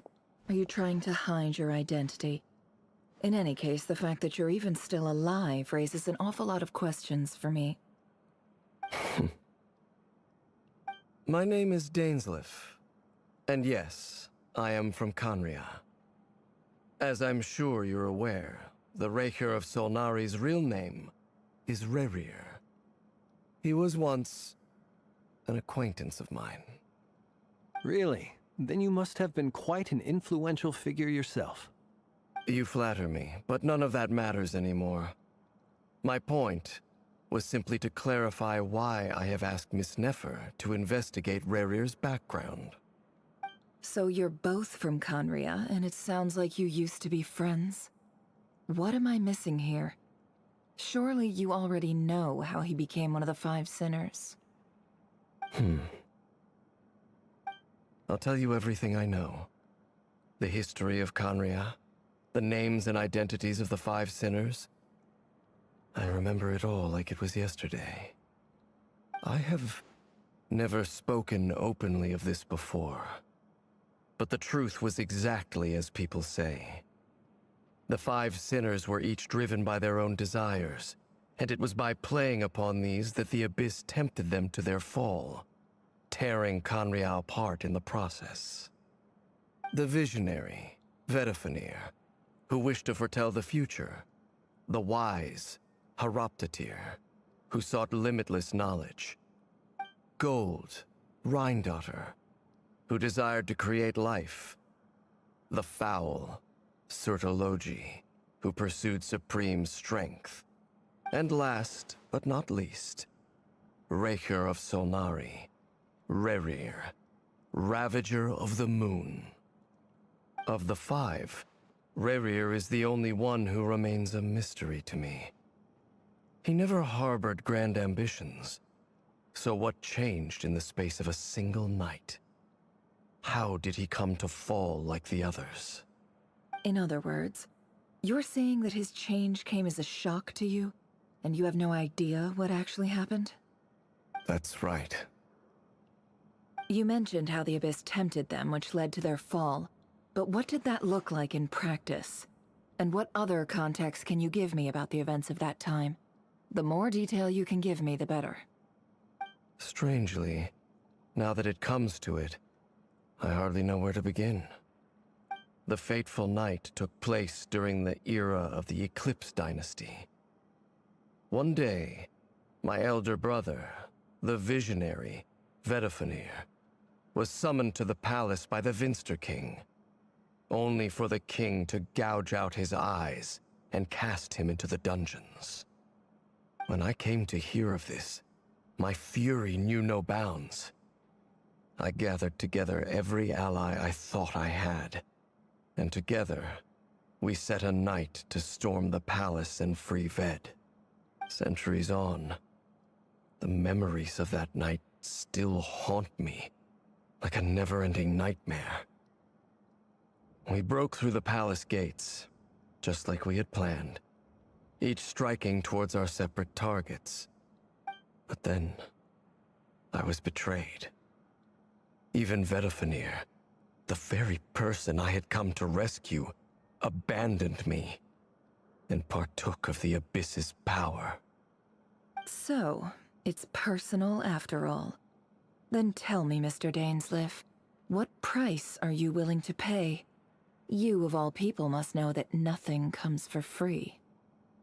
I cannot say what price would be worthy of such a commission. But know this.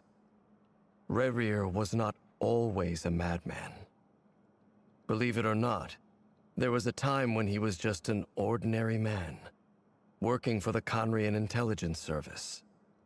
Uncovering the truth of Rerir's past is the only way to unravel this mystery. But before you decide if you will accept my commission, I will tell you more about him. Enough, I hope, to help you plan your next move. Sounds pretty good to me. Feels like we just flagged down a random passerby, only to discover he's actually a master strategist who has a score to settle with our enemy.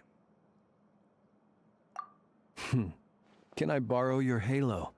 It could be useful in the lighthouse. Hey, enough with the wisecracks! Besides, isn't that lamp of yours bright enough already? Relax. It was meant to be a compliment. If that was a little over the top for your liking, I'll give your proposal some serious thought, Mr. Dainsleif. Let's speak in private once the meeting is over. Before that, there's a few things I'd like to share.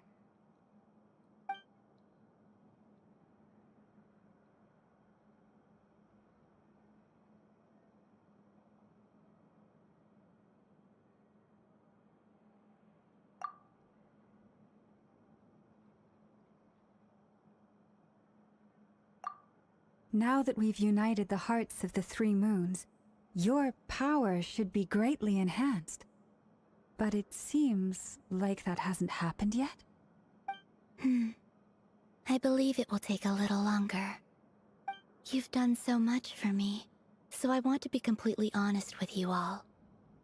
Even though I'm doing a lot better now, the truth is, my recovery will likely be an ongoing process.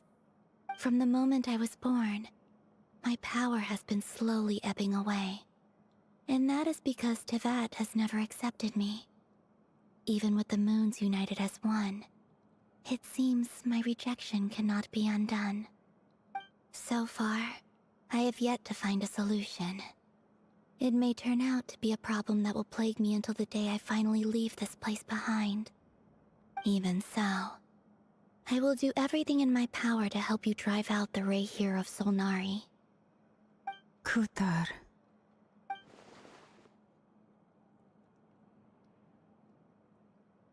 Defeating the Rehir of Solnari will be no easy task. While my strength slowly recovers, we'll also need to gather more intel.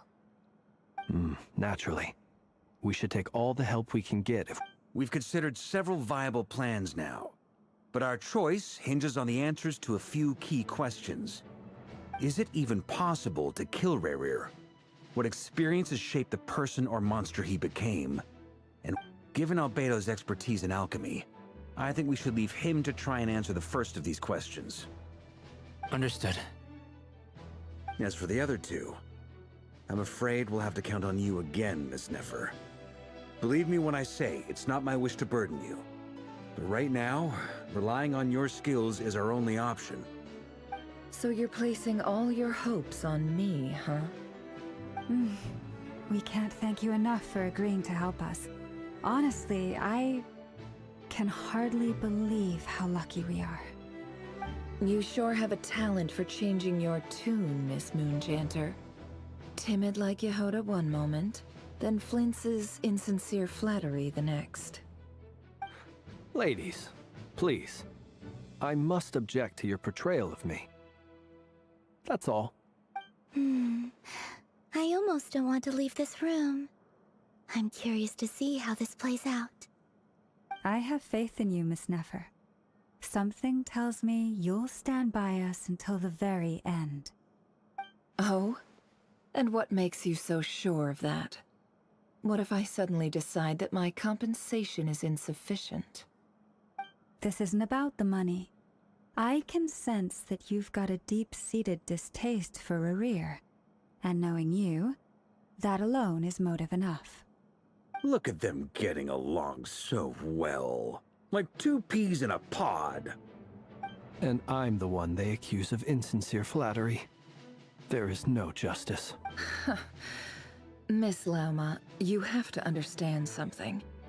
Unlike you, I don't actually enjoy having everyone's hopes on my shoulders. Is that right? Well, maybe the fact that I'm willing to put my hopes in other people says more about me than you.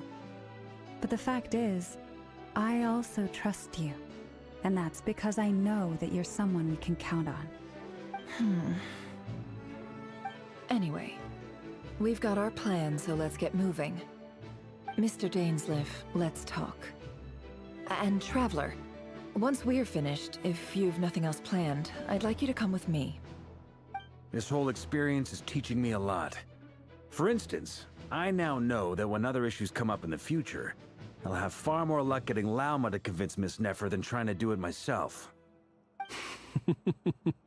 Hate to say it, friend. Why? Quite the opposite. But what makes...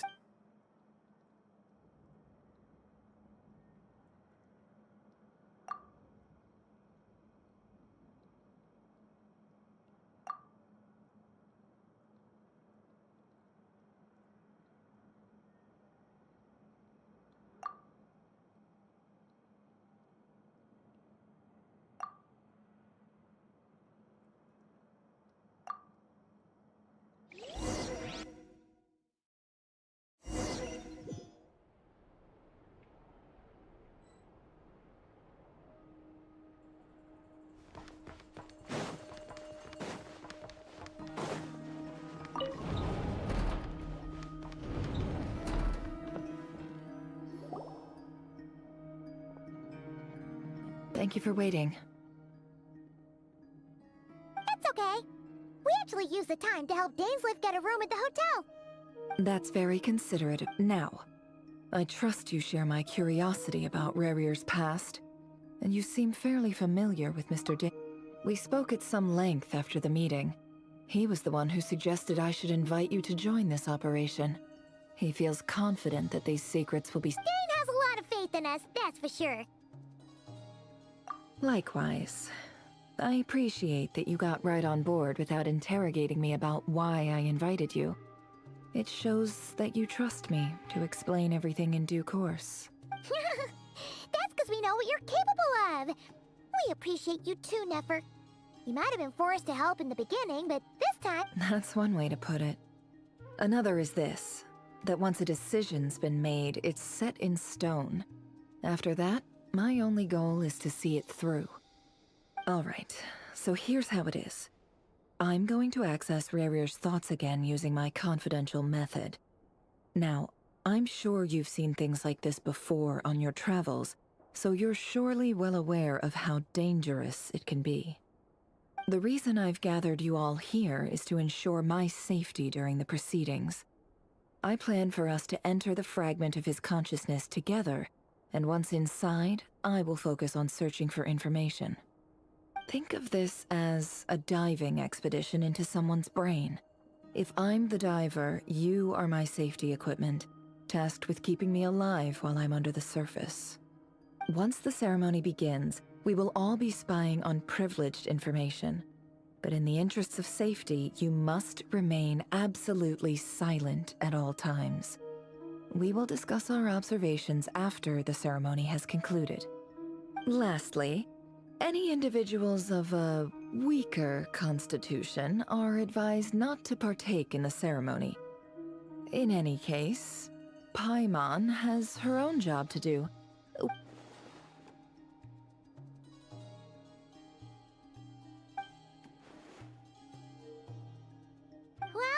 good luck, everyone! Sounds like all Paimon could... There's a little more to it than that. I was being serious when I said you have a job to do. While the rest of us are inside Rarir's mind, in the event that something goes wrong, you will be our first responder. I don't anticipate any issues, but the extra level of safety will— I second that. This is a dangerous operation here, and you're our whole rest— So, Paimon's like the lifeguard? Good. Please, take a seat. We'll get started momentarily.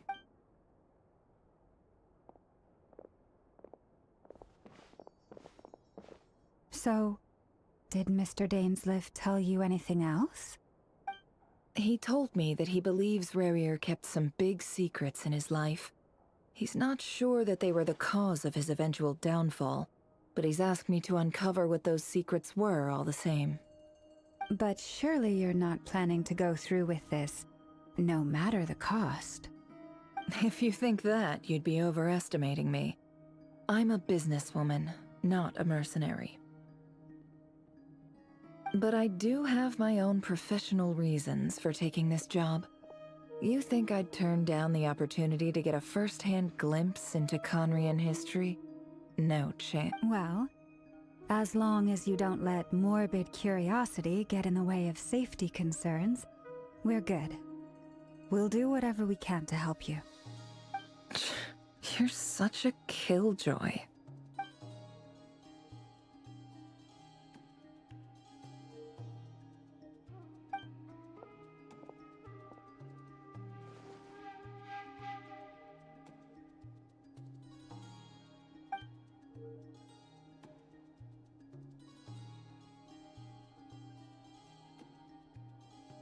All right, I'm good to go. All set over here, too. Promise, Paimon, you'll be extra careful. All right. Let your whole body relax. We're about to begin. Close your eyes.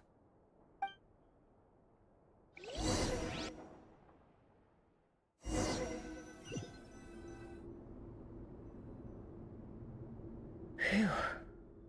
Could this be his office? Pretty standard setup. Bookshelves, paperwork, files. According to Dainsliff, Rarir used to be an intelligence operative. Chances are there's plenty of top-secret intel stashed away in this room. Is this where you keep your secrets, Rarir? Can't say I'm not looking forward to this.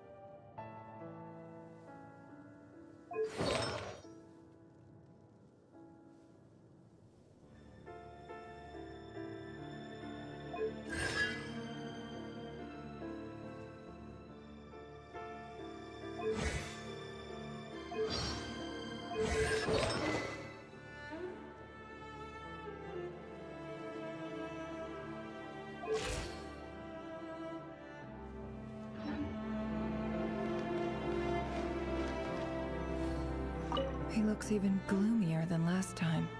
I wonder what's changed.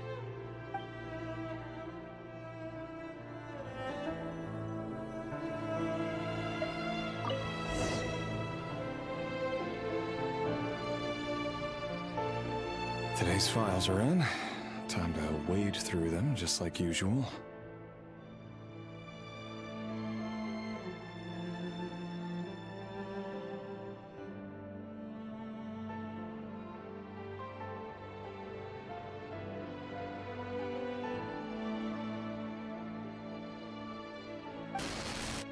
Male, 51. Occupation, cook. Confirmed Crimson Moon descendant. Has maintained frequent contact with other descendants over the past year. Poses a threat to the dynasty. Neutralized.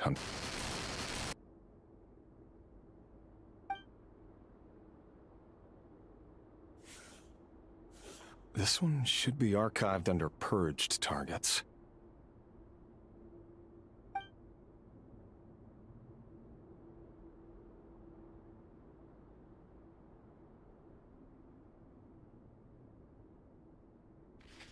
Female, 23. Occupation, office clerk. Confirmed Crimson Moon descendant. Has maintained frequent contact with other descendants over the past year. Poses a threat to the dynasty. Neutralized on... Another one for purged targets. Sounds like she was that other man's daughter.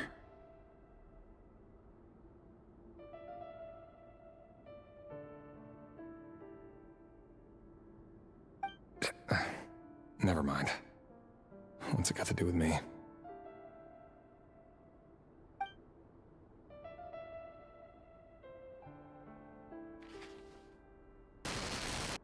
Male, 40.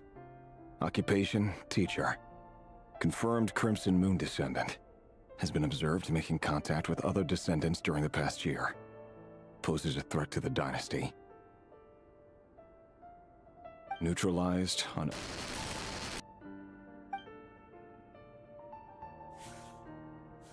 Just another nobody for the archive.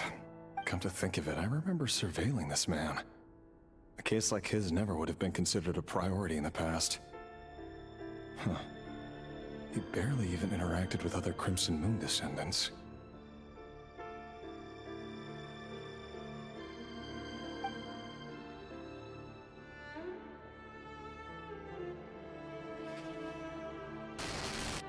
Female, 16. Occupation, none. Orphan and confirmed Crimson Moon descendant. Has been observed making contact with other descendants during the past year. Poses a threat to the dynasty. Neutralized on...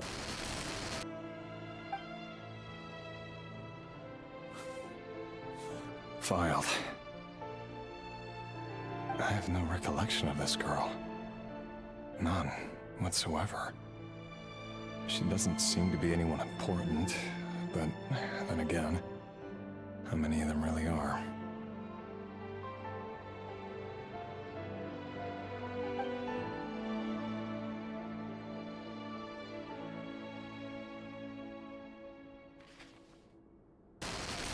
Female, 13. Occupation, none. Orphan and confirmed Crimson Moon descendant. Has been observed making contact with other descendants during the past year. Poses a threat to the dynasty. Neutralized on...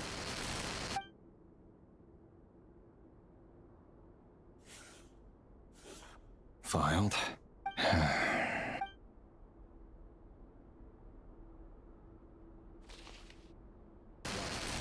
Male, 11. Occupation, none. Orphan and confirmed Crimson Moon descendant. Has not been observed making any contact with other descendants during the past year. Poses a threat to the dynasty. Neutralized on...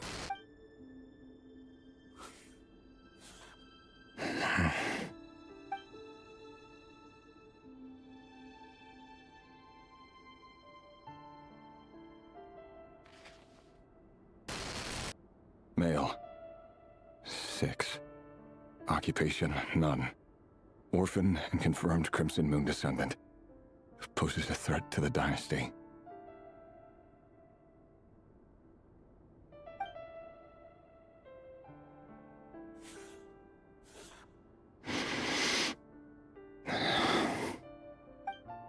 It's funny, isn't it?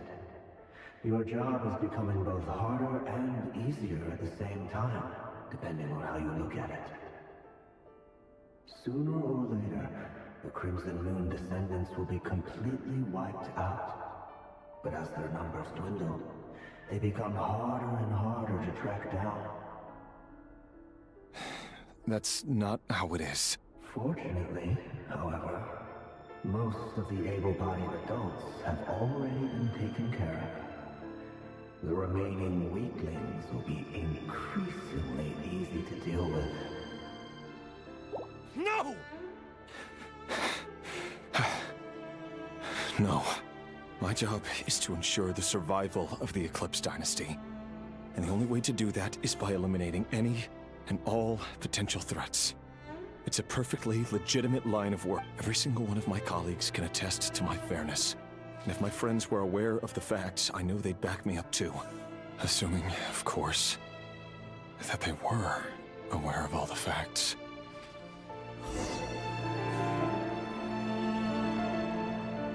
He looks even gloomier than last time. I wonder what's changed.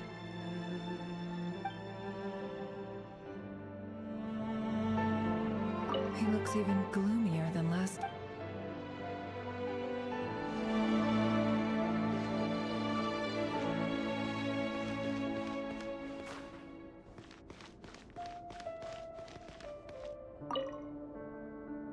A box containing a ring inlaid with a precious gem.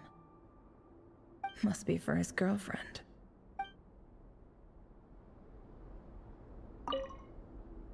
A box must be for his girl.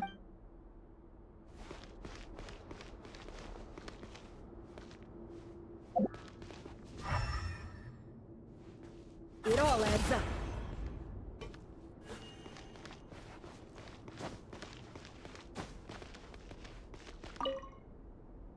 Bookshelves full of documents. Looks like these are all files, packed with the personal The Crimson Moon Dynasty preceded the eclipse.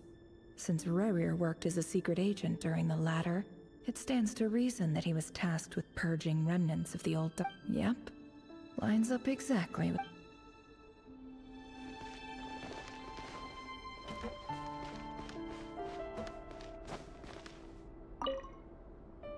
Wonder what kind of encryption technique this is. Seems like it has to be inserted into that camouflage device. Aha! It's an audio recording. Please, hear me out. I can't shake this feeling that someone's been spying on our house. No, I'm not being paranoid. It's true. I saw someone dressed in all black. It was a couple of days back, but that was on another street, not near my house. I swear, I know what I saw. There's a note in the margin. Surveillance of the run for their residence has concluded. We apprehended the target and filed the mission report last night. Could the voice in the recording belong to one of Rerir's targets?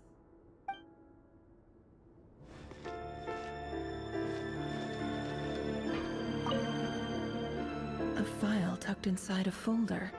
The title reads, Dear Breakfast Shop Owner. It's a list of names, but at this stage I have no idea who any of them even are. No more lies.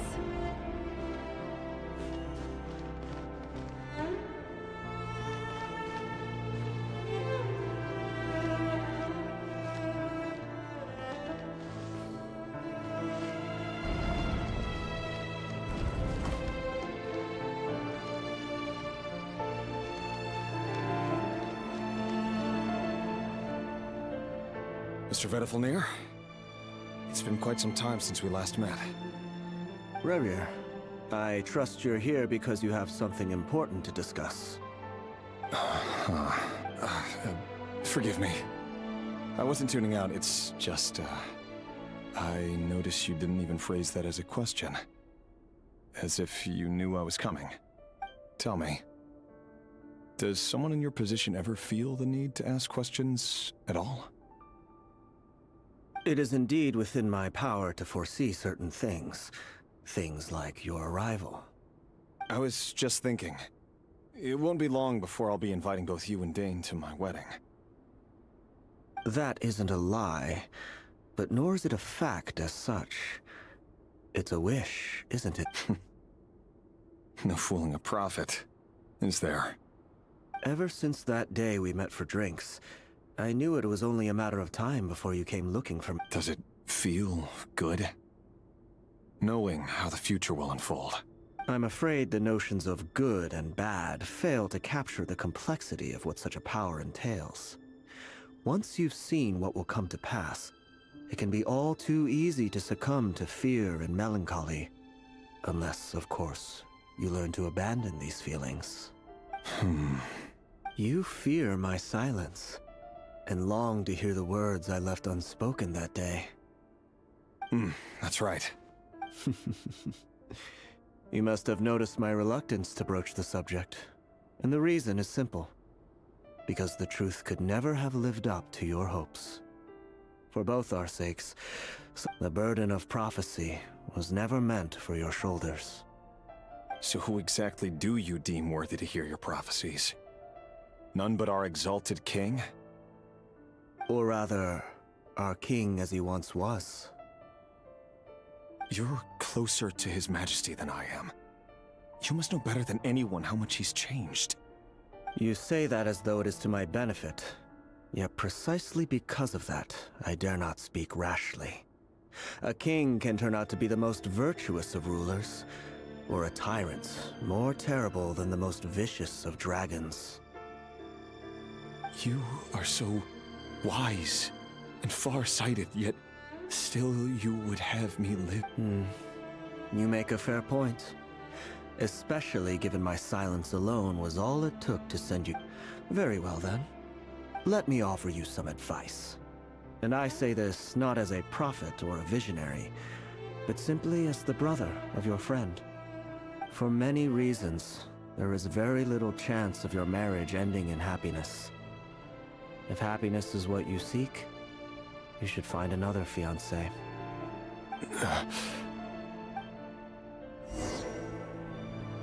Hold on. There's that same black fog again.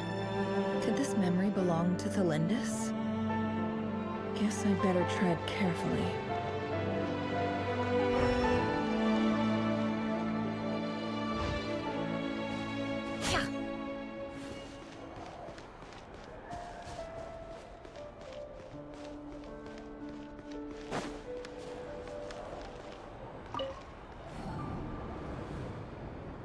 Wait. Hear me out. This time we finally got a clear look at his face, and learned his true identity.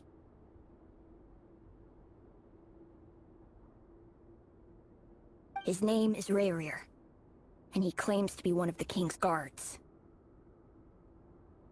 What did you say? A cruel irony, isn't it?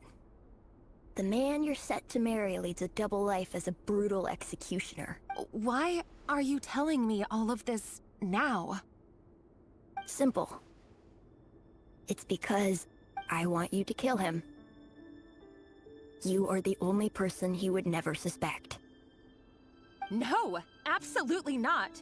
So you'll just stand by and watch him slaughter us to the last? Do not forget that the blood of the Crimson Moon flows in your veins too. The blood of the Crimson Moon? What does that matter now? The dynasty has long been dead and gone. You think that alone is reason enough for me to throw away everything I have? Why wouldn't it be? You two were once a child of the Crimson Moon, just like me. Don't tell me you've never felt so much as a flicker of fury for the way we were trampled. As long as you promise to abandon this pipe dream of restoring your dynasty, I can try to persuade him. Or have him persuade the Vinster King.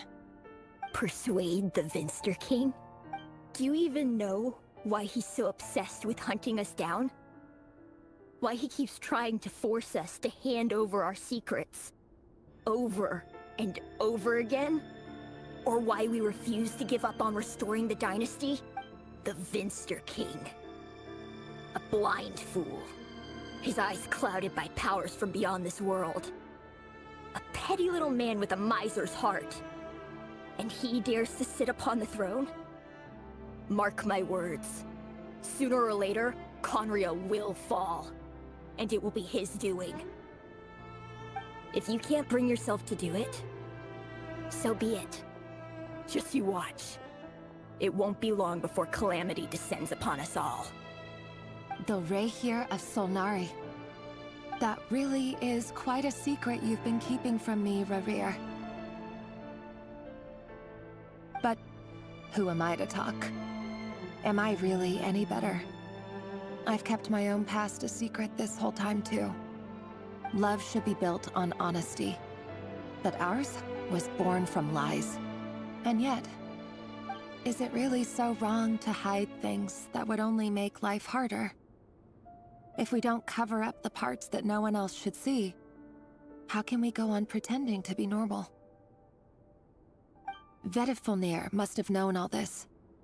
And that's why he made his prophecy. In the end, nothing stays hidden forever.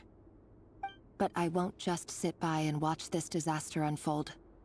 I'll do everything in my power to protect what I cannot afford to lose, no matter who I have to face.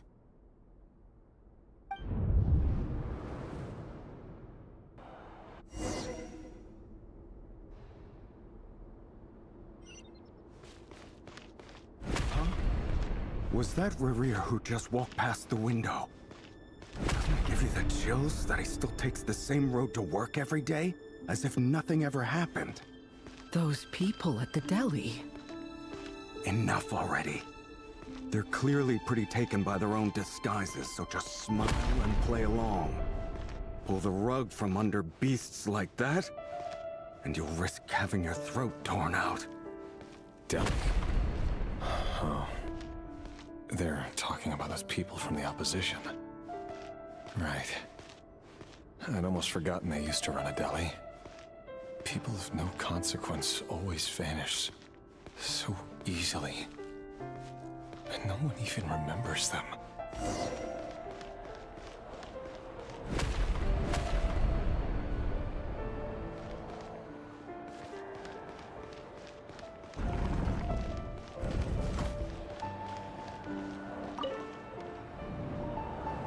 But surely you can see he's not the man he pretends to be! So many have died already, and they say that the king's madness grows with each passing day. We're not going to survive this, are we? But why does it have to be this way? Do we really deserve to Felindis, are you even listening? Sorry, Freether. My mind was off wandering. I heard you, though. You're talking about what Rerir said. He's just following the king's orders. He's a secret agent, and it's his job to hunt down rebels and dissidents. By the time you first met him, he'd already taken lives. Maybe he was using you from the very beginning. No. Rerir has no idea I have anything to do with the Crimson Moon. My family are only distant relatives of the main lineage, and besides, my eyes are perfectly ordinary. Truth be told, apart from my teacher, pretty much no one knows I have any connection to any of it. It's been a long time since my family severed ties. But as Orlog said, who could possibly talk sense into that raving lunatic of a king? No one— I'll work something out. Trust me, I'm with you all. But for now, you need to keep yourselves hidden. Don't let anyone find you, anyone at all. Don't forget that Rerir is an Eclipse operative. You need to be extra careful when he's around. And when I am too. For now, don't come looking for me. And if anything happens to me, just act like we've never met. If even you can't escape this, what hope do the rest of us have? But after all this time together, surely he wouldn't lay a hand on you. I won't speak in his defense, nor can I give you a clear answer to that question. But I'll do everything I can to put an end to this. Here, hold on to this. If an opportunity to escape presents itself, take it. You'll be You call that change? But what about you? I've got a job, and there's still money coming in. But you can't go anywhere right now. Please think about yourself for once.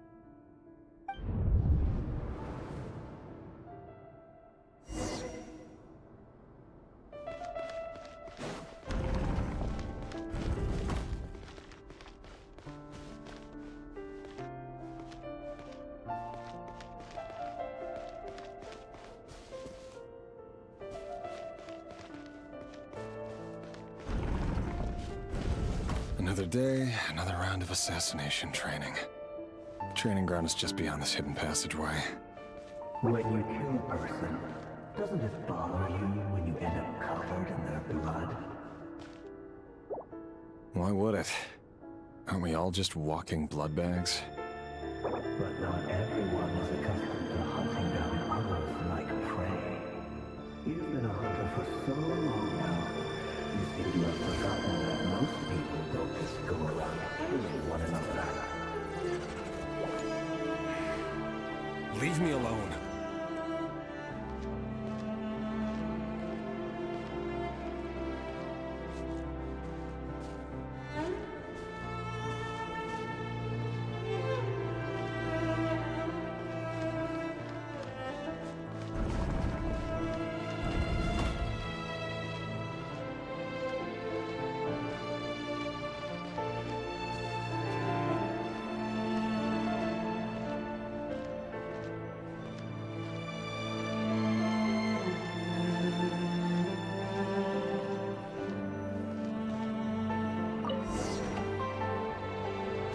Make sure you have a firm grip on the handle.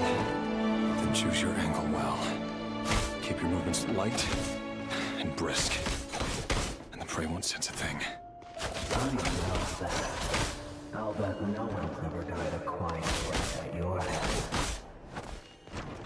I work clean. No traces.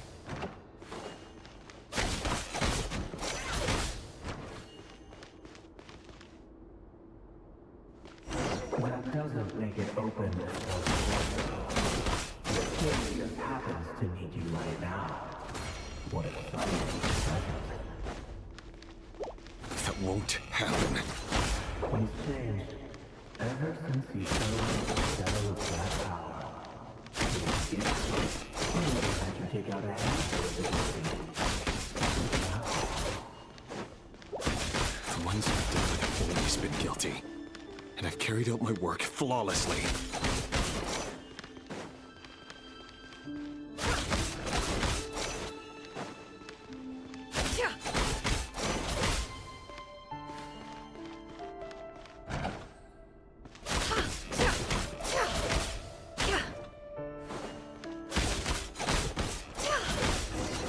You know why Olympus didn't accept your proposal, don't you? Was it because he didn't trust you? Or something else? No!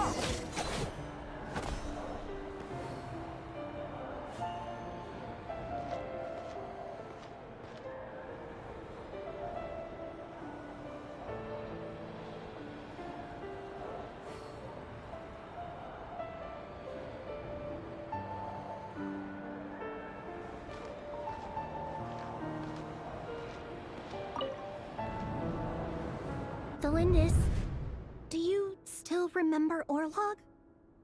Orlog. The boy who was pretending to sell flowers. You spoke for quite a while, didn't you? Yes, we did. What about him? He was arrested 2 days ago. Chances are he's already dead. He... I just don't get it!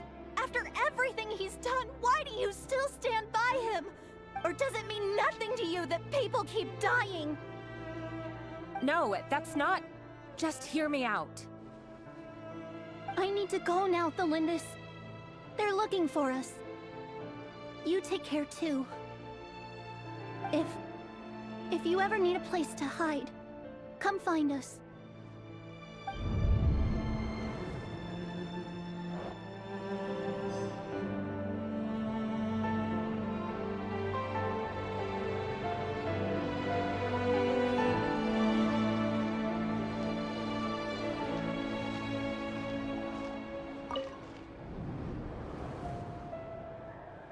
Author Thelindis. Over the course of this week, the research object was subjected to interference for a total of 47 hours for experimental purposes. The results are as follows. All subjects of observation that were sent inside have now... The situation within is proving more problematic than anticipated. No progress whatsoever. What now? Won't you give me even a glimmer of hope? Things are getting worse by the day. I have to find a way or we'll all be in danger. But I... If all this research comes to nothing, what then? Sooner or later, it'll be my neck on the line. But could he really bring himself to kill me? No. Surely he wouldn't have the heart.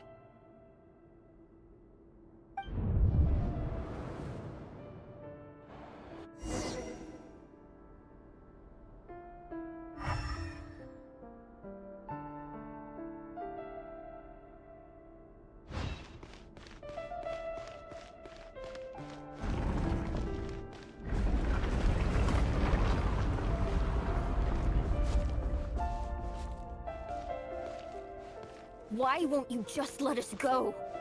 We don't even know each other. All we want is to live ordinary, peaceful lives. You want... to live?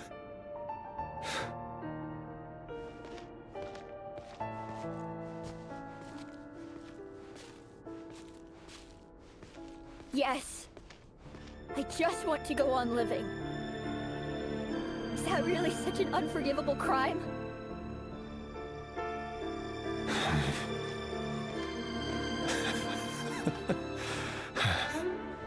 You want to go on living.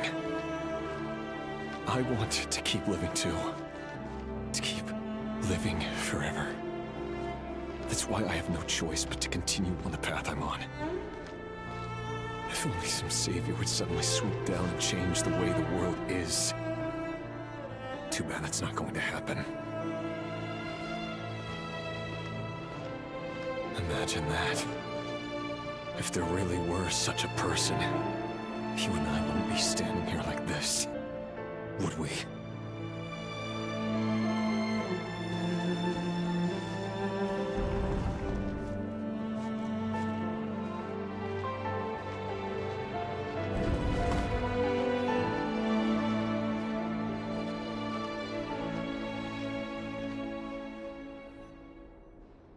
Today's files are in. Time to wade through them just like usual. No, I don't get tired of it. It's my job. And not only am I lucky to have it, I'm good at it too.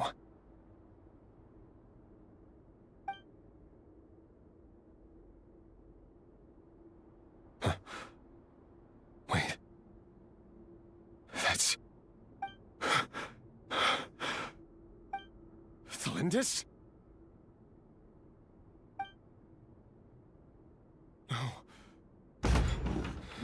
No. Why? But you bear no mark of the Crimson Moon. How could you possibly have anything to do with them? It cannot be! A diluted bloodline. Carefully concealed. I see it now. You've been living in the shadows just like me. What a fool I've been. Numbing myself with talk of justice. Even imagining my friends would back me up. But in the end, Irminsul. Finster King! How far are you going to take this? From the direct bloodline to secondary offshoots? And then what? Today it's the descendants of the Crimson Moon. Who will it be tomorrow? Will you not rest until everyone down here is dead? No. This cannot go on. This is where it ends.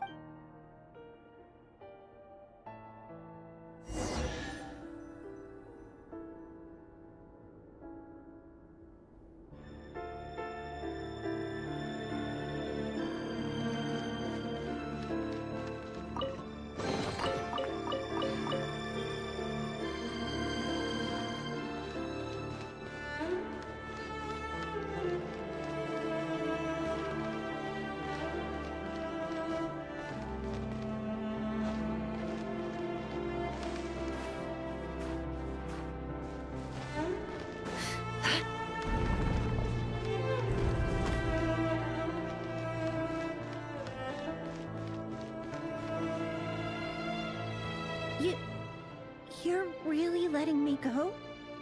I am. As long as you can guarantee that no one... Don't worry, I'll be extra careful. No one will know I was here. But... what about you? Me? If you let me go, you won't be able to complete your mission. Good point. In that case, maybe you should stay. No, please! I just want to see the outside world again. Go on living? Yes. I know you're a man of your word. So please, just let me go. If I let you leave, what will become of me? Just kidding. Go, now. But remember, don't let anyone know you were caught. We'll be seeing each other again very soon if you do.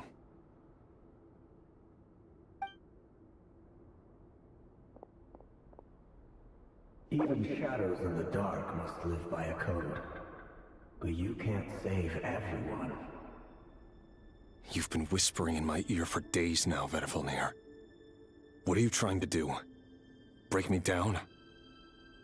I only say this because you long for an answer to your problems. Let her go, Rerir, or you risk losing everything. I will not abandon Thelindis. Then you'll need a little more vigilance and a lot more power. The world is changing, Rerir. Keep your eyes peeled for your moment of opportunity. That voice used to be so unclear. But now I know exactly whose it is. It's Vedifilnir. He won't tell me how to actually resolve any of this, but he keeps trying to manipulate me like a puppet. What's his game here? Tell me then. What will this moment of opportunity look like? And no answer. He's like a ghost. Always disturbing me when I'm on edge, but never answering when I need him most. So, the Eclipse Dynasty was purging, well, massacring the descendants of the Crimson Moon. And it seems like it was all connected to the Vinster King's research. The King's obsession with abyssal power left the future of Conria hanging in the balance. No wonder every aspect of Rerir's life was so unstable. And it looks like this Thelindis, Rerir's would-be fiancé, herself belonged to a sub-branch of the Crimson Moon Dynasty's descendants. It almost defies belief that a couple like them could hide the truth from each other for so long. If the Vinster King hadn't intervened in such a drastic way, they might have gone on deceiving each other for the rest of their lives. And why does Vedifilnir, Dainsleif's older brother, keep talking in Rerir's head? This guy kept more secrets than I ever imagined. The human mind is like a vast desert of shifting sands. When you follow the flow of someone's memories, you only ever see the parts they're willing to let surface.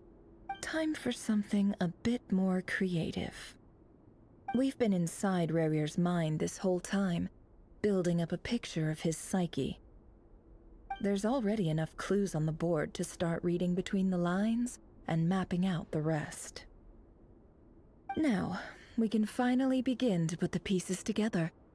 Sure, it'll only be a reconstruction, part simulation, part reasoning, but it's usually pretty accurate. Once we've built up a cognitive profile, we just need to cross-check the logic behind his actions.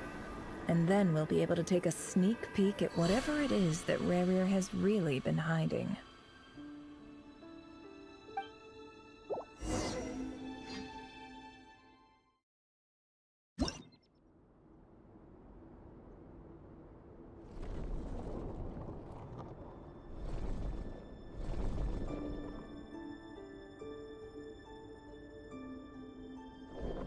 Rerir, are you there?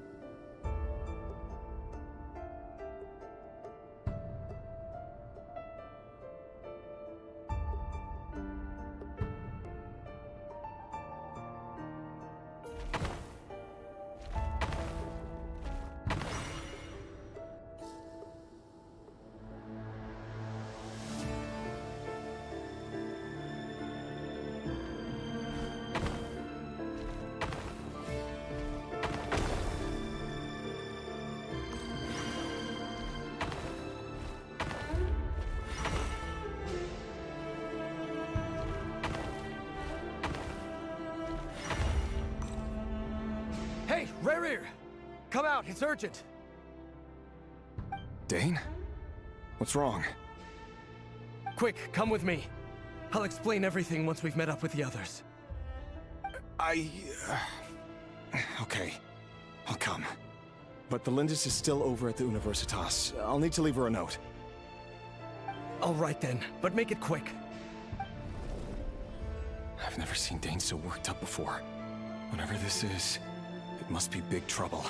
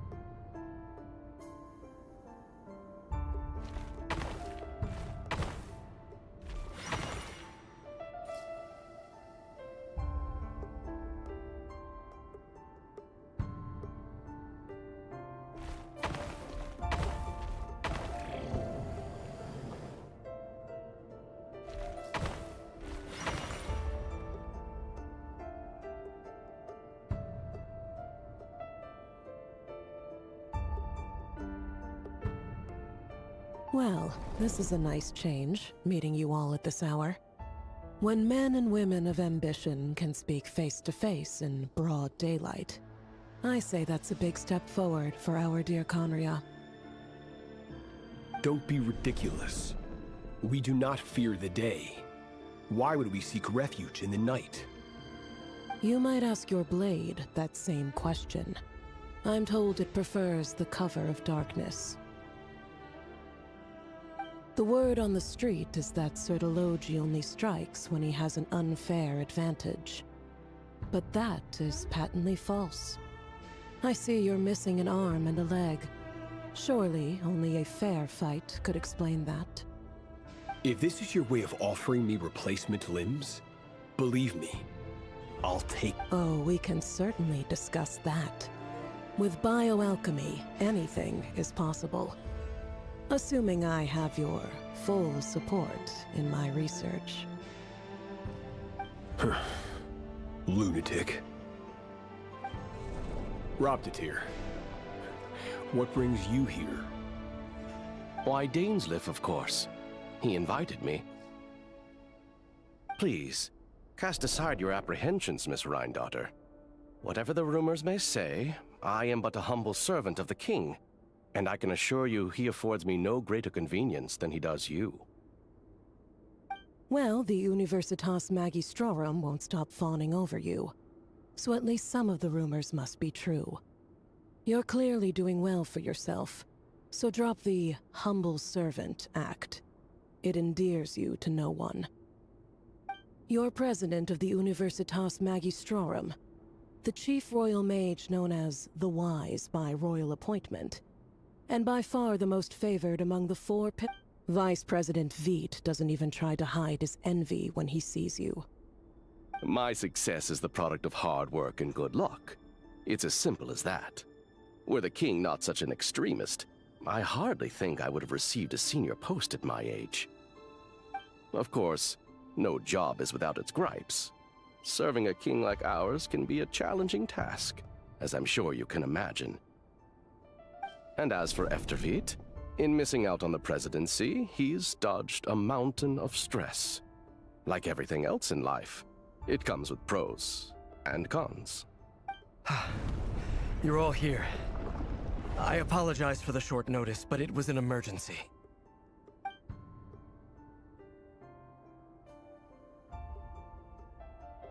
You must be Rerir. Mr. Sertologi. Yes, I handled your case file during your sentencing. Nothing personal, of course. I'm pleasantly surprised that you remember me. You're clearly a person of substance if you've been invited here. But Dainsleif, you'd better have a very good reason for convening this little gathering. It's my brother, Vedalfenir. After he spoke at the court this morning, the king was so infuriated by his words that he had him blinded in both eyes and thrown in prison. Vedalfenir in prison? Strange. I thought the king trusted him and Horoptatyr more than anyone else in the world. Does this mean the king's circle of trust just got even smaller? It has nothing to do with trust. It's about what the king wants, which is as clear as day to anyone paying attention. I simply appease him, because it's in the best interests of the Universitas Magistrorum. And also because you're slimy. Vedalfenir, perhaps less so. But still, a visionless visionary? It rather inclines me to think that qualifications are not what get you ahead in Conria. Do you honestly think this is an important discussion to be having right now? Dane, what are you planning to do? Rescue Vedalfenir, I assume. Correct. It will mean storming the palace by force. Tonight. I need all of you on my side. That's far too dangerous. And don't forget, Dainsleif, you're captain of the Royal Guard. You swore an oath to the throne. Hmm? You've been planning this for a while, haven't you? I have no desire to commit treason. But whatever critique the king may have of Vedalfenir, disfiguring your most loyal subject for putting the best interests of his court and nation first, this is not the conduct of a wise ruler. My blade will force the king to see the error of his ways. So, Vedalfenir's prophecy enraged the king. I'm sure it wasn't what he wanted to hear, but if he won't take counsel even from the visionary, that is deeply troubling news. The extent of His Majesty's madness is now all too clear. The question is, how does a man like me get out of this situation unscathed? You have noble ambitions, Dane, but I'm afraid they don't do much for a guy like me. I'm not interested in saving the world. All I want is a letter of pardon. A letter of pardon? For whom? Thelindis? The chances of the Vinster King issuing a pardon for anyone connected to the Crimson Moon seem vanishingly slim.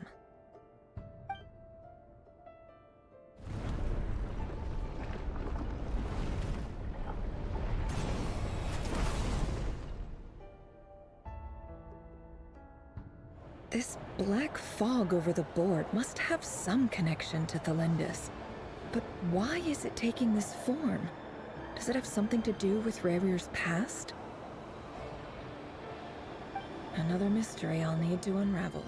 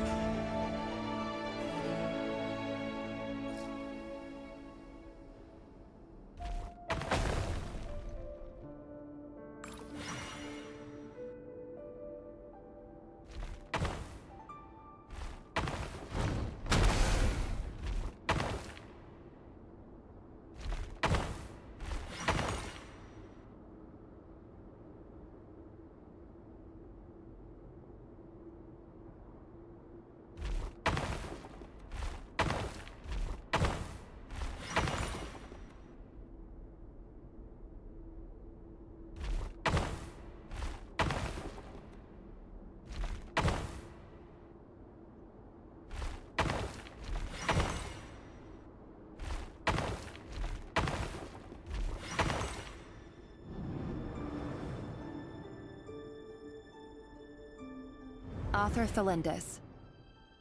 Over the course of this week, the research object was subjected to interference for a total of 60 hours for experimental purposes.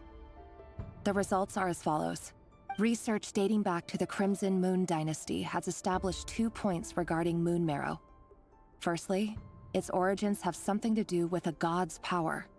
Secondly, it serves as a portal to an as-yet indeterminate location. Moon marrow can thus be defined as a spatial gateway. However, there are a number of hurdles to overcome before we can answer the question of where it leads to.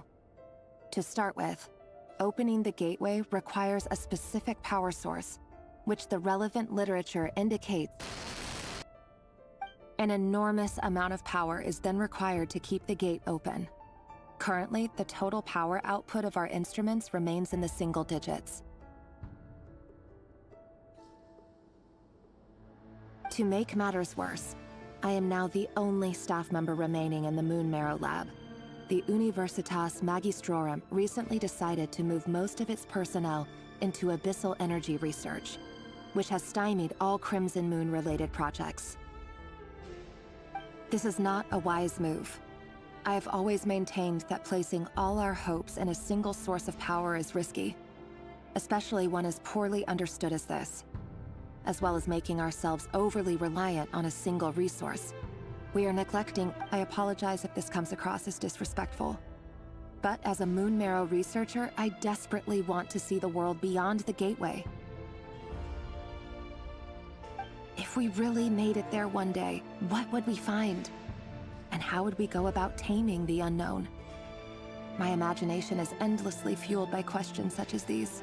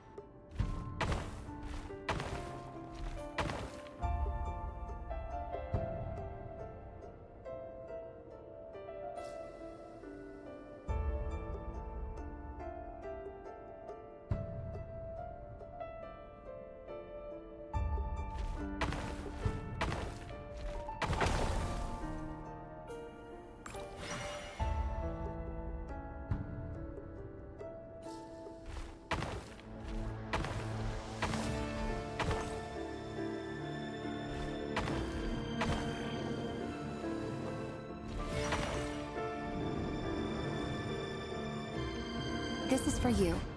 I heard you're gonna leave the city with your parents. Thelindis, did you hear about what happened? I've heard nothing. Rerir got back very late last Friday, and he was acting a little unusual, but he slept pretty well, so... You never saw him, and I don't know what he did. And this conversation never happened. What if he finds out that you pried into his secrets? Don't be silly. I don't know what secrets he does or doesn't have. All I know is he's just a normal guy who happens to run some errands for the king. Are you scared of him? I don't know. The Rerir I know doesn't match the person you all describe. Logically, I should be scared of him. And yet, I don't want to lose him. But enough about that. You should get going, and be careful with the package I gave you. Keep it secret. What's in it? A piece of the moon. All you need to know is that as long as you keep it safe, then in the future, everyone will be able to see a red moon.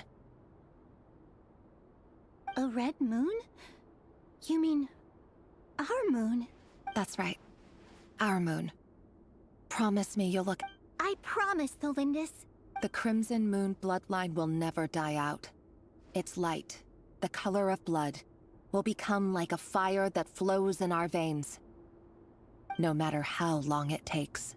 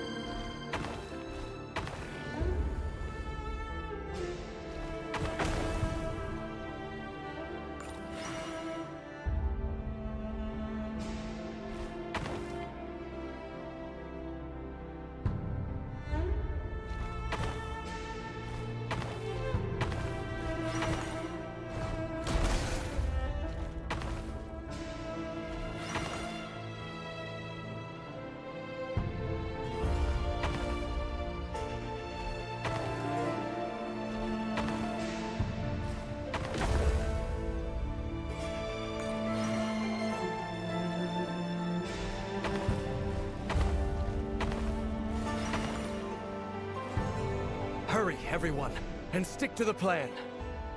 Sir Dainsleif, what are you? Is this treason? You know what happens to those who betray the throne. Please, don't do this! It is the king himself who has betrayed the throne. He has betrayed all of Conria. If you have any love left for justice in your heart, you should join me. It's showtime. Dane and his group will handle the troops in the palace. Then Hraptatir and Rheindotter will disarm the security measures. My job is to enter the prison and rescue Vedifalnir. Stay safe. Wish me luck. Look after my brother. Draw your blade. It is time for justice to prevail.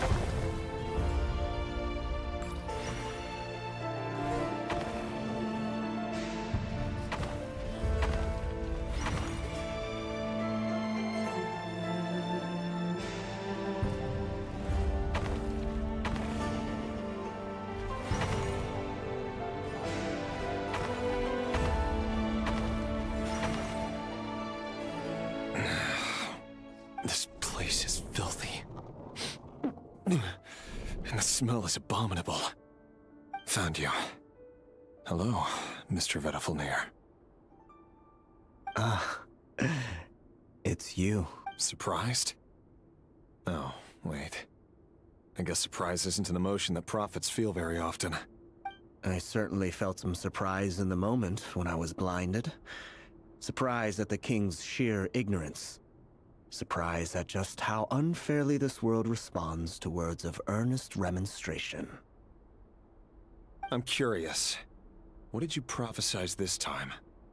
It wasn't a prophecy. It was a word of warning. Someone had to say it. The king has forsaken all reason in pursuit of his obsessions. I simply told him that if he continues on this path, Khaenri'ah will surely fall. But he didn't listen. Worse still, he stabbed you in both eyes and locked you away. Dane asked for my help. The court is in complete chaos now, but I'm sure you predicted that. Everything is transpiring as I foresaw, yet I am powerless to change it. Fate is an immutable force. I can but lament as the inevitable unfolds. I do wonder whether giving a man the power to see the future does nothing more for him than slowly crush his spirit. Forgive my curtness, Vedafulnir, but the king did not suddenly turn on you today. His suspicions have been brewing for a long time. You can't have wisdom beyond the reach of your fellow man without attracting his fear and suspicion. There are things the king does not want to see. So, he doesn't want you having visions of them either. He wasn't entirely wrong. I did indeed lose my power to see the future. Right up until... Until what? Just now. I believe I saw something new. Well, tonight could go a lot of different ways. 5 of us banded together to storm the palace, also we could rescue you. This will go down as the most tumultuous day in Khaenri'ah history. I sense hatred in you. But also hope. A desperate hope that with the tyrant deposed, that will be the end of the story. But this is not the end. It is the beginning of a new chapter, in a whole new story. There are many men of honor and courage in this world, Rerir. But you are not one of them. You're not here for justice, are you? Is that a dagger? Interesting. Why not the polearm? It was always your weapon of choice. With your abilities, I don't doubt that you were able to recover some of your sight. But I also doubt that you want to make an enemy of me right now. Of course not. We're on the same side, aren't we? We could be. But I need you to be honest with me, Vedafulnir. At this point, you're my only hope for the future. You mean your future? Yes. And I know there are bigger things at stake here. A dynasty, a nation, maybe the entire world. But forgive me, I can't abandon the one I love to save myself. I just can't do it. But you see a broader picture of the future than I. You see the solutions to the biggest problems of our age. So tell me, what is my solution? What's the answer? In matters of fate, answers are either right or wrong. What will be, and what will not. Maybe you are willing to pay a certain price in the pursuit of happiness, but unfortunately, fate does not negotiate. That is the cruelest thing about fate. It is unmoved by your sacrifices. That can't be true.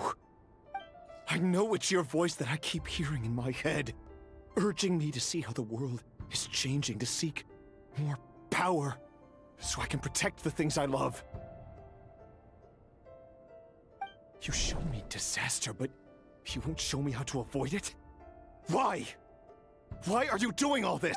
My voice. In your head.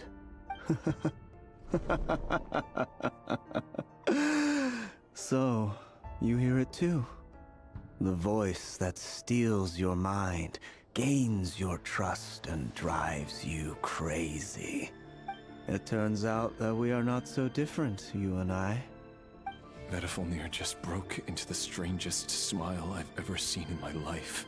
As if he'd discovered some monumental secret. But then he's... Very well then. My advice to you is as follows. You must persevere. Whatever trials and tribulations you may face, be steadfast in the belief that they are your path to the future. For as long as you live, your story with Thelindis shall not come to an end. That is the only chance you have of fighting back against fate. It is up to you whether you believe my words. Regardless, that is all I will say on the matter. I have no right to intervene any further. I will hold you to your word. Thank you for setting me free. In return, I will tell you one more thing that you cannot afford to ignore. Just then, a strange wave of energy rippled through the city. We had no idea what it could mean. If I were you, I would head to the Universitas Magistrorum. The Universitas? Oh no! I'm sure we'll be seeing each other again very soon, Rerir. Whatever Vedifalnir said, I didn't catch it. I didn't even help him out of the prison. There was no time to lose.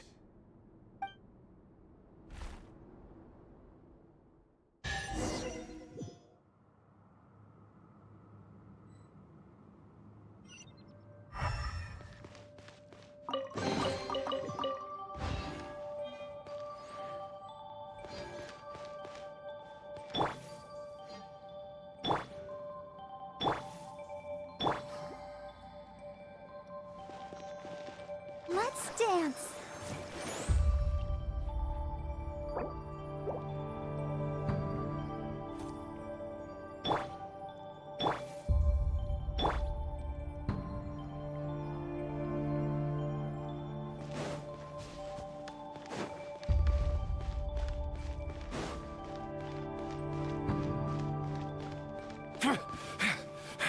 Monsters? Is this my daughter's doing? The Universitas Magistrorum.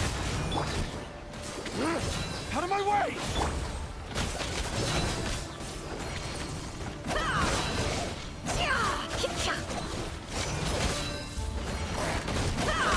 It all adds up. Can't hide the truth.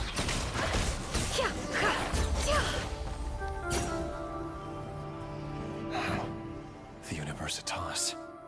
That reminds me of a rumor I once heard. Allegedly, the king installed secret mechanisms in the palace and around the city. No one knows where they are or what kind of power they hold. But if they were ever going to activate, it would probably be on a night like tonight. Help! Help! Hold on! Don't let them anywhere near you! Save me! I can't! Ah! That sounded like an explosion. So, the rumor is true? The king really went through... What other means does the king have at his disposal? They must run on power from the Abyss, and given it's a major center of Abyss research, anyone over at the Universitas will be in great...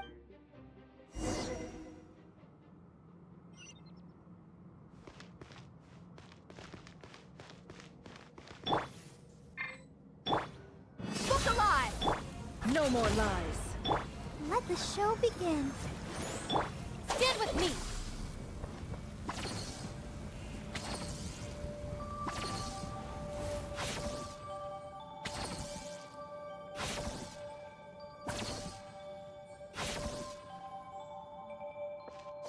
Our bond is strong!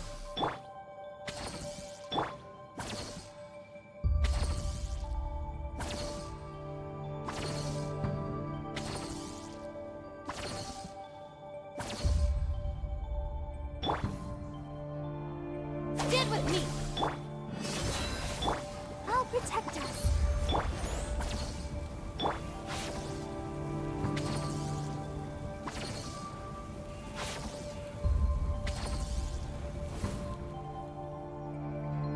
Our bond is strong!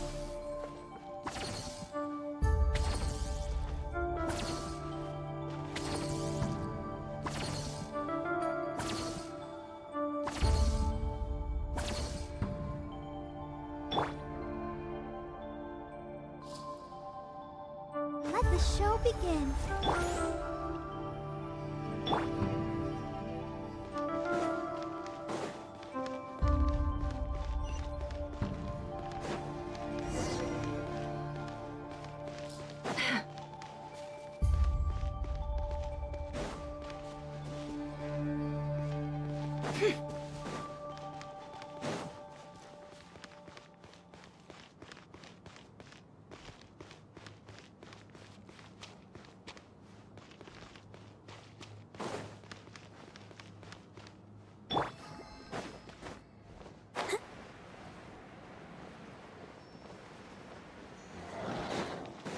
Protect us.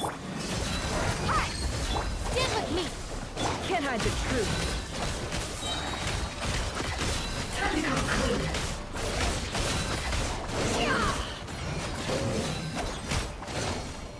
No more lies. Let's see what you're made of. Time to come clean.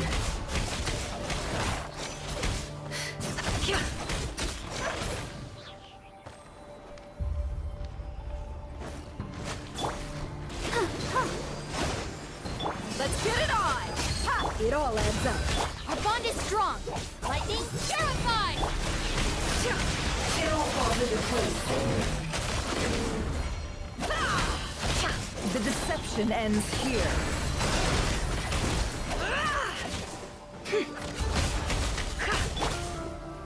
Ready, steady, go! No more lies. Look alive!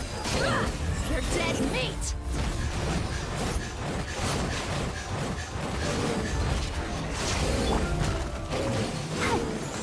It all adds up.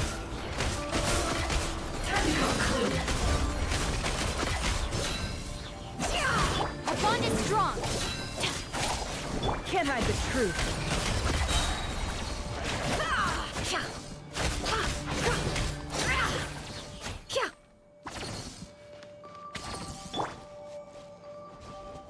Go, Barbara, go!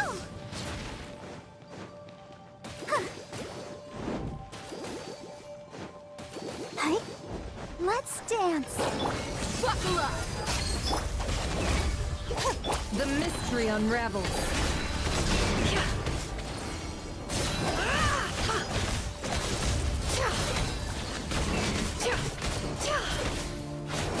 It all adds up.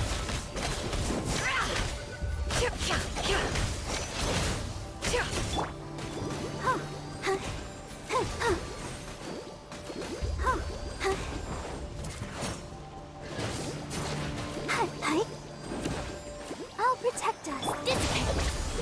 Can't hide the truth. It all adds up. Let's get it on!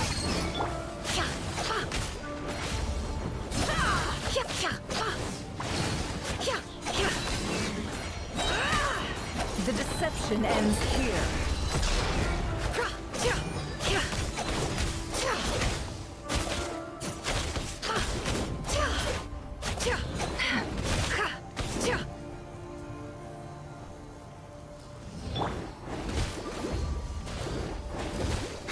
Let's dance. No more lies.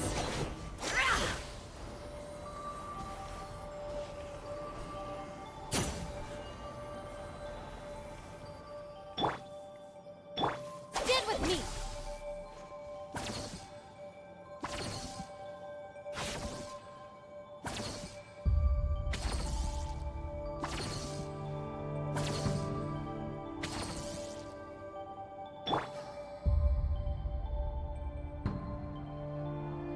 Let the show begin. Our bond is strong.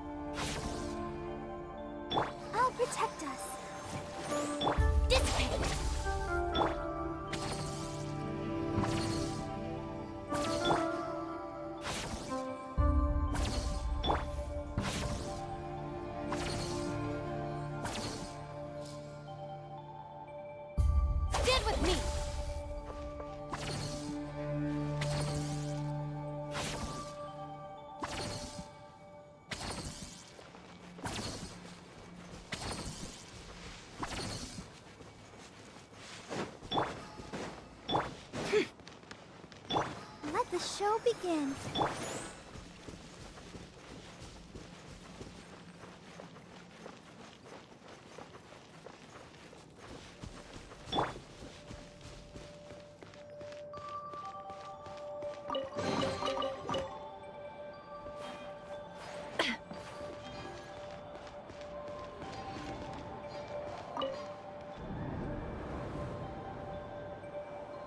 Monsters!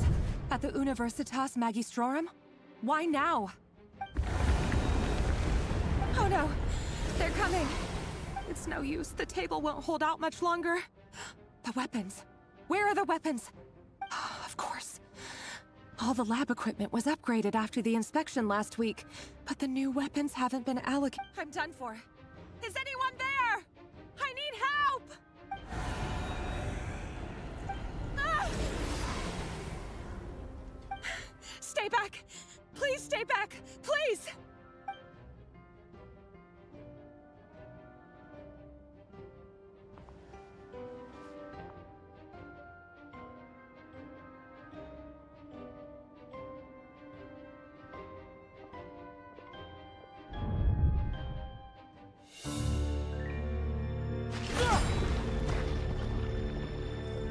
What's that?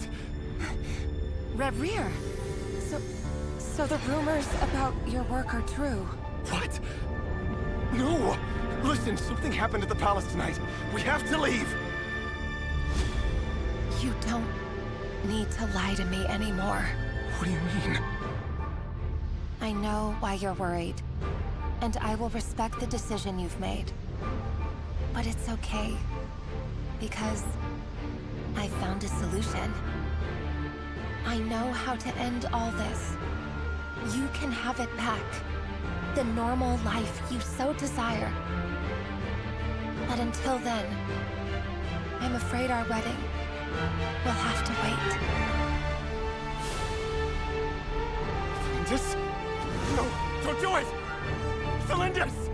Cylinders!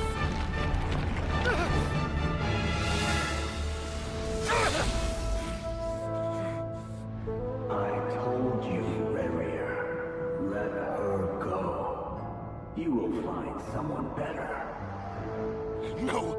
No, I won't do it! I have to save her! By what means exactly? A lowly pawn. You lack the power and the strength of will. Do you know a way? Tell me! Come to the palace. Join us.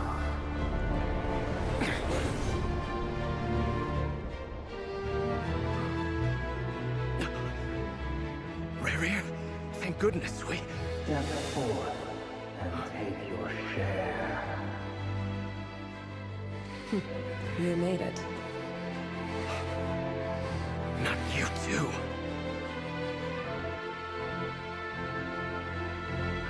Hatred or grief, despair, desire. We all have our own.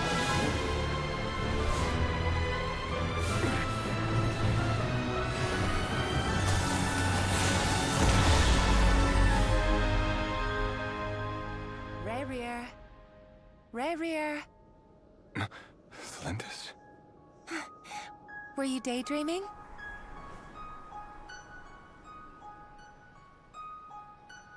You still remember, Reverie? That question you asked me a couple of weeks ago? Oh.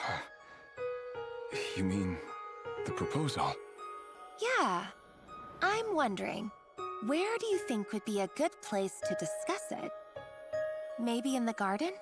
Or were you thinking a fancy restaurant? It's your choice.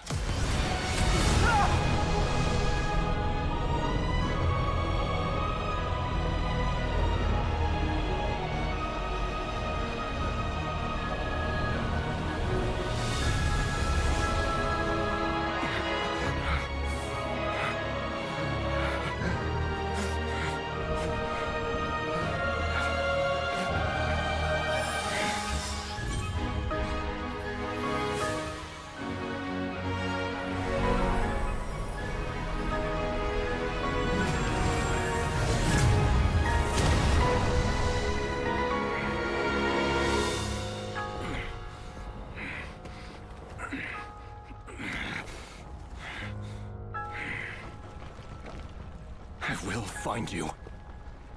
And then... you can give me your answer.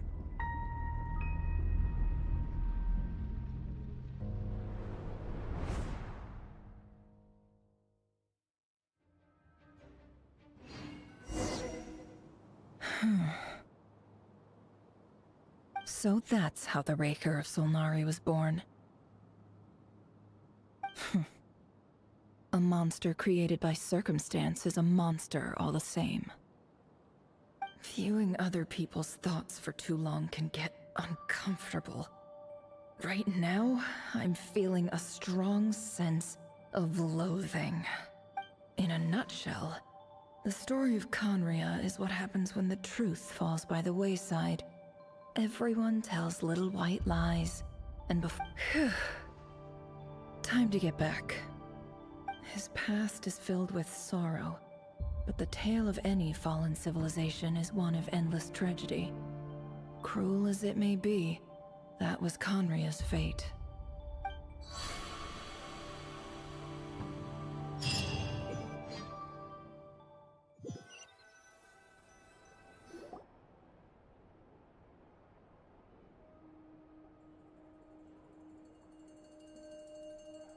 Everyone, I'm back.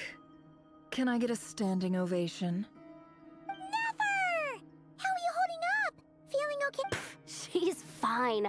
Boss is a pro. Yes, I'm fine. You will have seen the events of Rarir's life through my thoughts. It's now clear that he is just a regular nobody. I mostly agree. There's only so much we can know about him from his memories alone. But they did give us a clear glimpse into his life in Conria. However, I would not consider Rarir to be a nobody. He was deeply involved in the events of that era. Yet, when the catastrophe of a generation strikes, nobody is safe. Sounds to me like you're speaking in riddles again. Is this you urging me not to abandon the people of Nodcry in their hour of need? That's not what I meant. Although I do hope you choose to remain a part of the plan. Without you, the mission ahead will be all but impossible. Then try to remember that I respond better to the carrot than the stick. And I don't appreciate being bossed around. Now, as for you, Missy, you were excellent. You stuck to the rules of the ceremony and kept your mouth shut the entire time. Cool! So, can you fill me in on the deets now? Most of what I saw went right over my head. Patience. You'll hear the whole story, don't you worry. But let's meet up with the others first. It will save me narrating it twice. Yehoda? Yes, boss! Let me get that door for ya. That's more like it. For a moment there, I was worried you'd forgotten about the first clause of your employment contract. Forgive my curiosity, but what does the first clause say? It says I gotta do the annoying stuff that boss is too lazy to do for herself. Like opening the door, pouring the tea, yada yada. Is that right? If something is in the contract, it's because she willingly agreed to it. Rest assured that the Curatorium abides by the very strictest of labor policies. You don't seriously think I'm... In any case, I've hardly shied away from my share of the work today. Hope I don't catch Flintz and Varka lounging about in their chairs, enjoying... There's nothing I dislike more than other people enjoying themselves while I'm hard...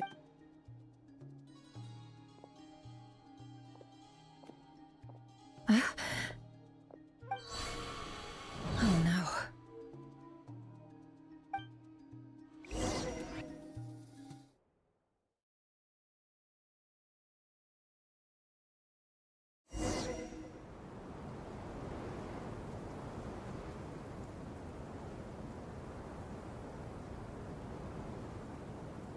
Sorry to disturb you, but we seem to have run into some trouble. Evidently so. Don't worry, I'm not about to leave you to fend for yourselves. I'm not that kind of boss.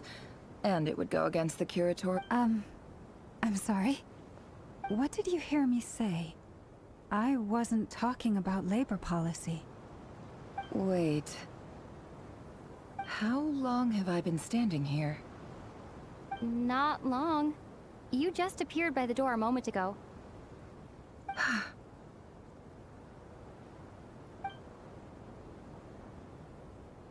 Boss, what's wrong? You look like you've seen a ghost. We've been tricked. We never left at all. Somehow I hallucinated that whole scene back inside the office. Hallucinated? But how? How indeed.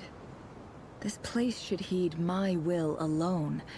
All thoughts and actions that occur in here are just a result of pawns moving across the chessboard in a carefully calculated manner.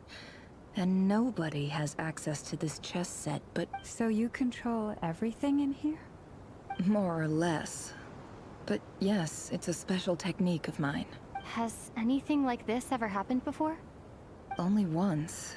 It was the first time I used the chess set. Is there any similarity between what happened then and what's happened?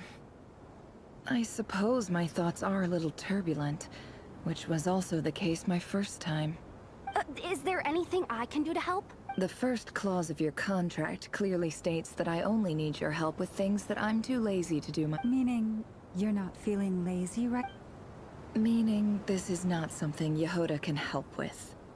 The chess set is a personal treasure that I alone... Boss, it's fine. Really. Let me do something useful. Oh, listen to you. Whatever would I do without you? What? Yes, really. Where would I ever find another employee as obedient and servile as you? Well, anyway, I suggest everyone finds someplace comfortable to, even though all this chess malarkey doesn't exist in a physical sense, mentally speaking, it's all real. You don't want to dismiss mental fatigue just because it isn't fit. Don't I have the best employees? If we can find a suitable time, I'd love to borrow Yehoda for a day to help out at the Frost Moon Scions. Would you be amenable to that, Boss Nefer? Oh, Lauma. Have I ever told you just how pretty you are? Beauty runs from the tips of your antlers to the depths of your imagination. Time to rally, everyone. Follow me. As we continue our journey, the same rules will apply. That means stay focused and no talking no matter what we encounter.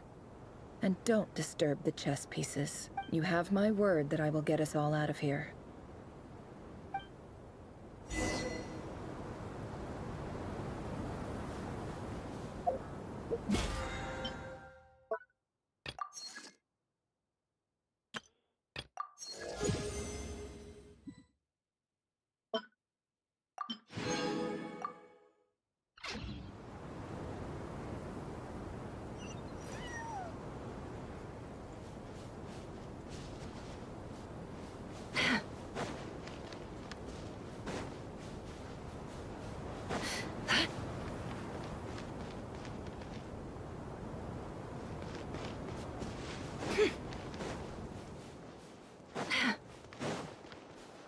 This place looks familiar.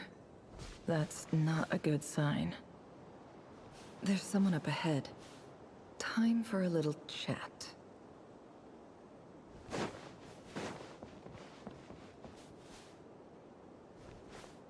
I wasn't expecting visitors at this hour. Wait, is that? Oh, it's him. There you are. Sinue's been looking for you all day. I think he has some news for you. Oh yeah? What were you doing just now, Uncle Retinue? Hiding away some more loose change? What do you mean, loose change? Oh, come on, I'm too old for this. Just pretend you saw nothing.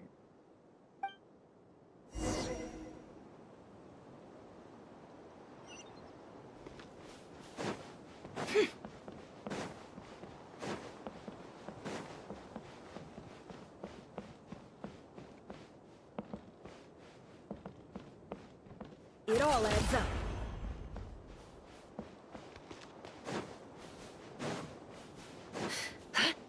Hey, kid. Mind telling me what Sinuhe's been up to recently?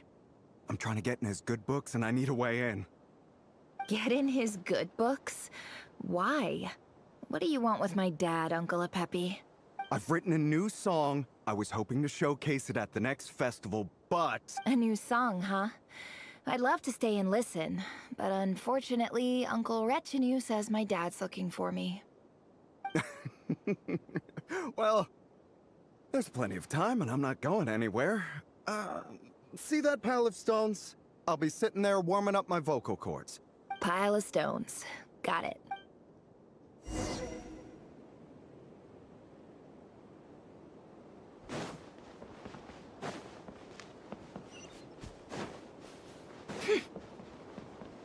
Can't hide the truth.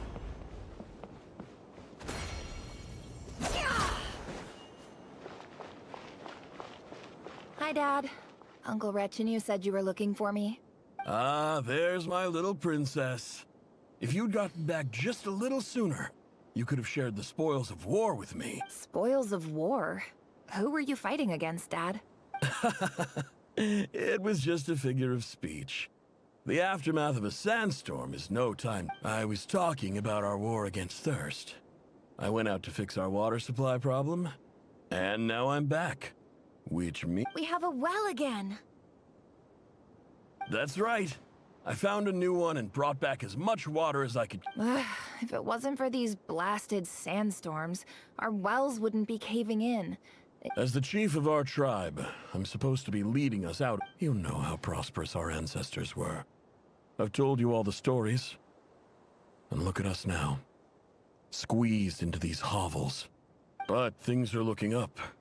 I started working with some folks from the academia a few months back.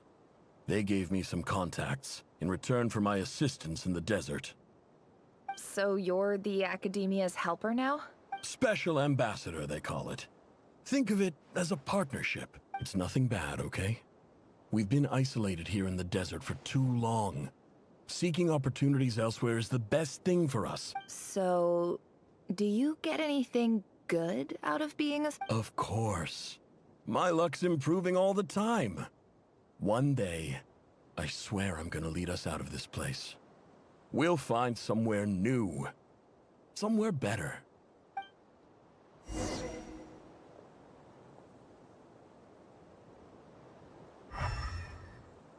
No more lies.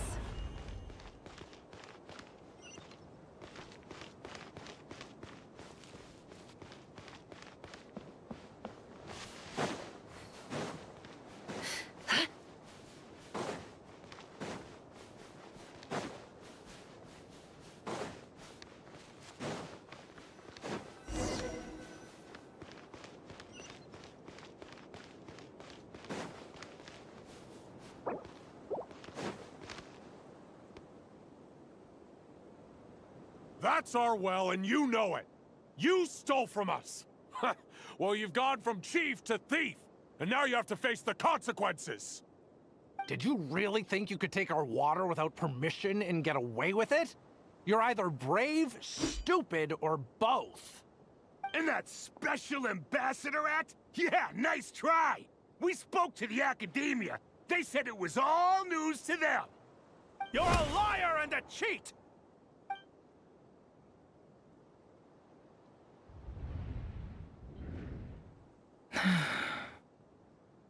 I heard Yehuda gasp, but I don't blame her. Most people are terrified by the sight of blood. Corpses strewn across the ground. The wounds are clearly from scimitars and daggers. The desert dwellers' weapons of choice.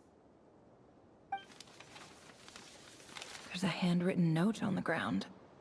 Let's see what it says. Halil, this is Sinuhe, chief of the Shimti tribe. Surely you remember me.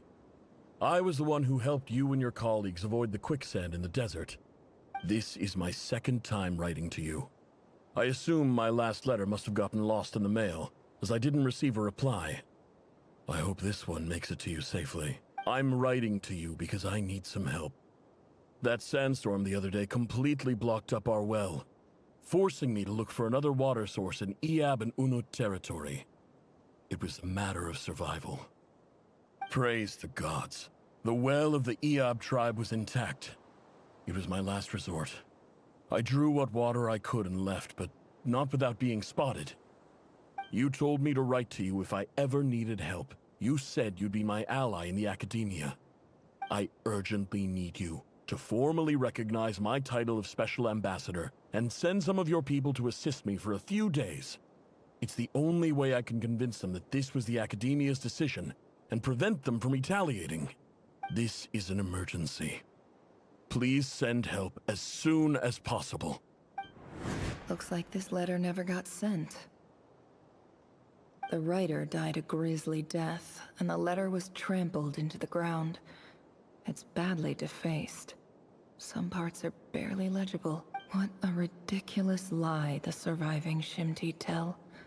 Their whole village was butchered over a sip of water.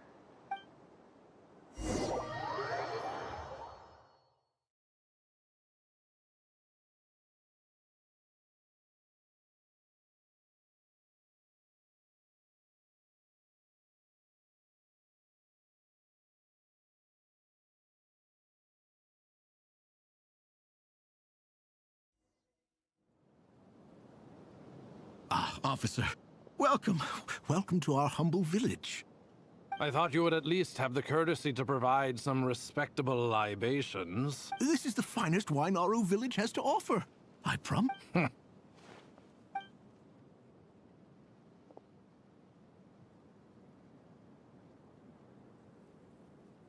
The Academia has agreed to reserve a single space for a candidate from your village.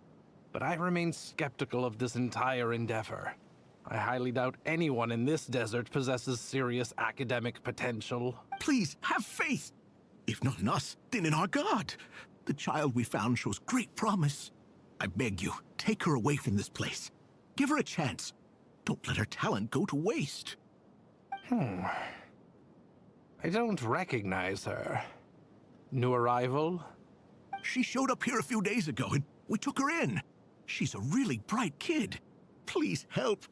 I'm begging you. So, where are you from? Nowhere special. Just a sand dune. What about the rest of your family? How many of you are there? Just the one.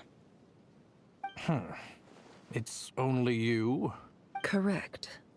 So, no brothers, no sisters? No mother or father? Any who have slept on a bed of sand, I call my brothers and my sisters. Apart from that, I have no family. All right. Get over here. Sign your name on the form.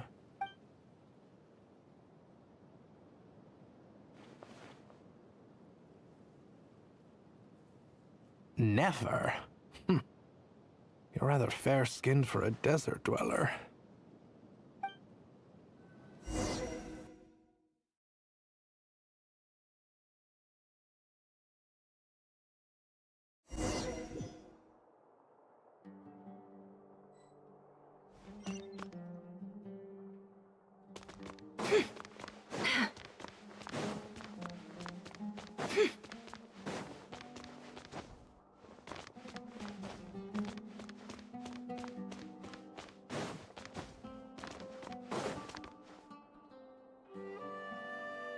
Nefer, this term's assignments have been issued already.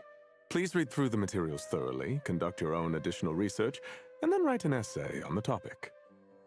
Yes, Professor, I'm aware. I just had a couple more questions I wanted to get your perspective on. Oh? Please, ask away. Well, I saw the other students' problem sheets, and I couldn't help but notice that my assignment is much easier than theirs. Do you really think I'm a weak student? A weak student? Goodness, no. Quite the opposite. You have a sharp mind. Almost... I think what you're saying is, a weak student wouldn't have noticed the discrepancy. And if they did, they certainly wouldn't complain about the lighter workload. You see, sharp as they come. You see things the way they are. And I'm sure you know why they're like that. Because of where I come from. Because I'm different. I'm sorry, Nefer. I don't like it any more than you do. It's just... Anyway, you said you had a couple of questions? What's the other one?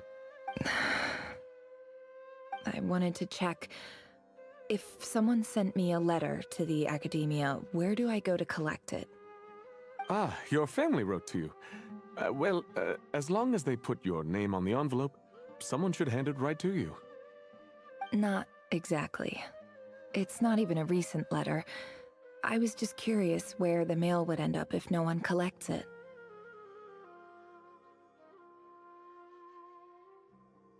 The House of Dana, I expect. I know there's a box for unclaimed mail somewhere in there, probably sitting on a shelf. Whatever you're looking for, that'd be the place to start. Okay, got it. Thank you, Professor. Oh, don't mention it. Honestly, I feel like I failed you. I'm supposed to be your teacher, but I haven't taught you anything. Hey, don't say that. You're a great teacher, and you do your best for all your students. But the rules are the rules. You're not allowed to teach students like me. It's not just the academia either. The whole world bends over backwards for the successful and leaves the losers to suffer. Oh, my dear child. Don't tell me you've given up on life already. I haven't. I just think that if you want to make it in this world, you have to find a way to become successful.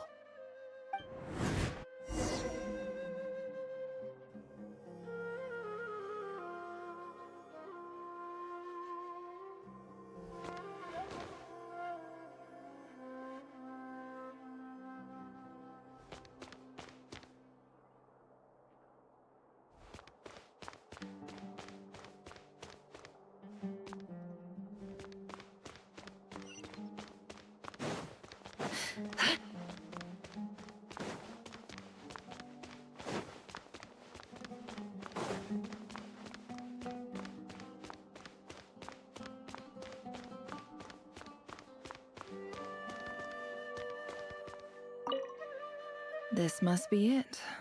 A big cardboard box full of unclaimed mail. And probably some letters that ended up here by mistake. Let's take a look.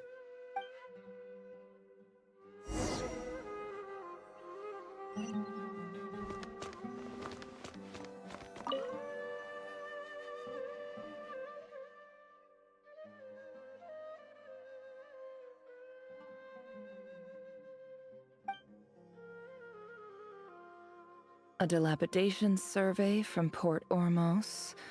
Looks like it's from a Core of 30 representative. What a strange thought.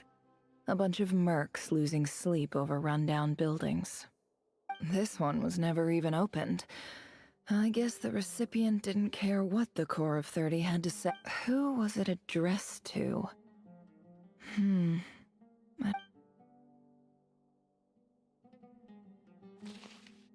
This one is addressed to the Immorta Sage.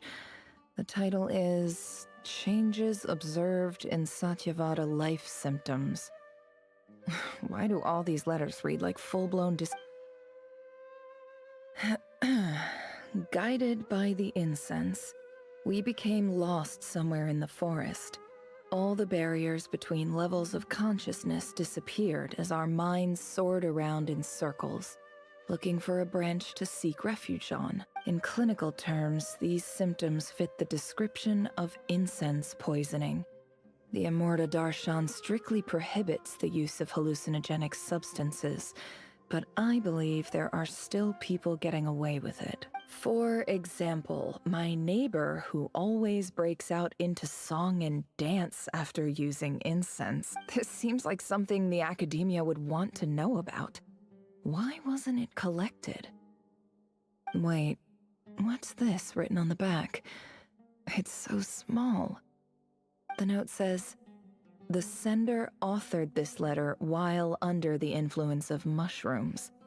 I would send it back, but no return address was provided. Stamped by the Grand Conservator of the House of Dana."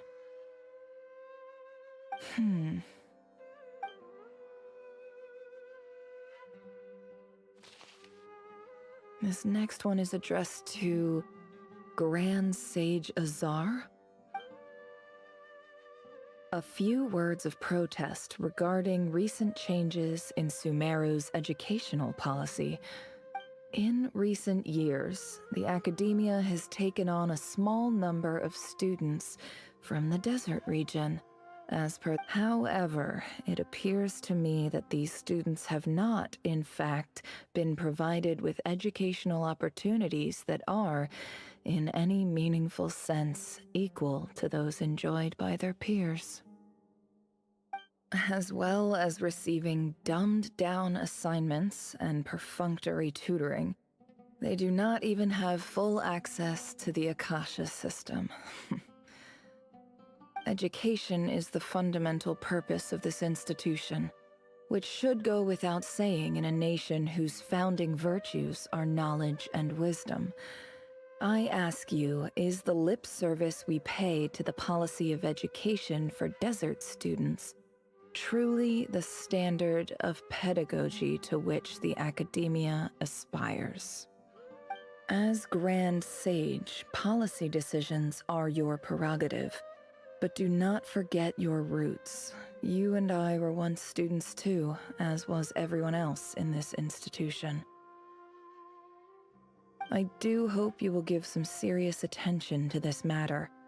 I encourage you to discuss issues like this with myself and others, and listen to some alternative opinions. Great letter. Shame it didn't get to where it needed to go. And the sender is... Huh? Sage Cyrus of Spontamod. I didn't realize anyone else even knew how bad students like me have it in this place. So this is where letters from the Sage of Spontamod end up? Nice one, Grand Sage. Really enlightened leadership. Whatever. This isn't what I came here for. Moving on. I'm not exactly holding out hope that a letter sent from the desert would even make it here. But if it did, where else would it end up if not in this box? I can't believe how much discarded mail there is. Must have been years since someone last went through it all. And this is just one box. The whole House of Dana is boxes on shelves. I don't believe for 1 second that any human being has sat down and read through all the documents in this place. Who has that much free time on their hands?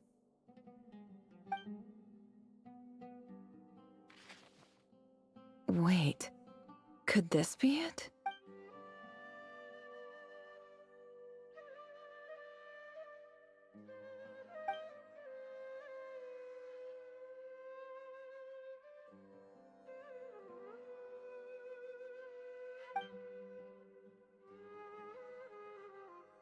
Greetings, Halil. My name is Sinue, chief of the Shimti tribe. I was the one who came to you and your colleague's aid when you ran into trouble in the Great Red Sand. I don't know how well you remember it now, but I brought you to safety and gave you some water and other supplies. You seemed very pleased and told me your name. In my tribe, learning a person's true name is serious business, and I therefore see you all as friends. You were kind enough to leave your contact details, so we could stay in touch. The Shimti tribe lives a harsh, nomadic existence in the desert.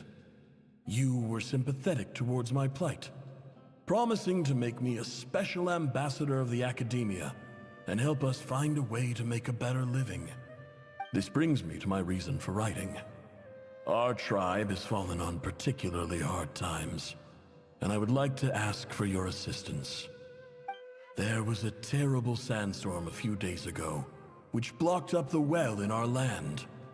To ensure my people's survival, I had no choice but to venture into Iyab and Unut territory in search of an alternate. The Eob and Unut are descended from the Thamudians.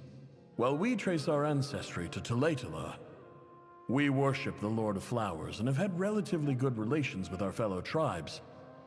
I found a well belonging to the Eob tribe. They declined to help us, but I really had no other option. So I took some water to keep me and my tribe alive. My actions are certain to incur their wrath. When we met, you assured me that you would be my ally in the academia. I would like to take you up on that offer, because I really need your help. I wonder if you could send an academia representative to meet with me. That aside, the last time you were here, you mentioned that the academia had started accepting students from the desert, and I told you a little about my daughter, Nefer. We have next to no resources here in the desert, and my power and influence are limited. Would you consider enrolling my daughter at the academia? She is a smart girl. I know she won't disappoint you. From the outset, the academia never took you seriously. Those things they promised were just empty words. I doubt they even remember the name Sinuhe. And you were so emphatic that your luck had finally changed for the better. You swore you'd lead us to a better place one day. You spoke with such conviction, like you were the most powerful chief in the whole desert. You liar. You lied about everything. You promised the world and delivered on none of it. And who fell for it? Just me, by the looks of it. Despite your best efforts. Which makes you a pathetic liar. You weren't even any good at it. I think I'll take over from here. Let me show you how it's done.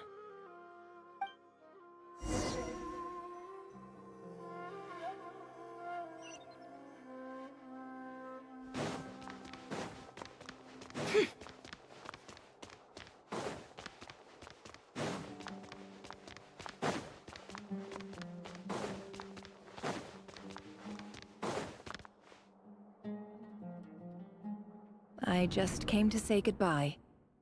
Thanks for everything you've done for me in my time here. Nefer? You packed your bags. Where are you going? I'm quitting. Something's come up in my hometown. Gonna head back and deal with it. Huh? But this was a hard-won opportunity for you. You know that— It was. But it doesn't matter. I have more important things to deal with, and they can't wait. Oh, and I didn't want to overfill my bags, so I left some incense on your desk. What's wrong? I thought you liked incense. Although, I did read somewhere in the House of Dana that it has hallucinogenic effects. Don't use it all at once, alright? Isn't this the stuff you brought from your hometown? You're just letting me have it? But you said it's a rare and valuable commodity. Yeah, about that. I lied. It's not rare at all. There's this bunch of ruins near my hometown that are practically overgrown with this plant. It's not worth much. Keep it, it's fine. But Nefer— Alright, that's all from me.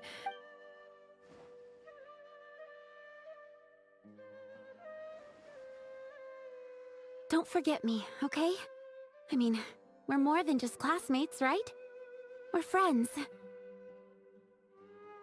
Yeah, I'll remember you. I lied again. That incense is worth a fortune, and it's a rare find even in those ruins. And as for remembering her, I have far too much to do when I get back. No time to reminisce. I'll be lucky if I even make it through this alive. But either way, I expect I'll forget.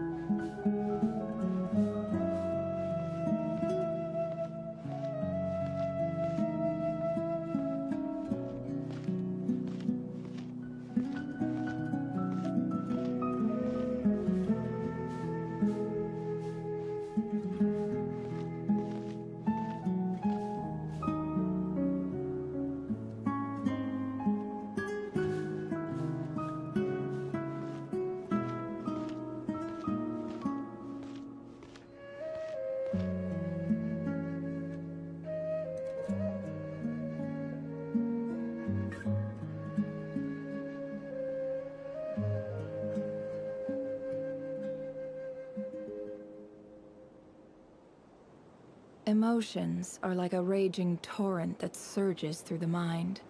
More often than not, if you try to hold them back, you'll be swept away by their unstoppable force. And if you try to ignore them entirely, you'll end up tearing yourself to pieces.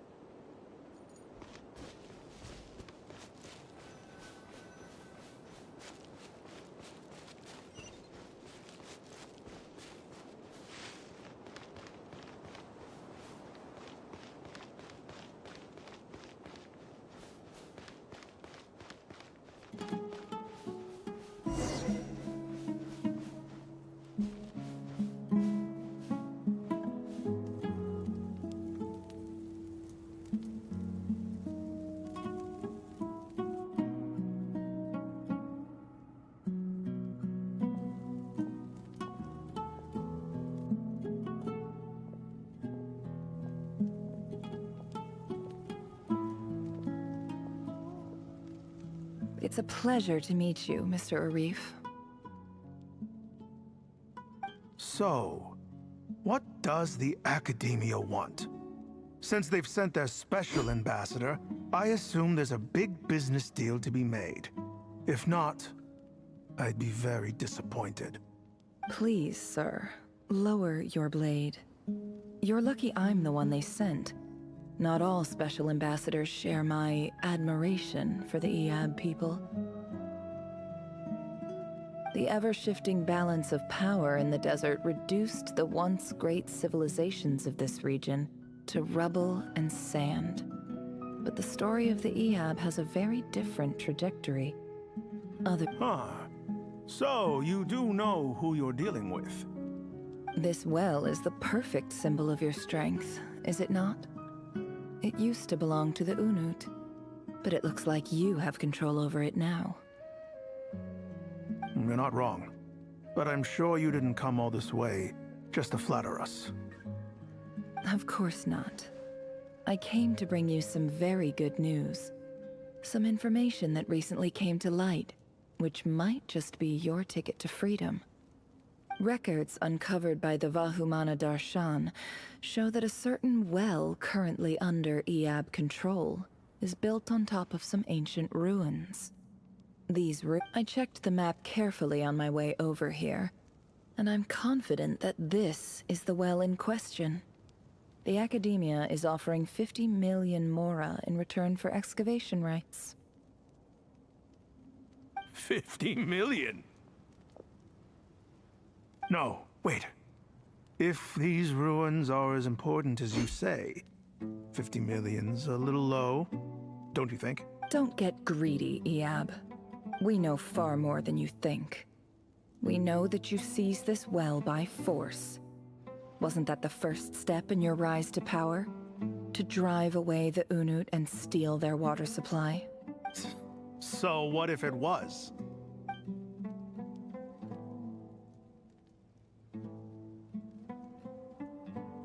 Don't worry.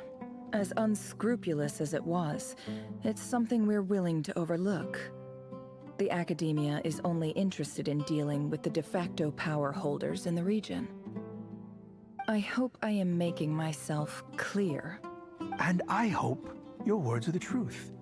If I find out the Academia is trying to play me, I'll hunt down every one of your people and make you watch as I cut... I assure you, Chief, That would not be in your long-term interests. You don't want to make an enemy of the academia. You see how I'm dressed, don't you? I appreciate that you've never been to the rainforest, but surely even you recognize an ambassador's attire when you... And what does a barbarian like you have to lose anyway? You really think the Sumeru Academia would bother to come all this way just to lie to you? We have more important things to worry about. All right, I take your point. The Academia is the highest authority in the land. I'm sure you're trustworthy people. In that case, we have a deal. We will sell you the excavation rights. I'd like to thank you, Ambassador. This is good news indeed. Excellent news. In fact, it calls for a celebration. Would you do us the... Gladly. I am partial to wine myself, and so let's indulge in a few drinks together.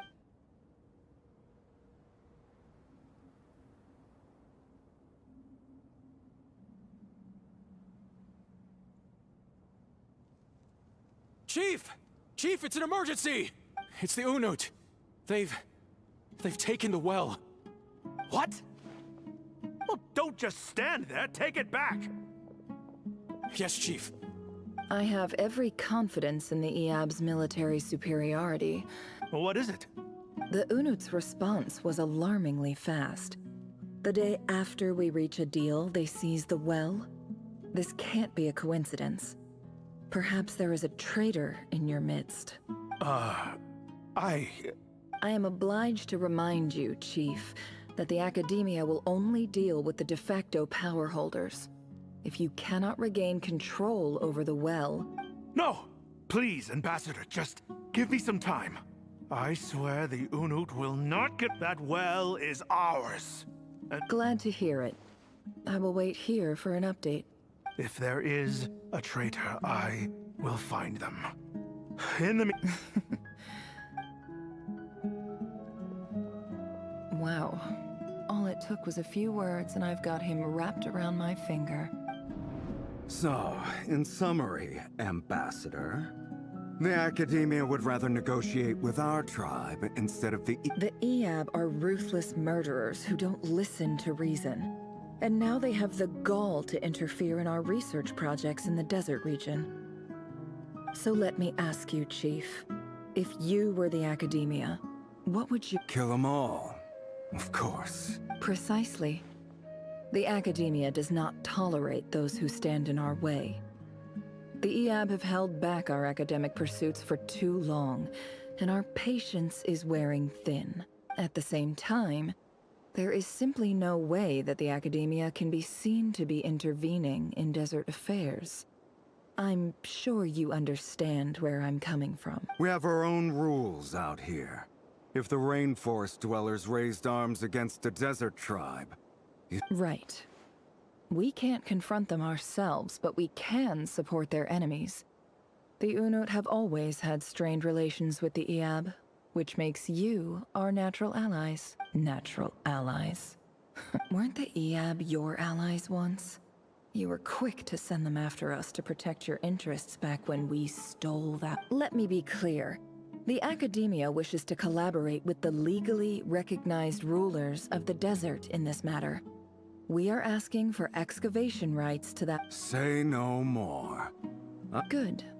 Then I suggest you get to work. Get us access to that well, and the more is yours. You see, Dad? Lying is easy.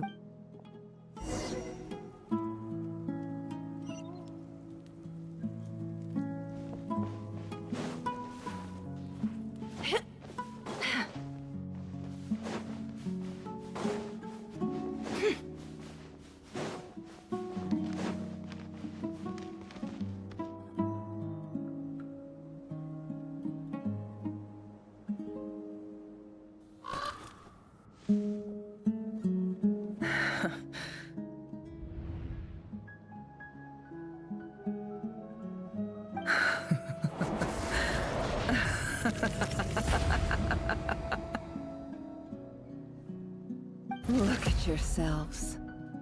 You may be vile, savage monsters, but your butchered bodies bleed like any others. You're no different. You're nothing special at all. The monsters who destroyed my home, they're just ordinary, petty human beings. What a joke. I think we're even now. Maybe I've even done the desert a favor. It's a better place without all these people around. Oh, Sinuhe, my gullible fool of a father.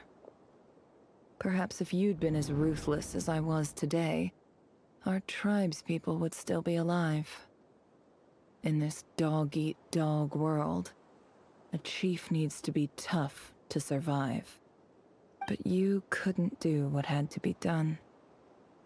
So I did it for you. Nefer, it's okay.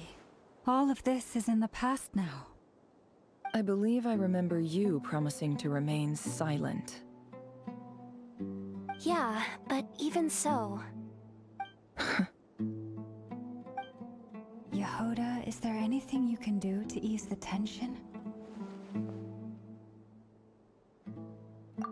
Alright, time for a sharp turn onto a completely So, anyway, that's enough of that. When are we getting out of this place? Feels like we've been walking forever. I'm getting pretty tired. Oh, Lauma, you tired?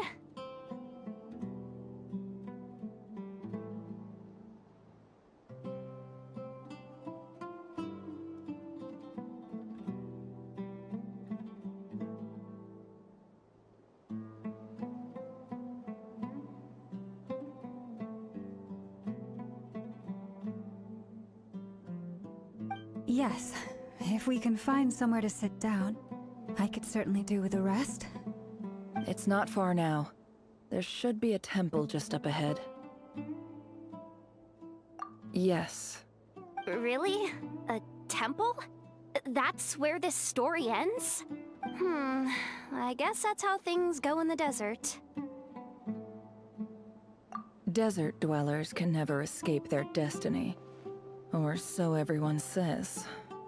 I never wanted to believe it, but looking back now, I'm as desert as they come. You mentioned a temple. What's waiting for us there? My biggest trade secret of all. Ah. Then I'm guessing it's where you got your power from. The power to... I didn't know you were clued up on any other religions. I'm no expert in the history of Sumeru, but since you come from the desert, I would imagine it has something to do with King Deshret. Sounds impressive.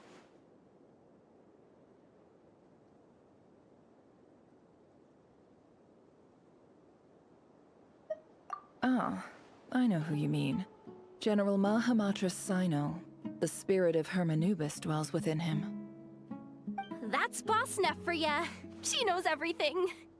Sino's hardly a figure of obscurity, but I know about Sethos too. What about him? Is he a big deal or something? Well, he's not a small deal, let's put it that way. Please, this is the bare bone basics. Save the thanks for your patience, everyone. I'm sure it's been a lot to take in. With any luck, that's our exit just up ahead.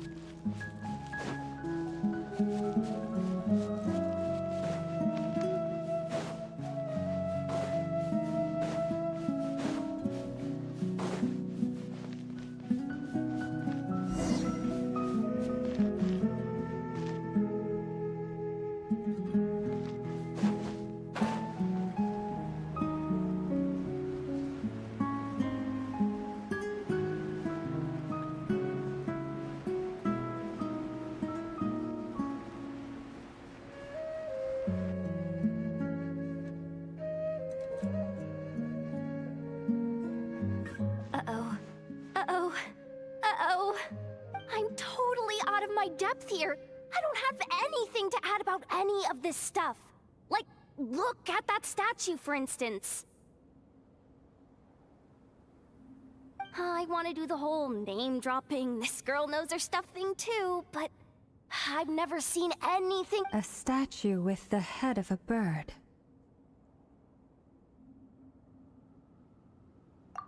That's Thoth, the Ibis King, one of the 7 pillars of King Deshret. The legends say that he, the Crocodile King, and the Goat King were the 3 retainers of King Deshret. Let's take a look.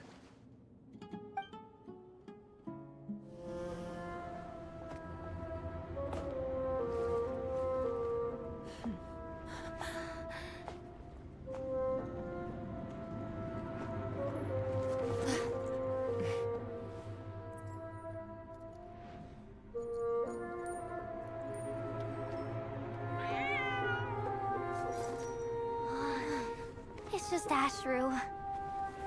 So, all is well?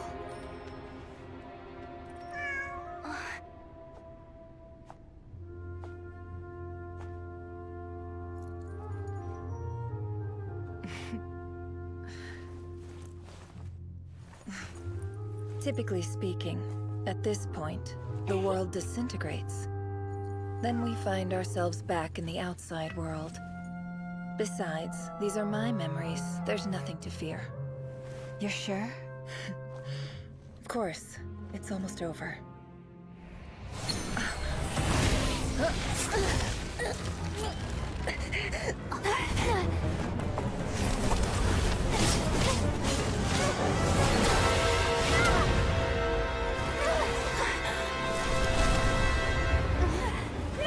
Hold on!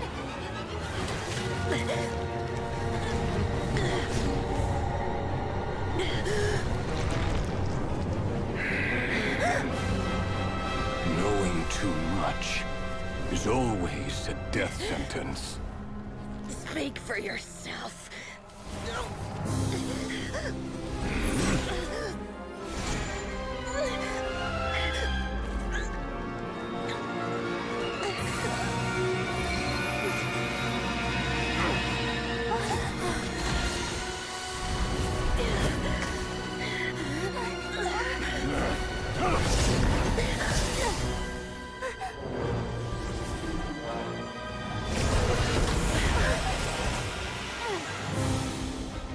How repulsive.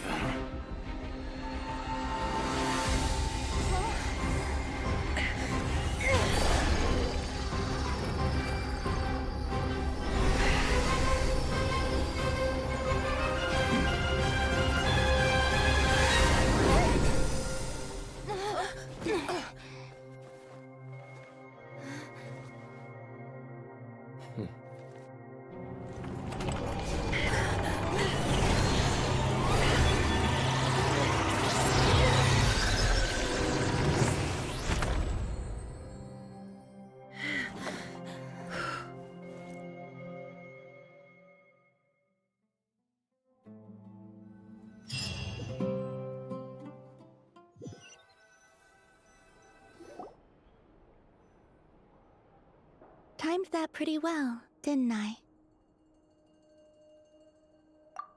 It's okay. I'm just glad no one was hurt. Paimon noticed you doing something too, Dainsliv. Were you helping get them out? Of course. When I asked Nefer to conduct this investigation, I was not naive to the dangers involved. I had a duty to ensure your safety. Good to know your sense of justice is still intact after all these years. I take that to mean that you saw the truth. That comes as a great relief. I certainly did. And thanks to your help, I also managed to trap Rerir inside the chess set. Whoa, really? How'd you manage that? Well, to be honest, I sensed that something was wrong long before we made it to the temple. By using this fragment to probe into Rerir's past, well, the monster formerly known as Rerir, it seems I alerted him. I was tracking him, then he caught on and started tracking me too. Can't say I'm surprised. But how did he track you through your thoughts alone? That shouldn't be possible. Rerir was a secret agent who reported directly to the Vinster King. He is an expert at finding a trail and hunting down his pursuers. No wonder. He infiltrated the chess set, read my thoughts, and built a new virtual chess set inside of it. That's why we weren't able to leave at first. Speaking of your chess set, it's quite a remarkable item. Would I be right in thinking you have some connection to King Deshret? You overestimate me. I only have a connection with one of his underlings, the Ibis King. You all saw how this came to be. A long time ago, the Iab massacred my tribe, the Shimti, in our home village. A few years later, I enrolled in the academia, where some new information. The Unut and the Iab fought a bitter battle over the rights to a well, all for the sake of a non-existent 50 million mora. The Iab ultimately won that confrontation, but their victory came at the cost of almost every warrior in the tribe. The final blow to the Iab came at the victory feast, when an Unut assassin beheaded their chief right before my eyes. The remaining Iab fled and have been scattered to the winds ever since. Having gotten my revenge, I returned to my hometown, where to my surprise, the nearby temple was still standing. There it was, seemingly immune to the relentless hostility of the desert, while my tribal home lay in ruins. As I stood there gazing at the temple, I noticed a cat just outside. This cat, as it turned out, was home to the spirit of the Ibis King. He led me to a gate deep inside the temple, and there he made a deal with me. This chess set is my gift from the Ibis King. The chessboard within is made to the same specifications as the one in the mausoleum of King Deshret, and represents his power of piercing analysis. With this chessboard in its container, I gained a certain ability to perceive hidden secrets. Now, you could conclude that the Ibis King simply wanted to give the people of this world the power to seek the truth. But every god plays favorites. Their hearts are as fickle as any humans, full of secrets, perversions, egotistical tendencies. But precious few gods are willing to admit this. It is the same with all powerful forces, including fate itself. Their gaze falls preferentially upon a select few. If you're alluding to the Abyss, then yes, I agree. Gather the others. It's time to share everything I've learned.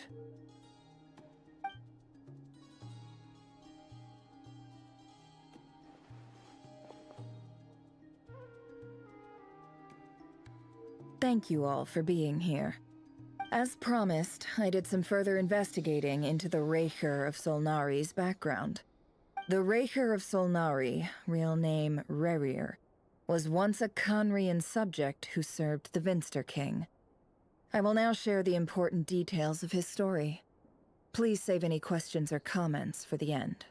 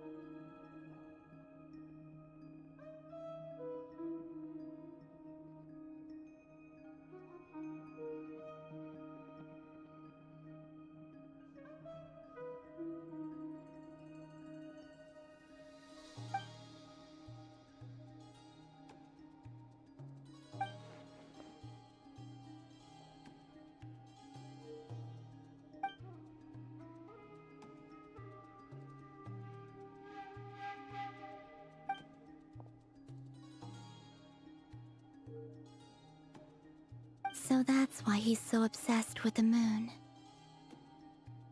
A tragic tale, to be sure. But it does not excuse his many transgressions. No matter how much Rerir suffered in the past, the fact remains that he is what we know today as the Wild Hunt, wreaking havoc upon innocent lives in Notcry. He becomes more dangerous with each passing day. If left unchecked, it is simply a matter of time before all of Teyvat suffers the consequences. This is a threat that the Knights of Favonius cannot ignore. A question for Miss Columbina. Forgive me if this is presumptuous, but have you ever seen the spatial gateway that appeared in Rerir's memory? Never.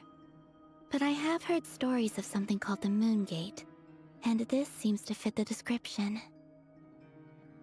Miss Lauma, any thoughts on this?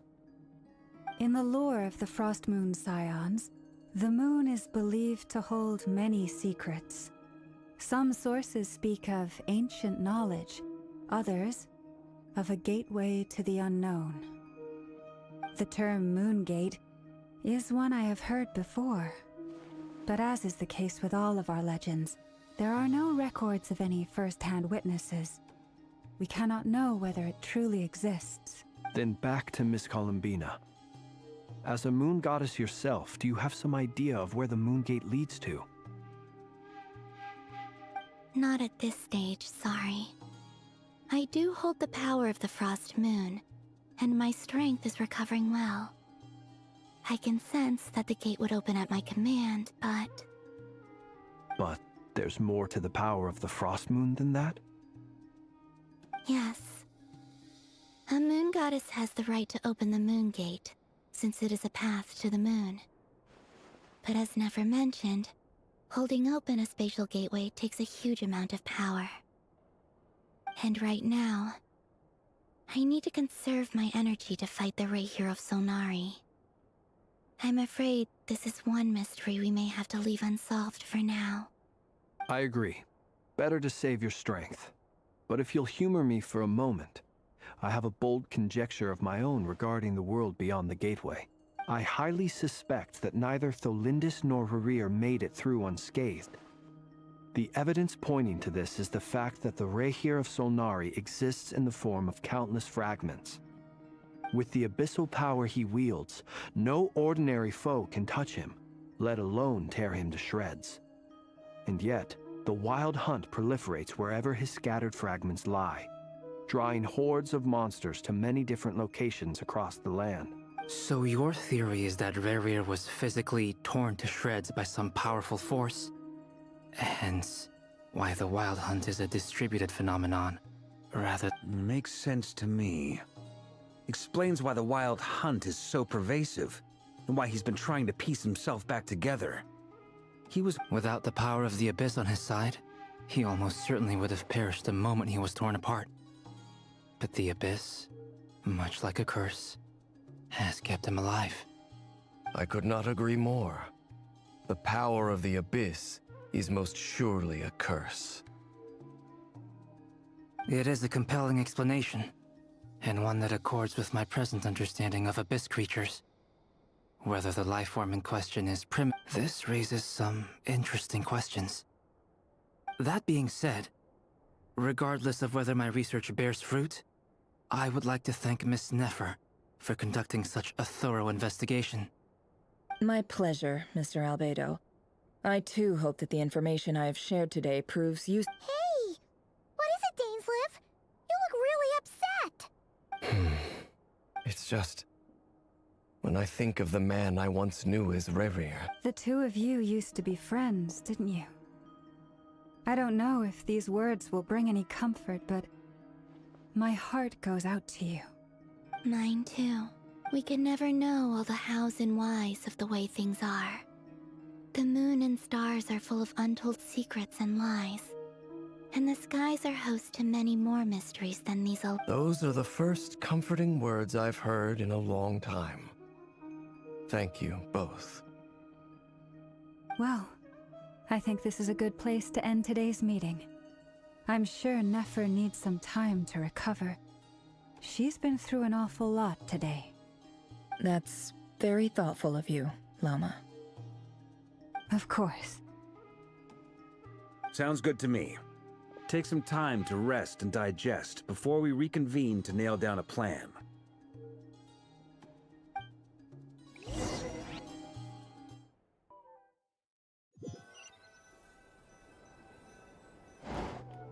Hey, is this a bad time? Hope I didn't kill the conversation.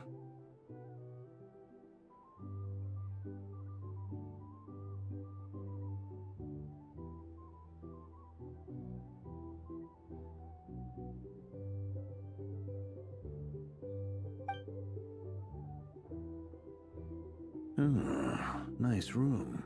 Oh, I'm not coming in, though.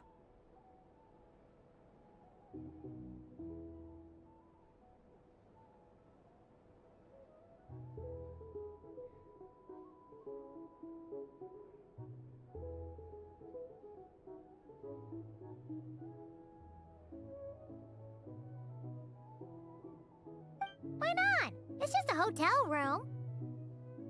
If it's all the same, I'll just stay out here. I might not look the part.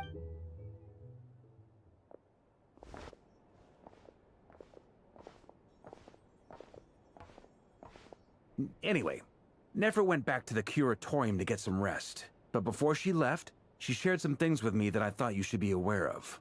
Firstly, although she managed to trap the Raker of Solnari inside her chess set, there's no guarantee that the power of the Ibis King is any match for one of the 5 sinners. Their powers are beyond our comprehension. It's only a matter of time before he finds a way to break out. We have to come up with a plan and take care of him before that happens. Honestly, my mom figured that might... Well, I asked her that same question. She talked for a long time, but for the most part, it seemed like she was trying to convince me how precious her chess set is. It felt like some kind of sales pitch, you know? The kind where you end up handing over Mora against your will? Anyway, after all that, she finally answered the question. 2 days? Holy moly! Can we even recruit enough help in that time? That remains to be seen. Which brings me to the second issue. Dainsleif is obviously conflicted about this whole thing. But you have some history with him, right? Do you think maybe you could talk to him for us? Great. All right, on to item 3. So, Albedo, Durin, and I put our heads together and came up with a plan. We figured we'd bounce the idea off you first. We'll explore it further once everyone's recovered. Oh, Paimon's done. All right, so...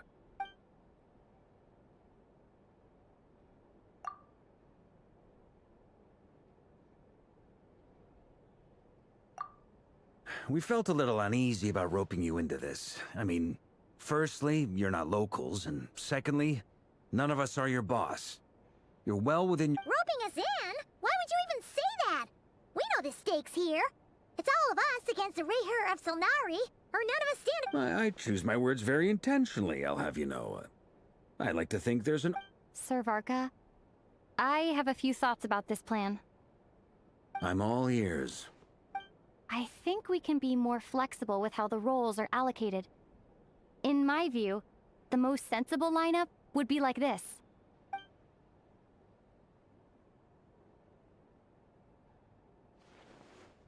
I see your point, yeah. But if that's how we're going to approach this, you'd better make sure you're ready. To be clear, I don't doubt your abilities. Far from it. I just want to make sure. Are you really willing to take all this on? I want to do everything within my power. The Raher of Solnari is a truly fearsome opponent, and if I do my part, it'll greatly reduce the risk for everyone else involved. Well, that tracks with what I've heard.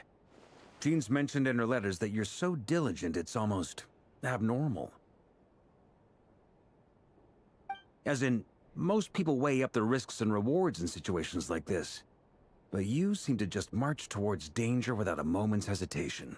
Of course, everyone appreciates a fearless pioneer.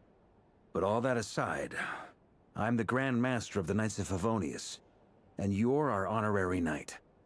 I want to make sure your courage doesn't come at the expense of your safety. Thank you, Sir Varka. I should be the one thanking you. It means a lot to have you on board. I'll give some serious thought to your suggestions.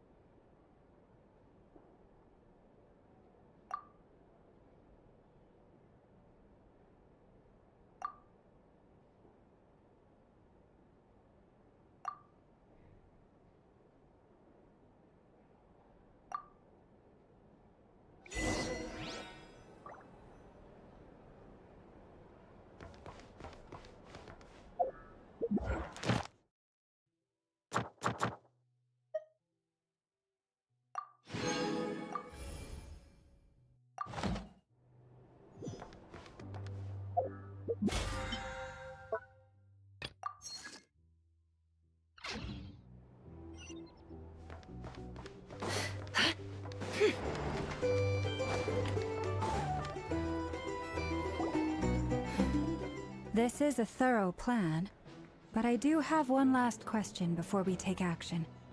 How can we be sure that our enemy won't leave the designated area? Great question. Albedo's been hard at work analyzing Rarer and the Wild Hunt's behavioral patterns. His conclusions are as follows. Firstly, from the earliest known confrontation until now, Rarer has never displayed any ability to manipulate the dimension of space. So it's unlikely he has any power in that domain. Secondly, he seems to have a particularly strong vendetta against our group. If we put him in a fight-or-flight situation, he'll choose to fight every time. Thirdly, finally, and most importantly, he is consumed by hatred, both for the moon and for his enemies. Turns out, we tick both of those boxes. We have a reincarnated moon in our ranks, and a spy who accessed his private memories without permission. As someone who's had their fair share of interactions with the Wild Hunt, those all seem like valid observations to me. Understood. Then I will defer to the verdict of the group.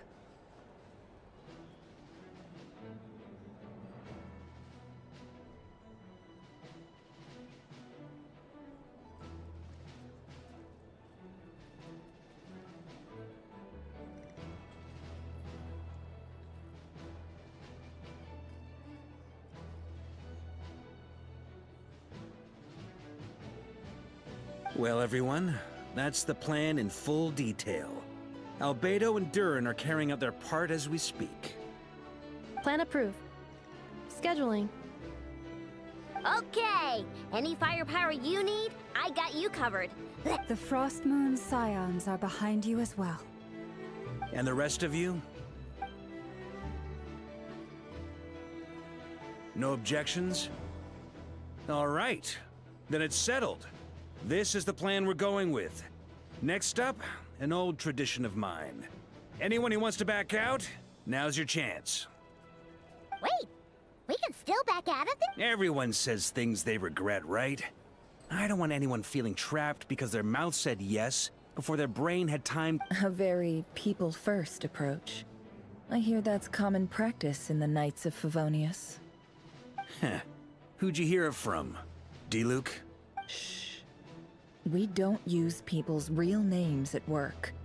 This contact will be known only as Owl, please and thank you. This plan can only work if everyone does their part. Flintz and I will absolutely support it.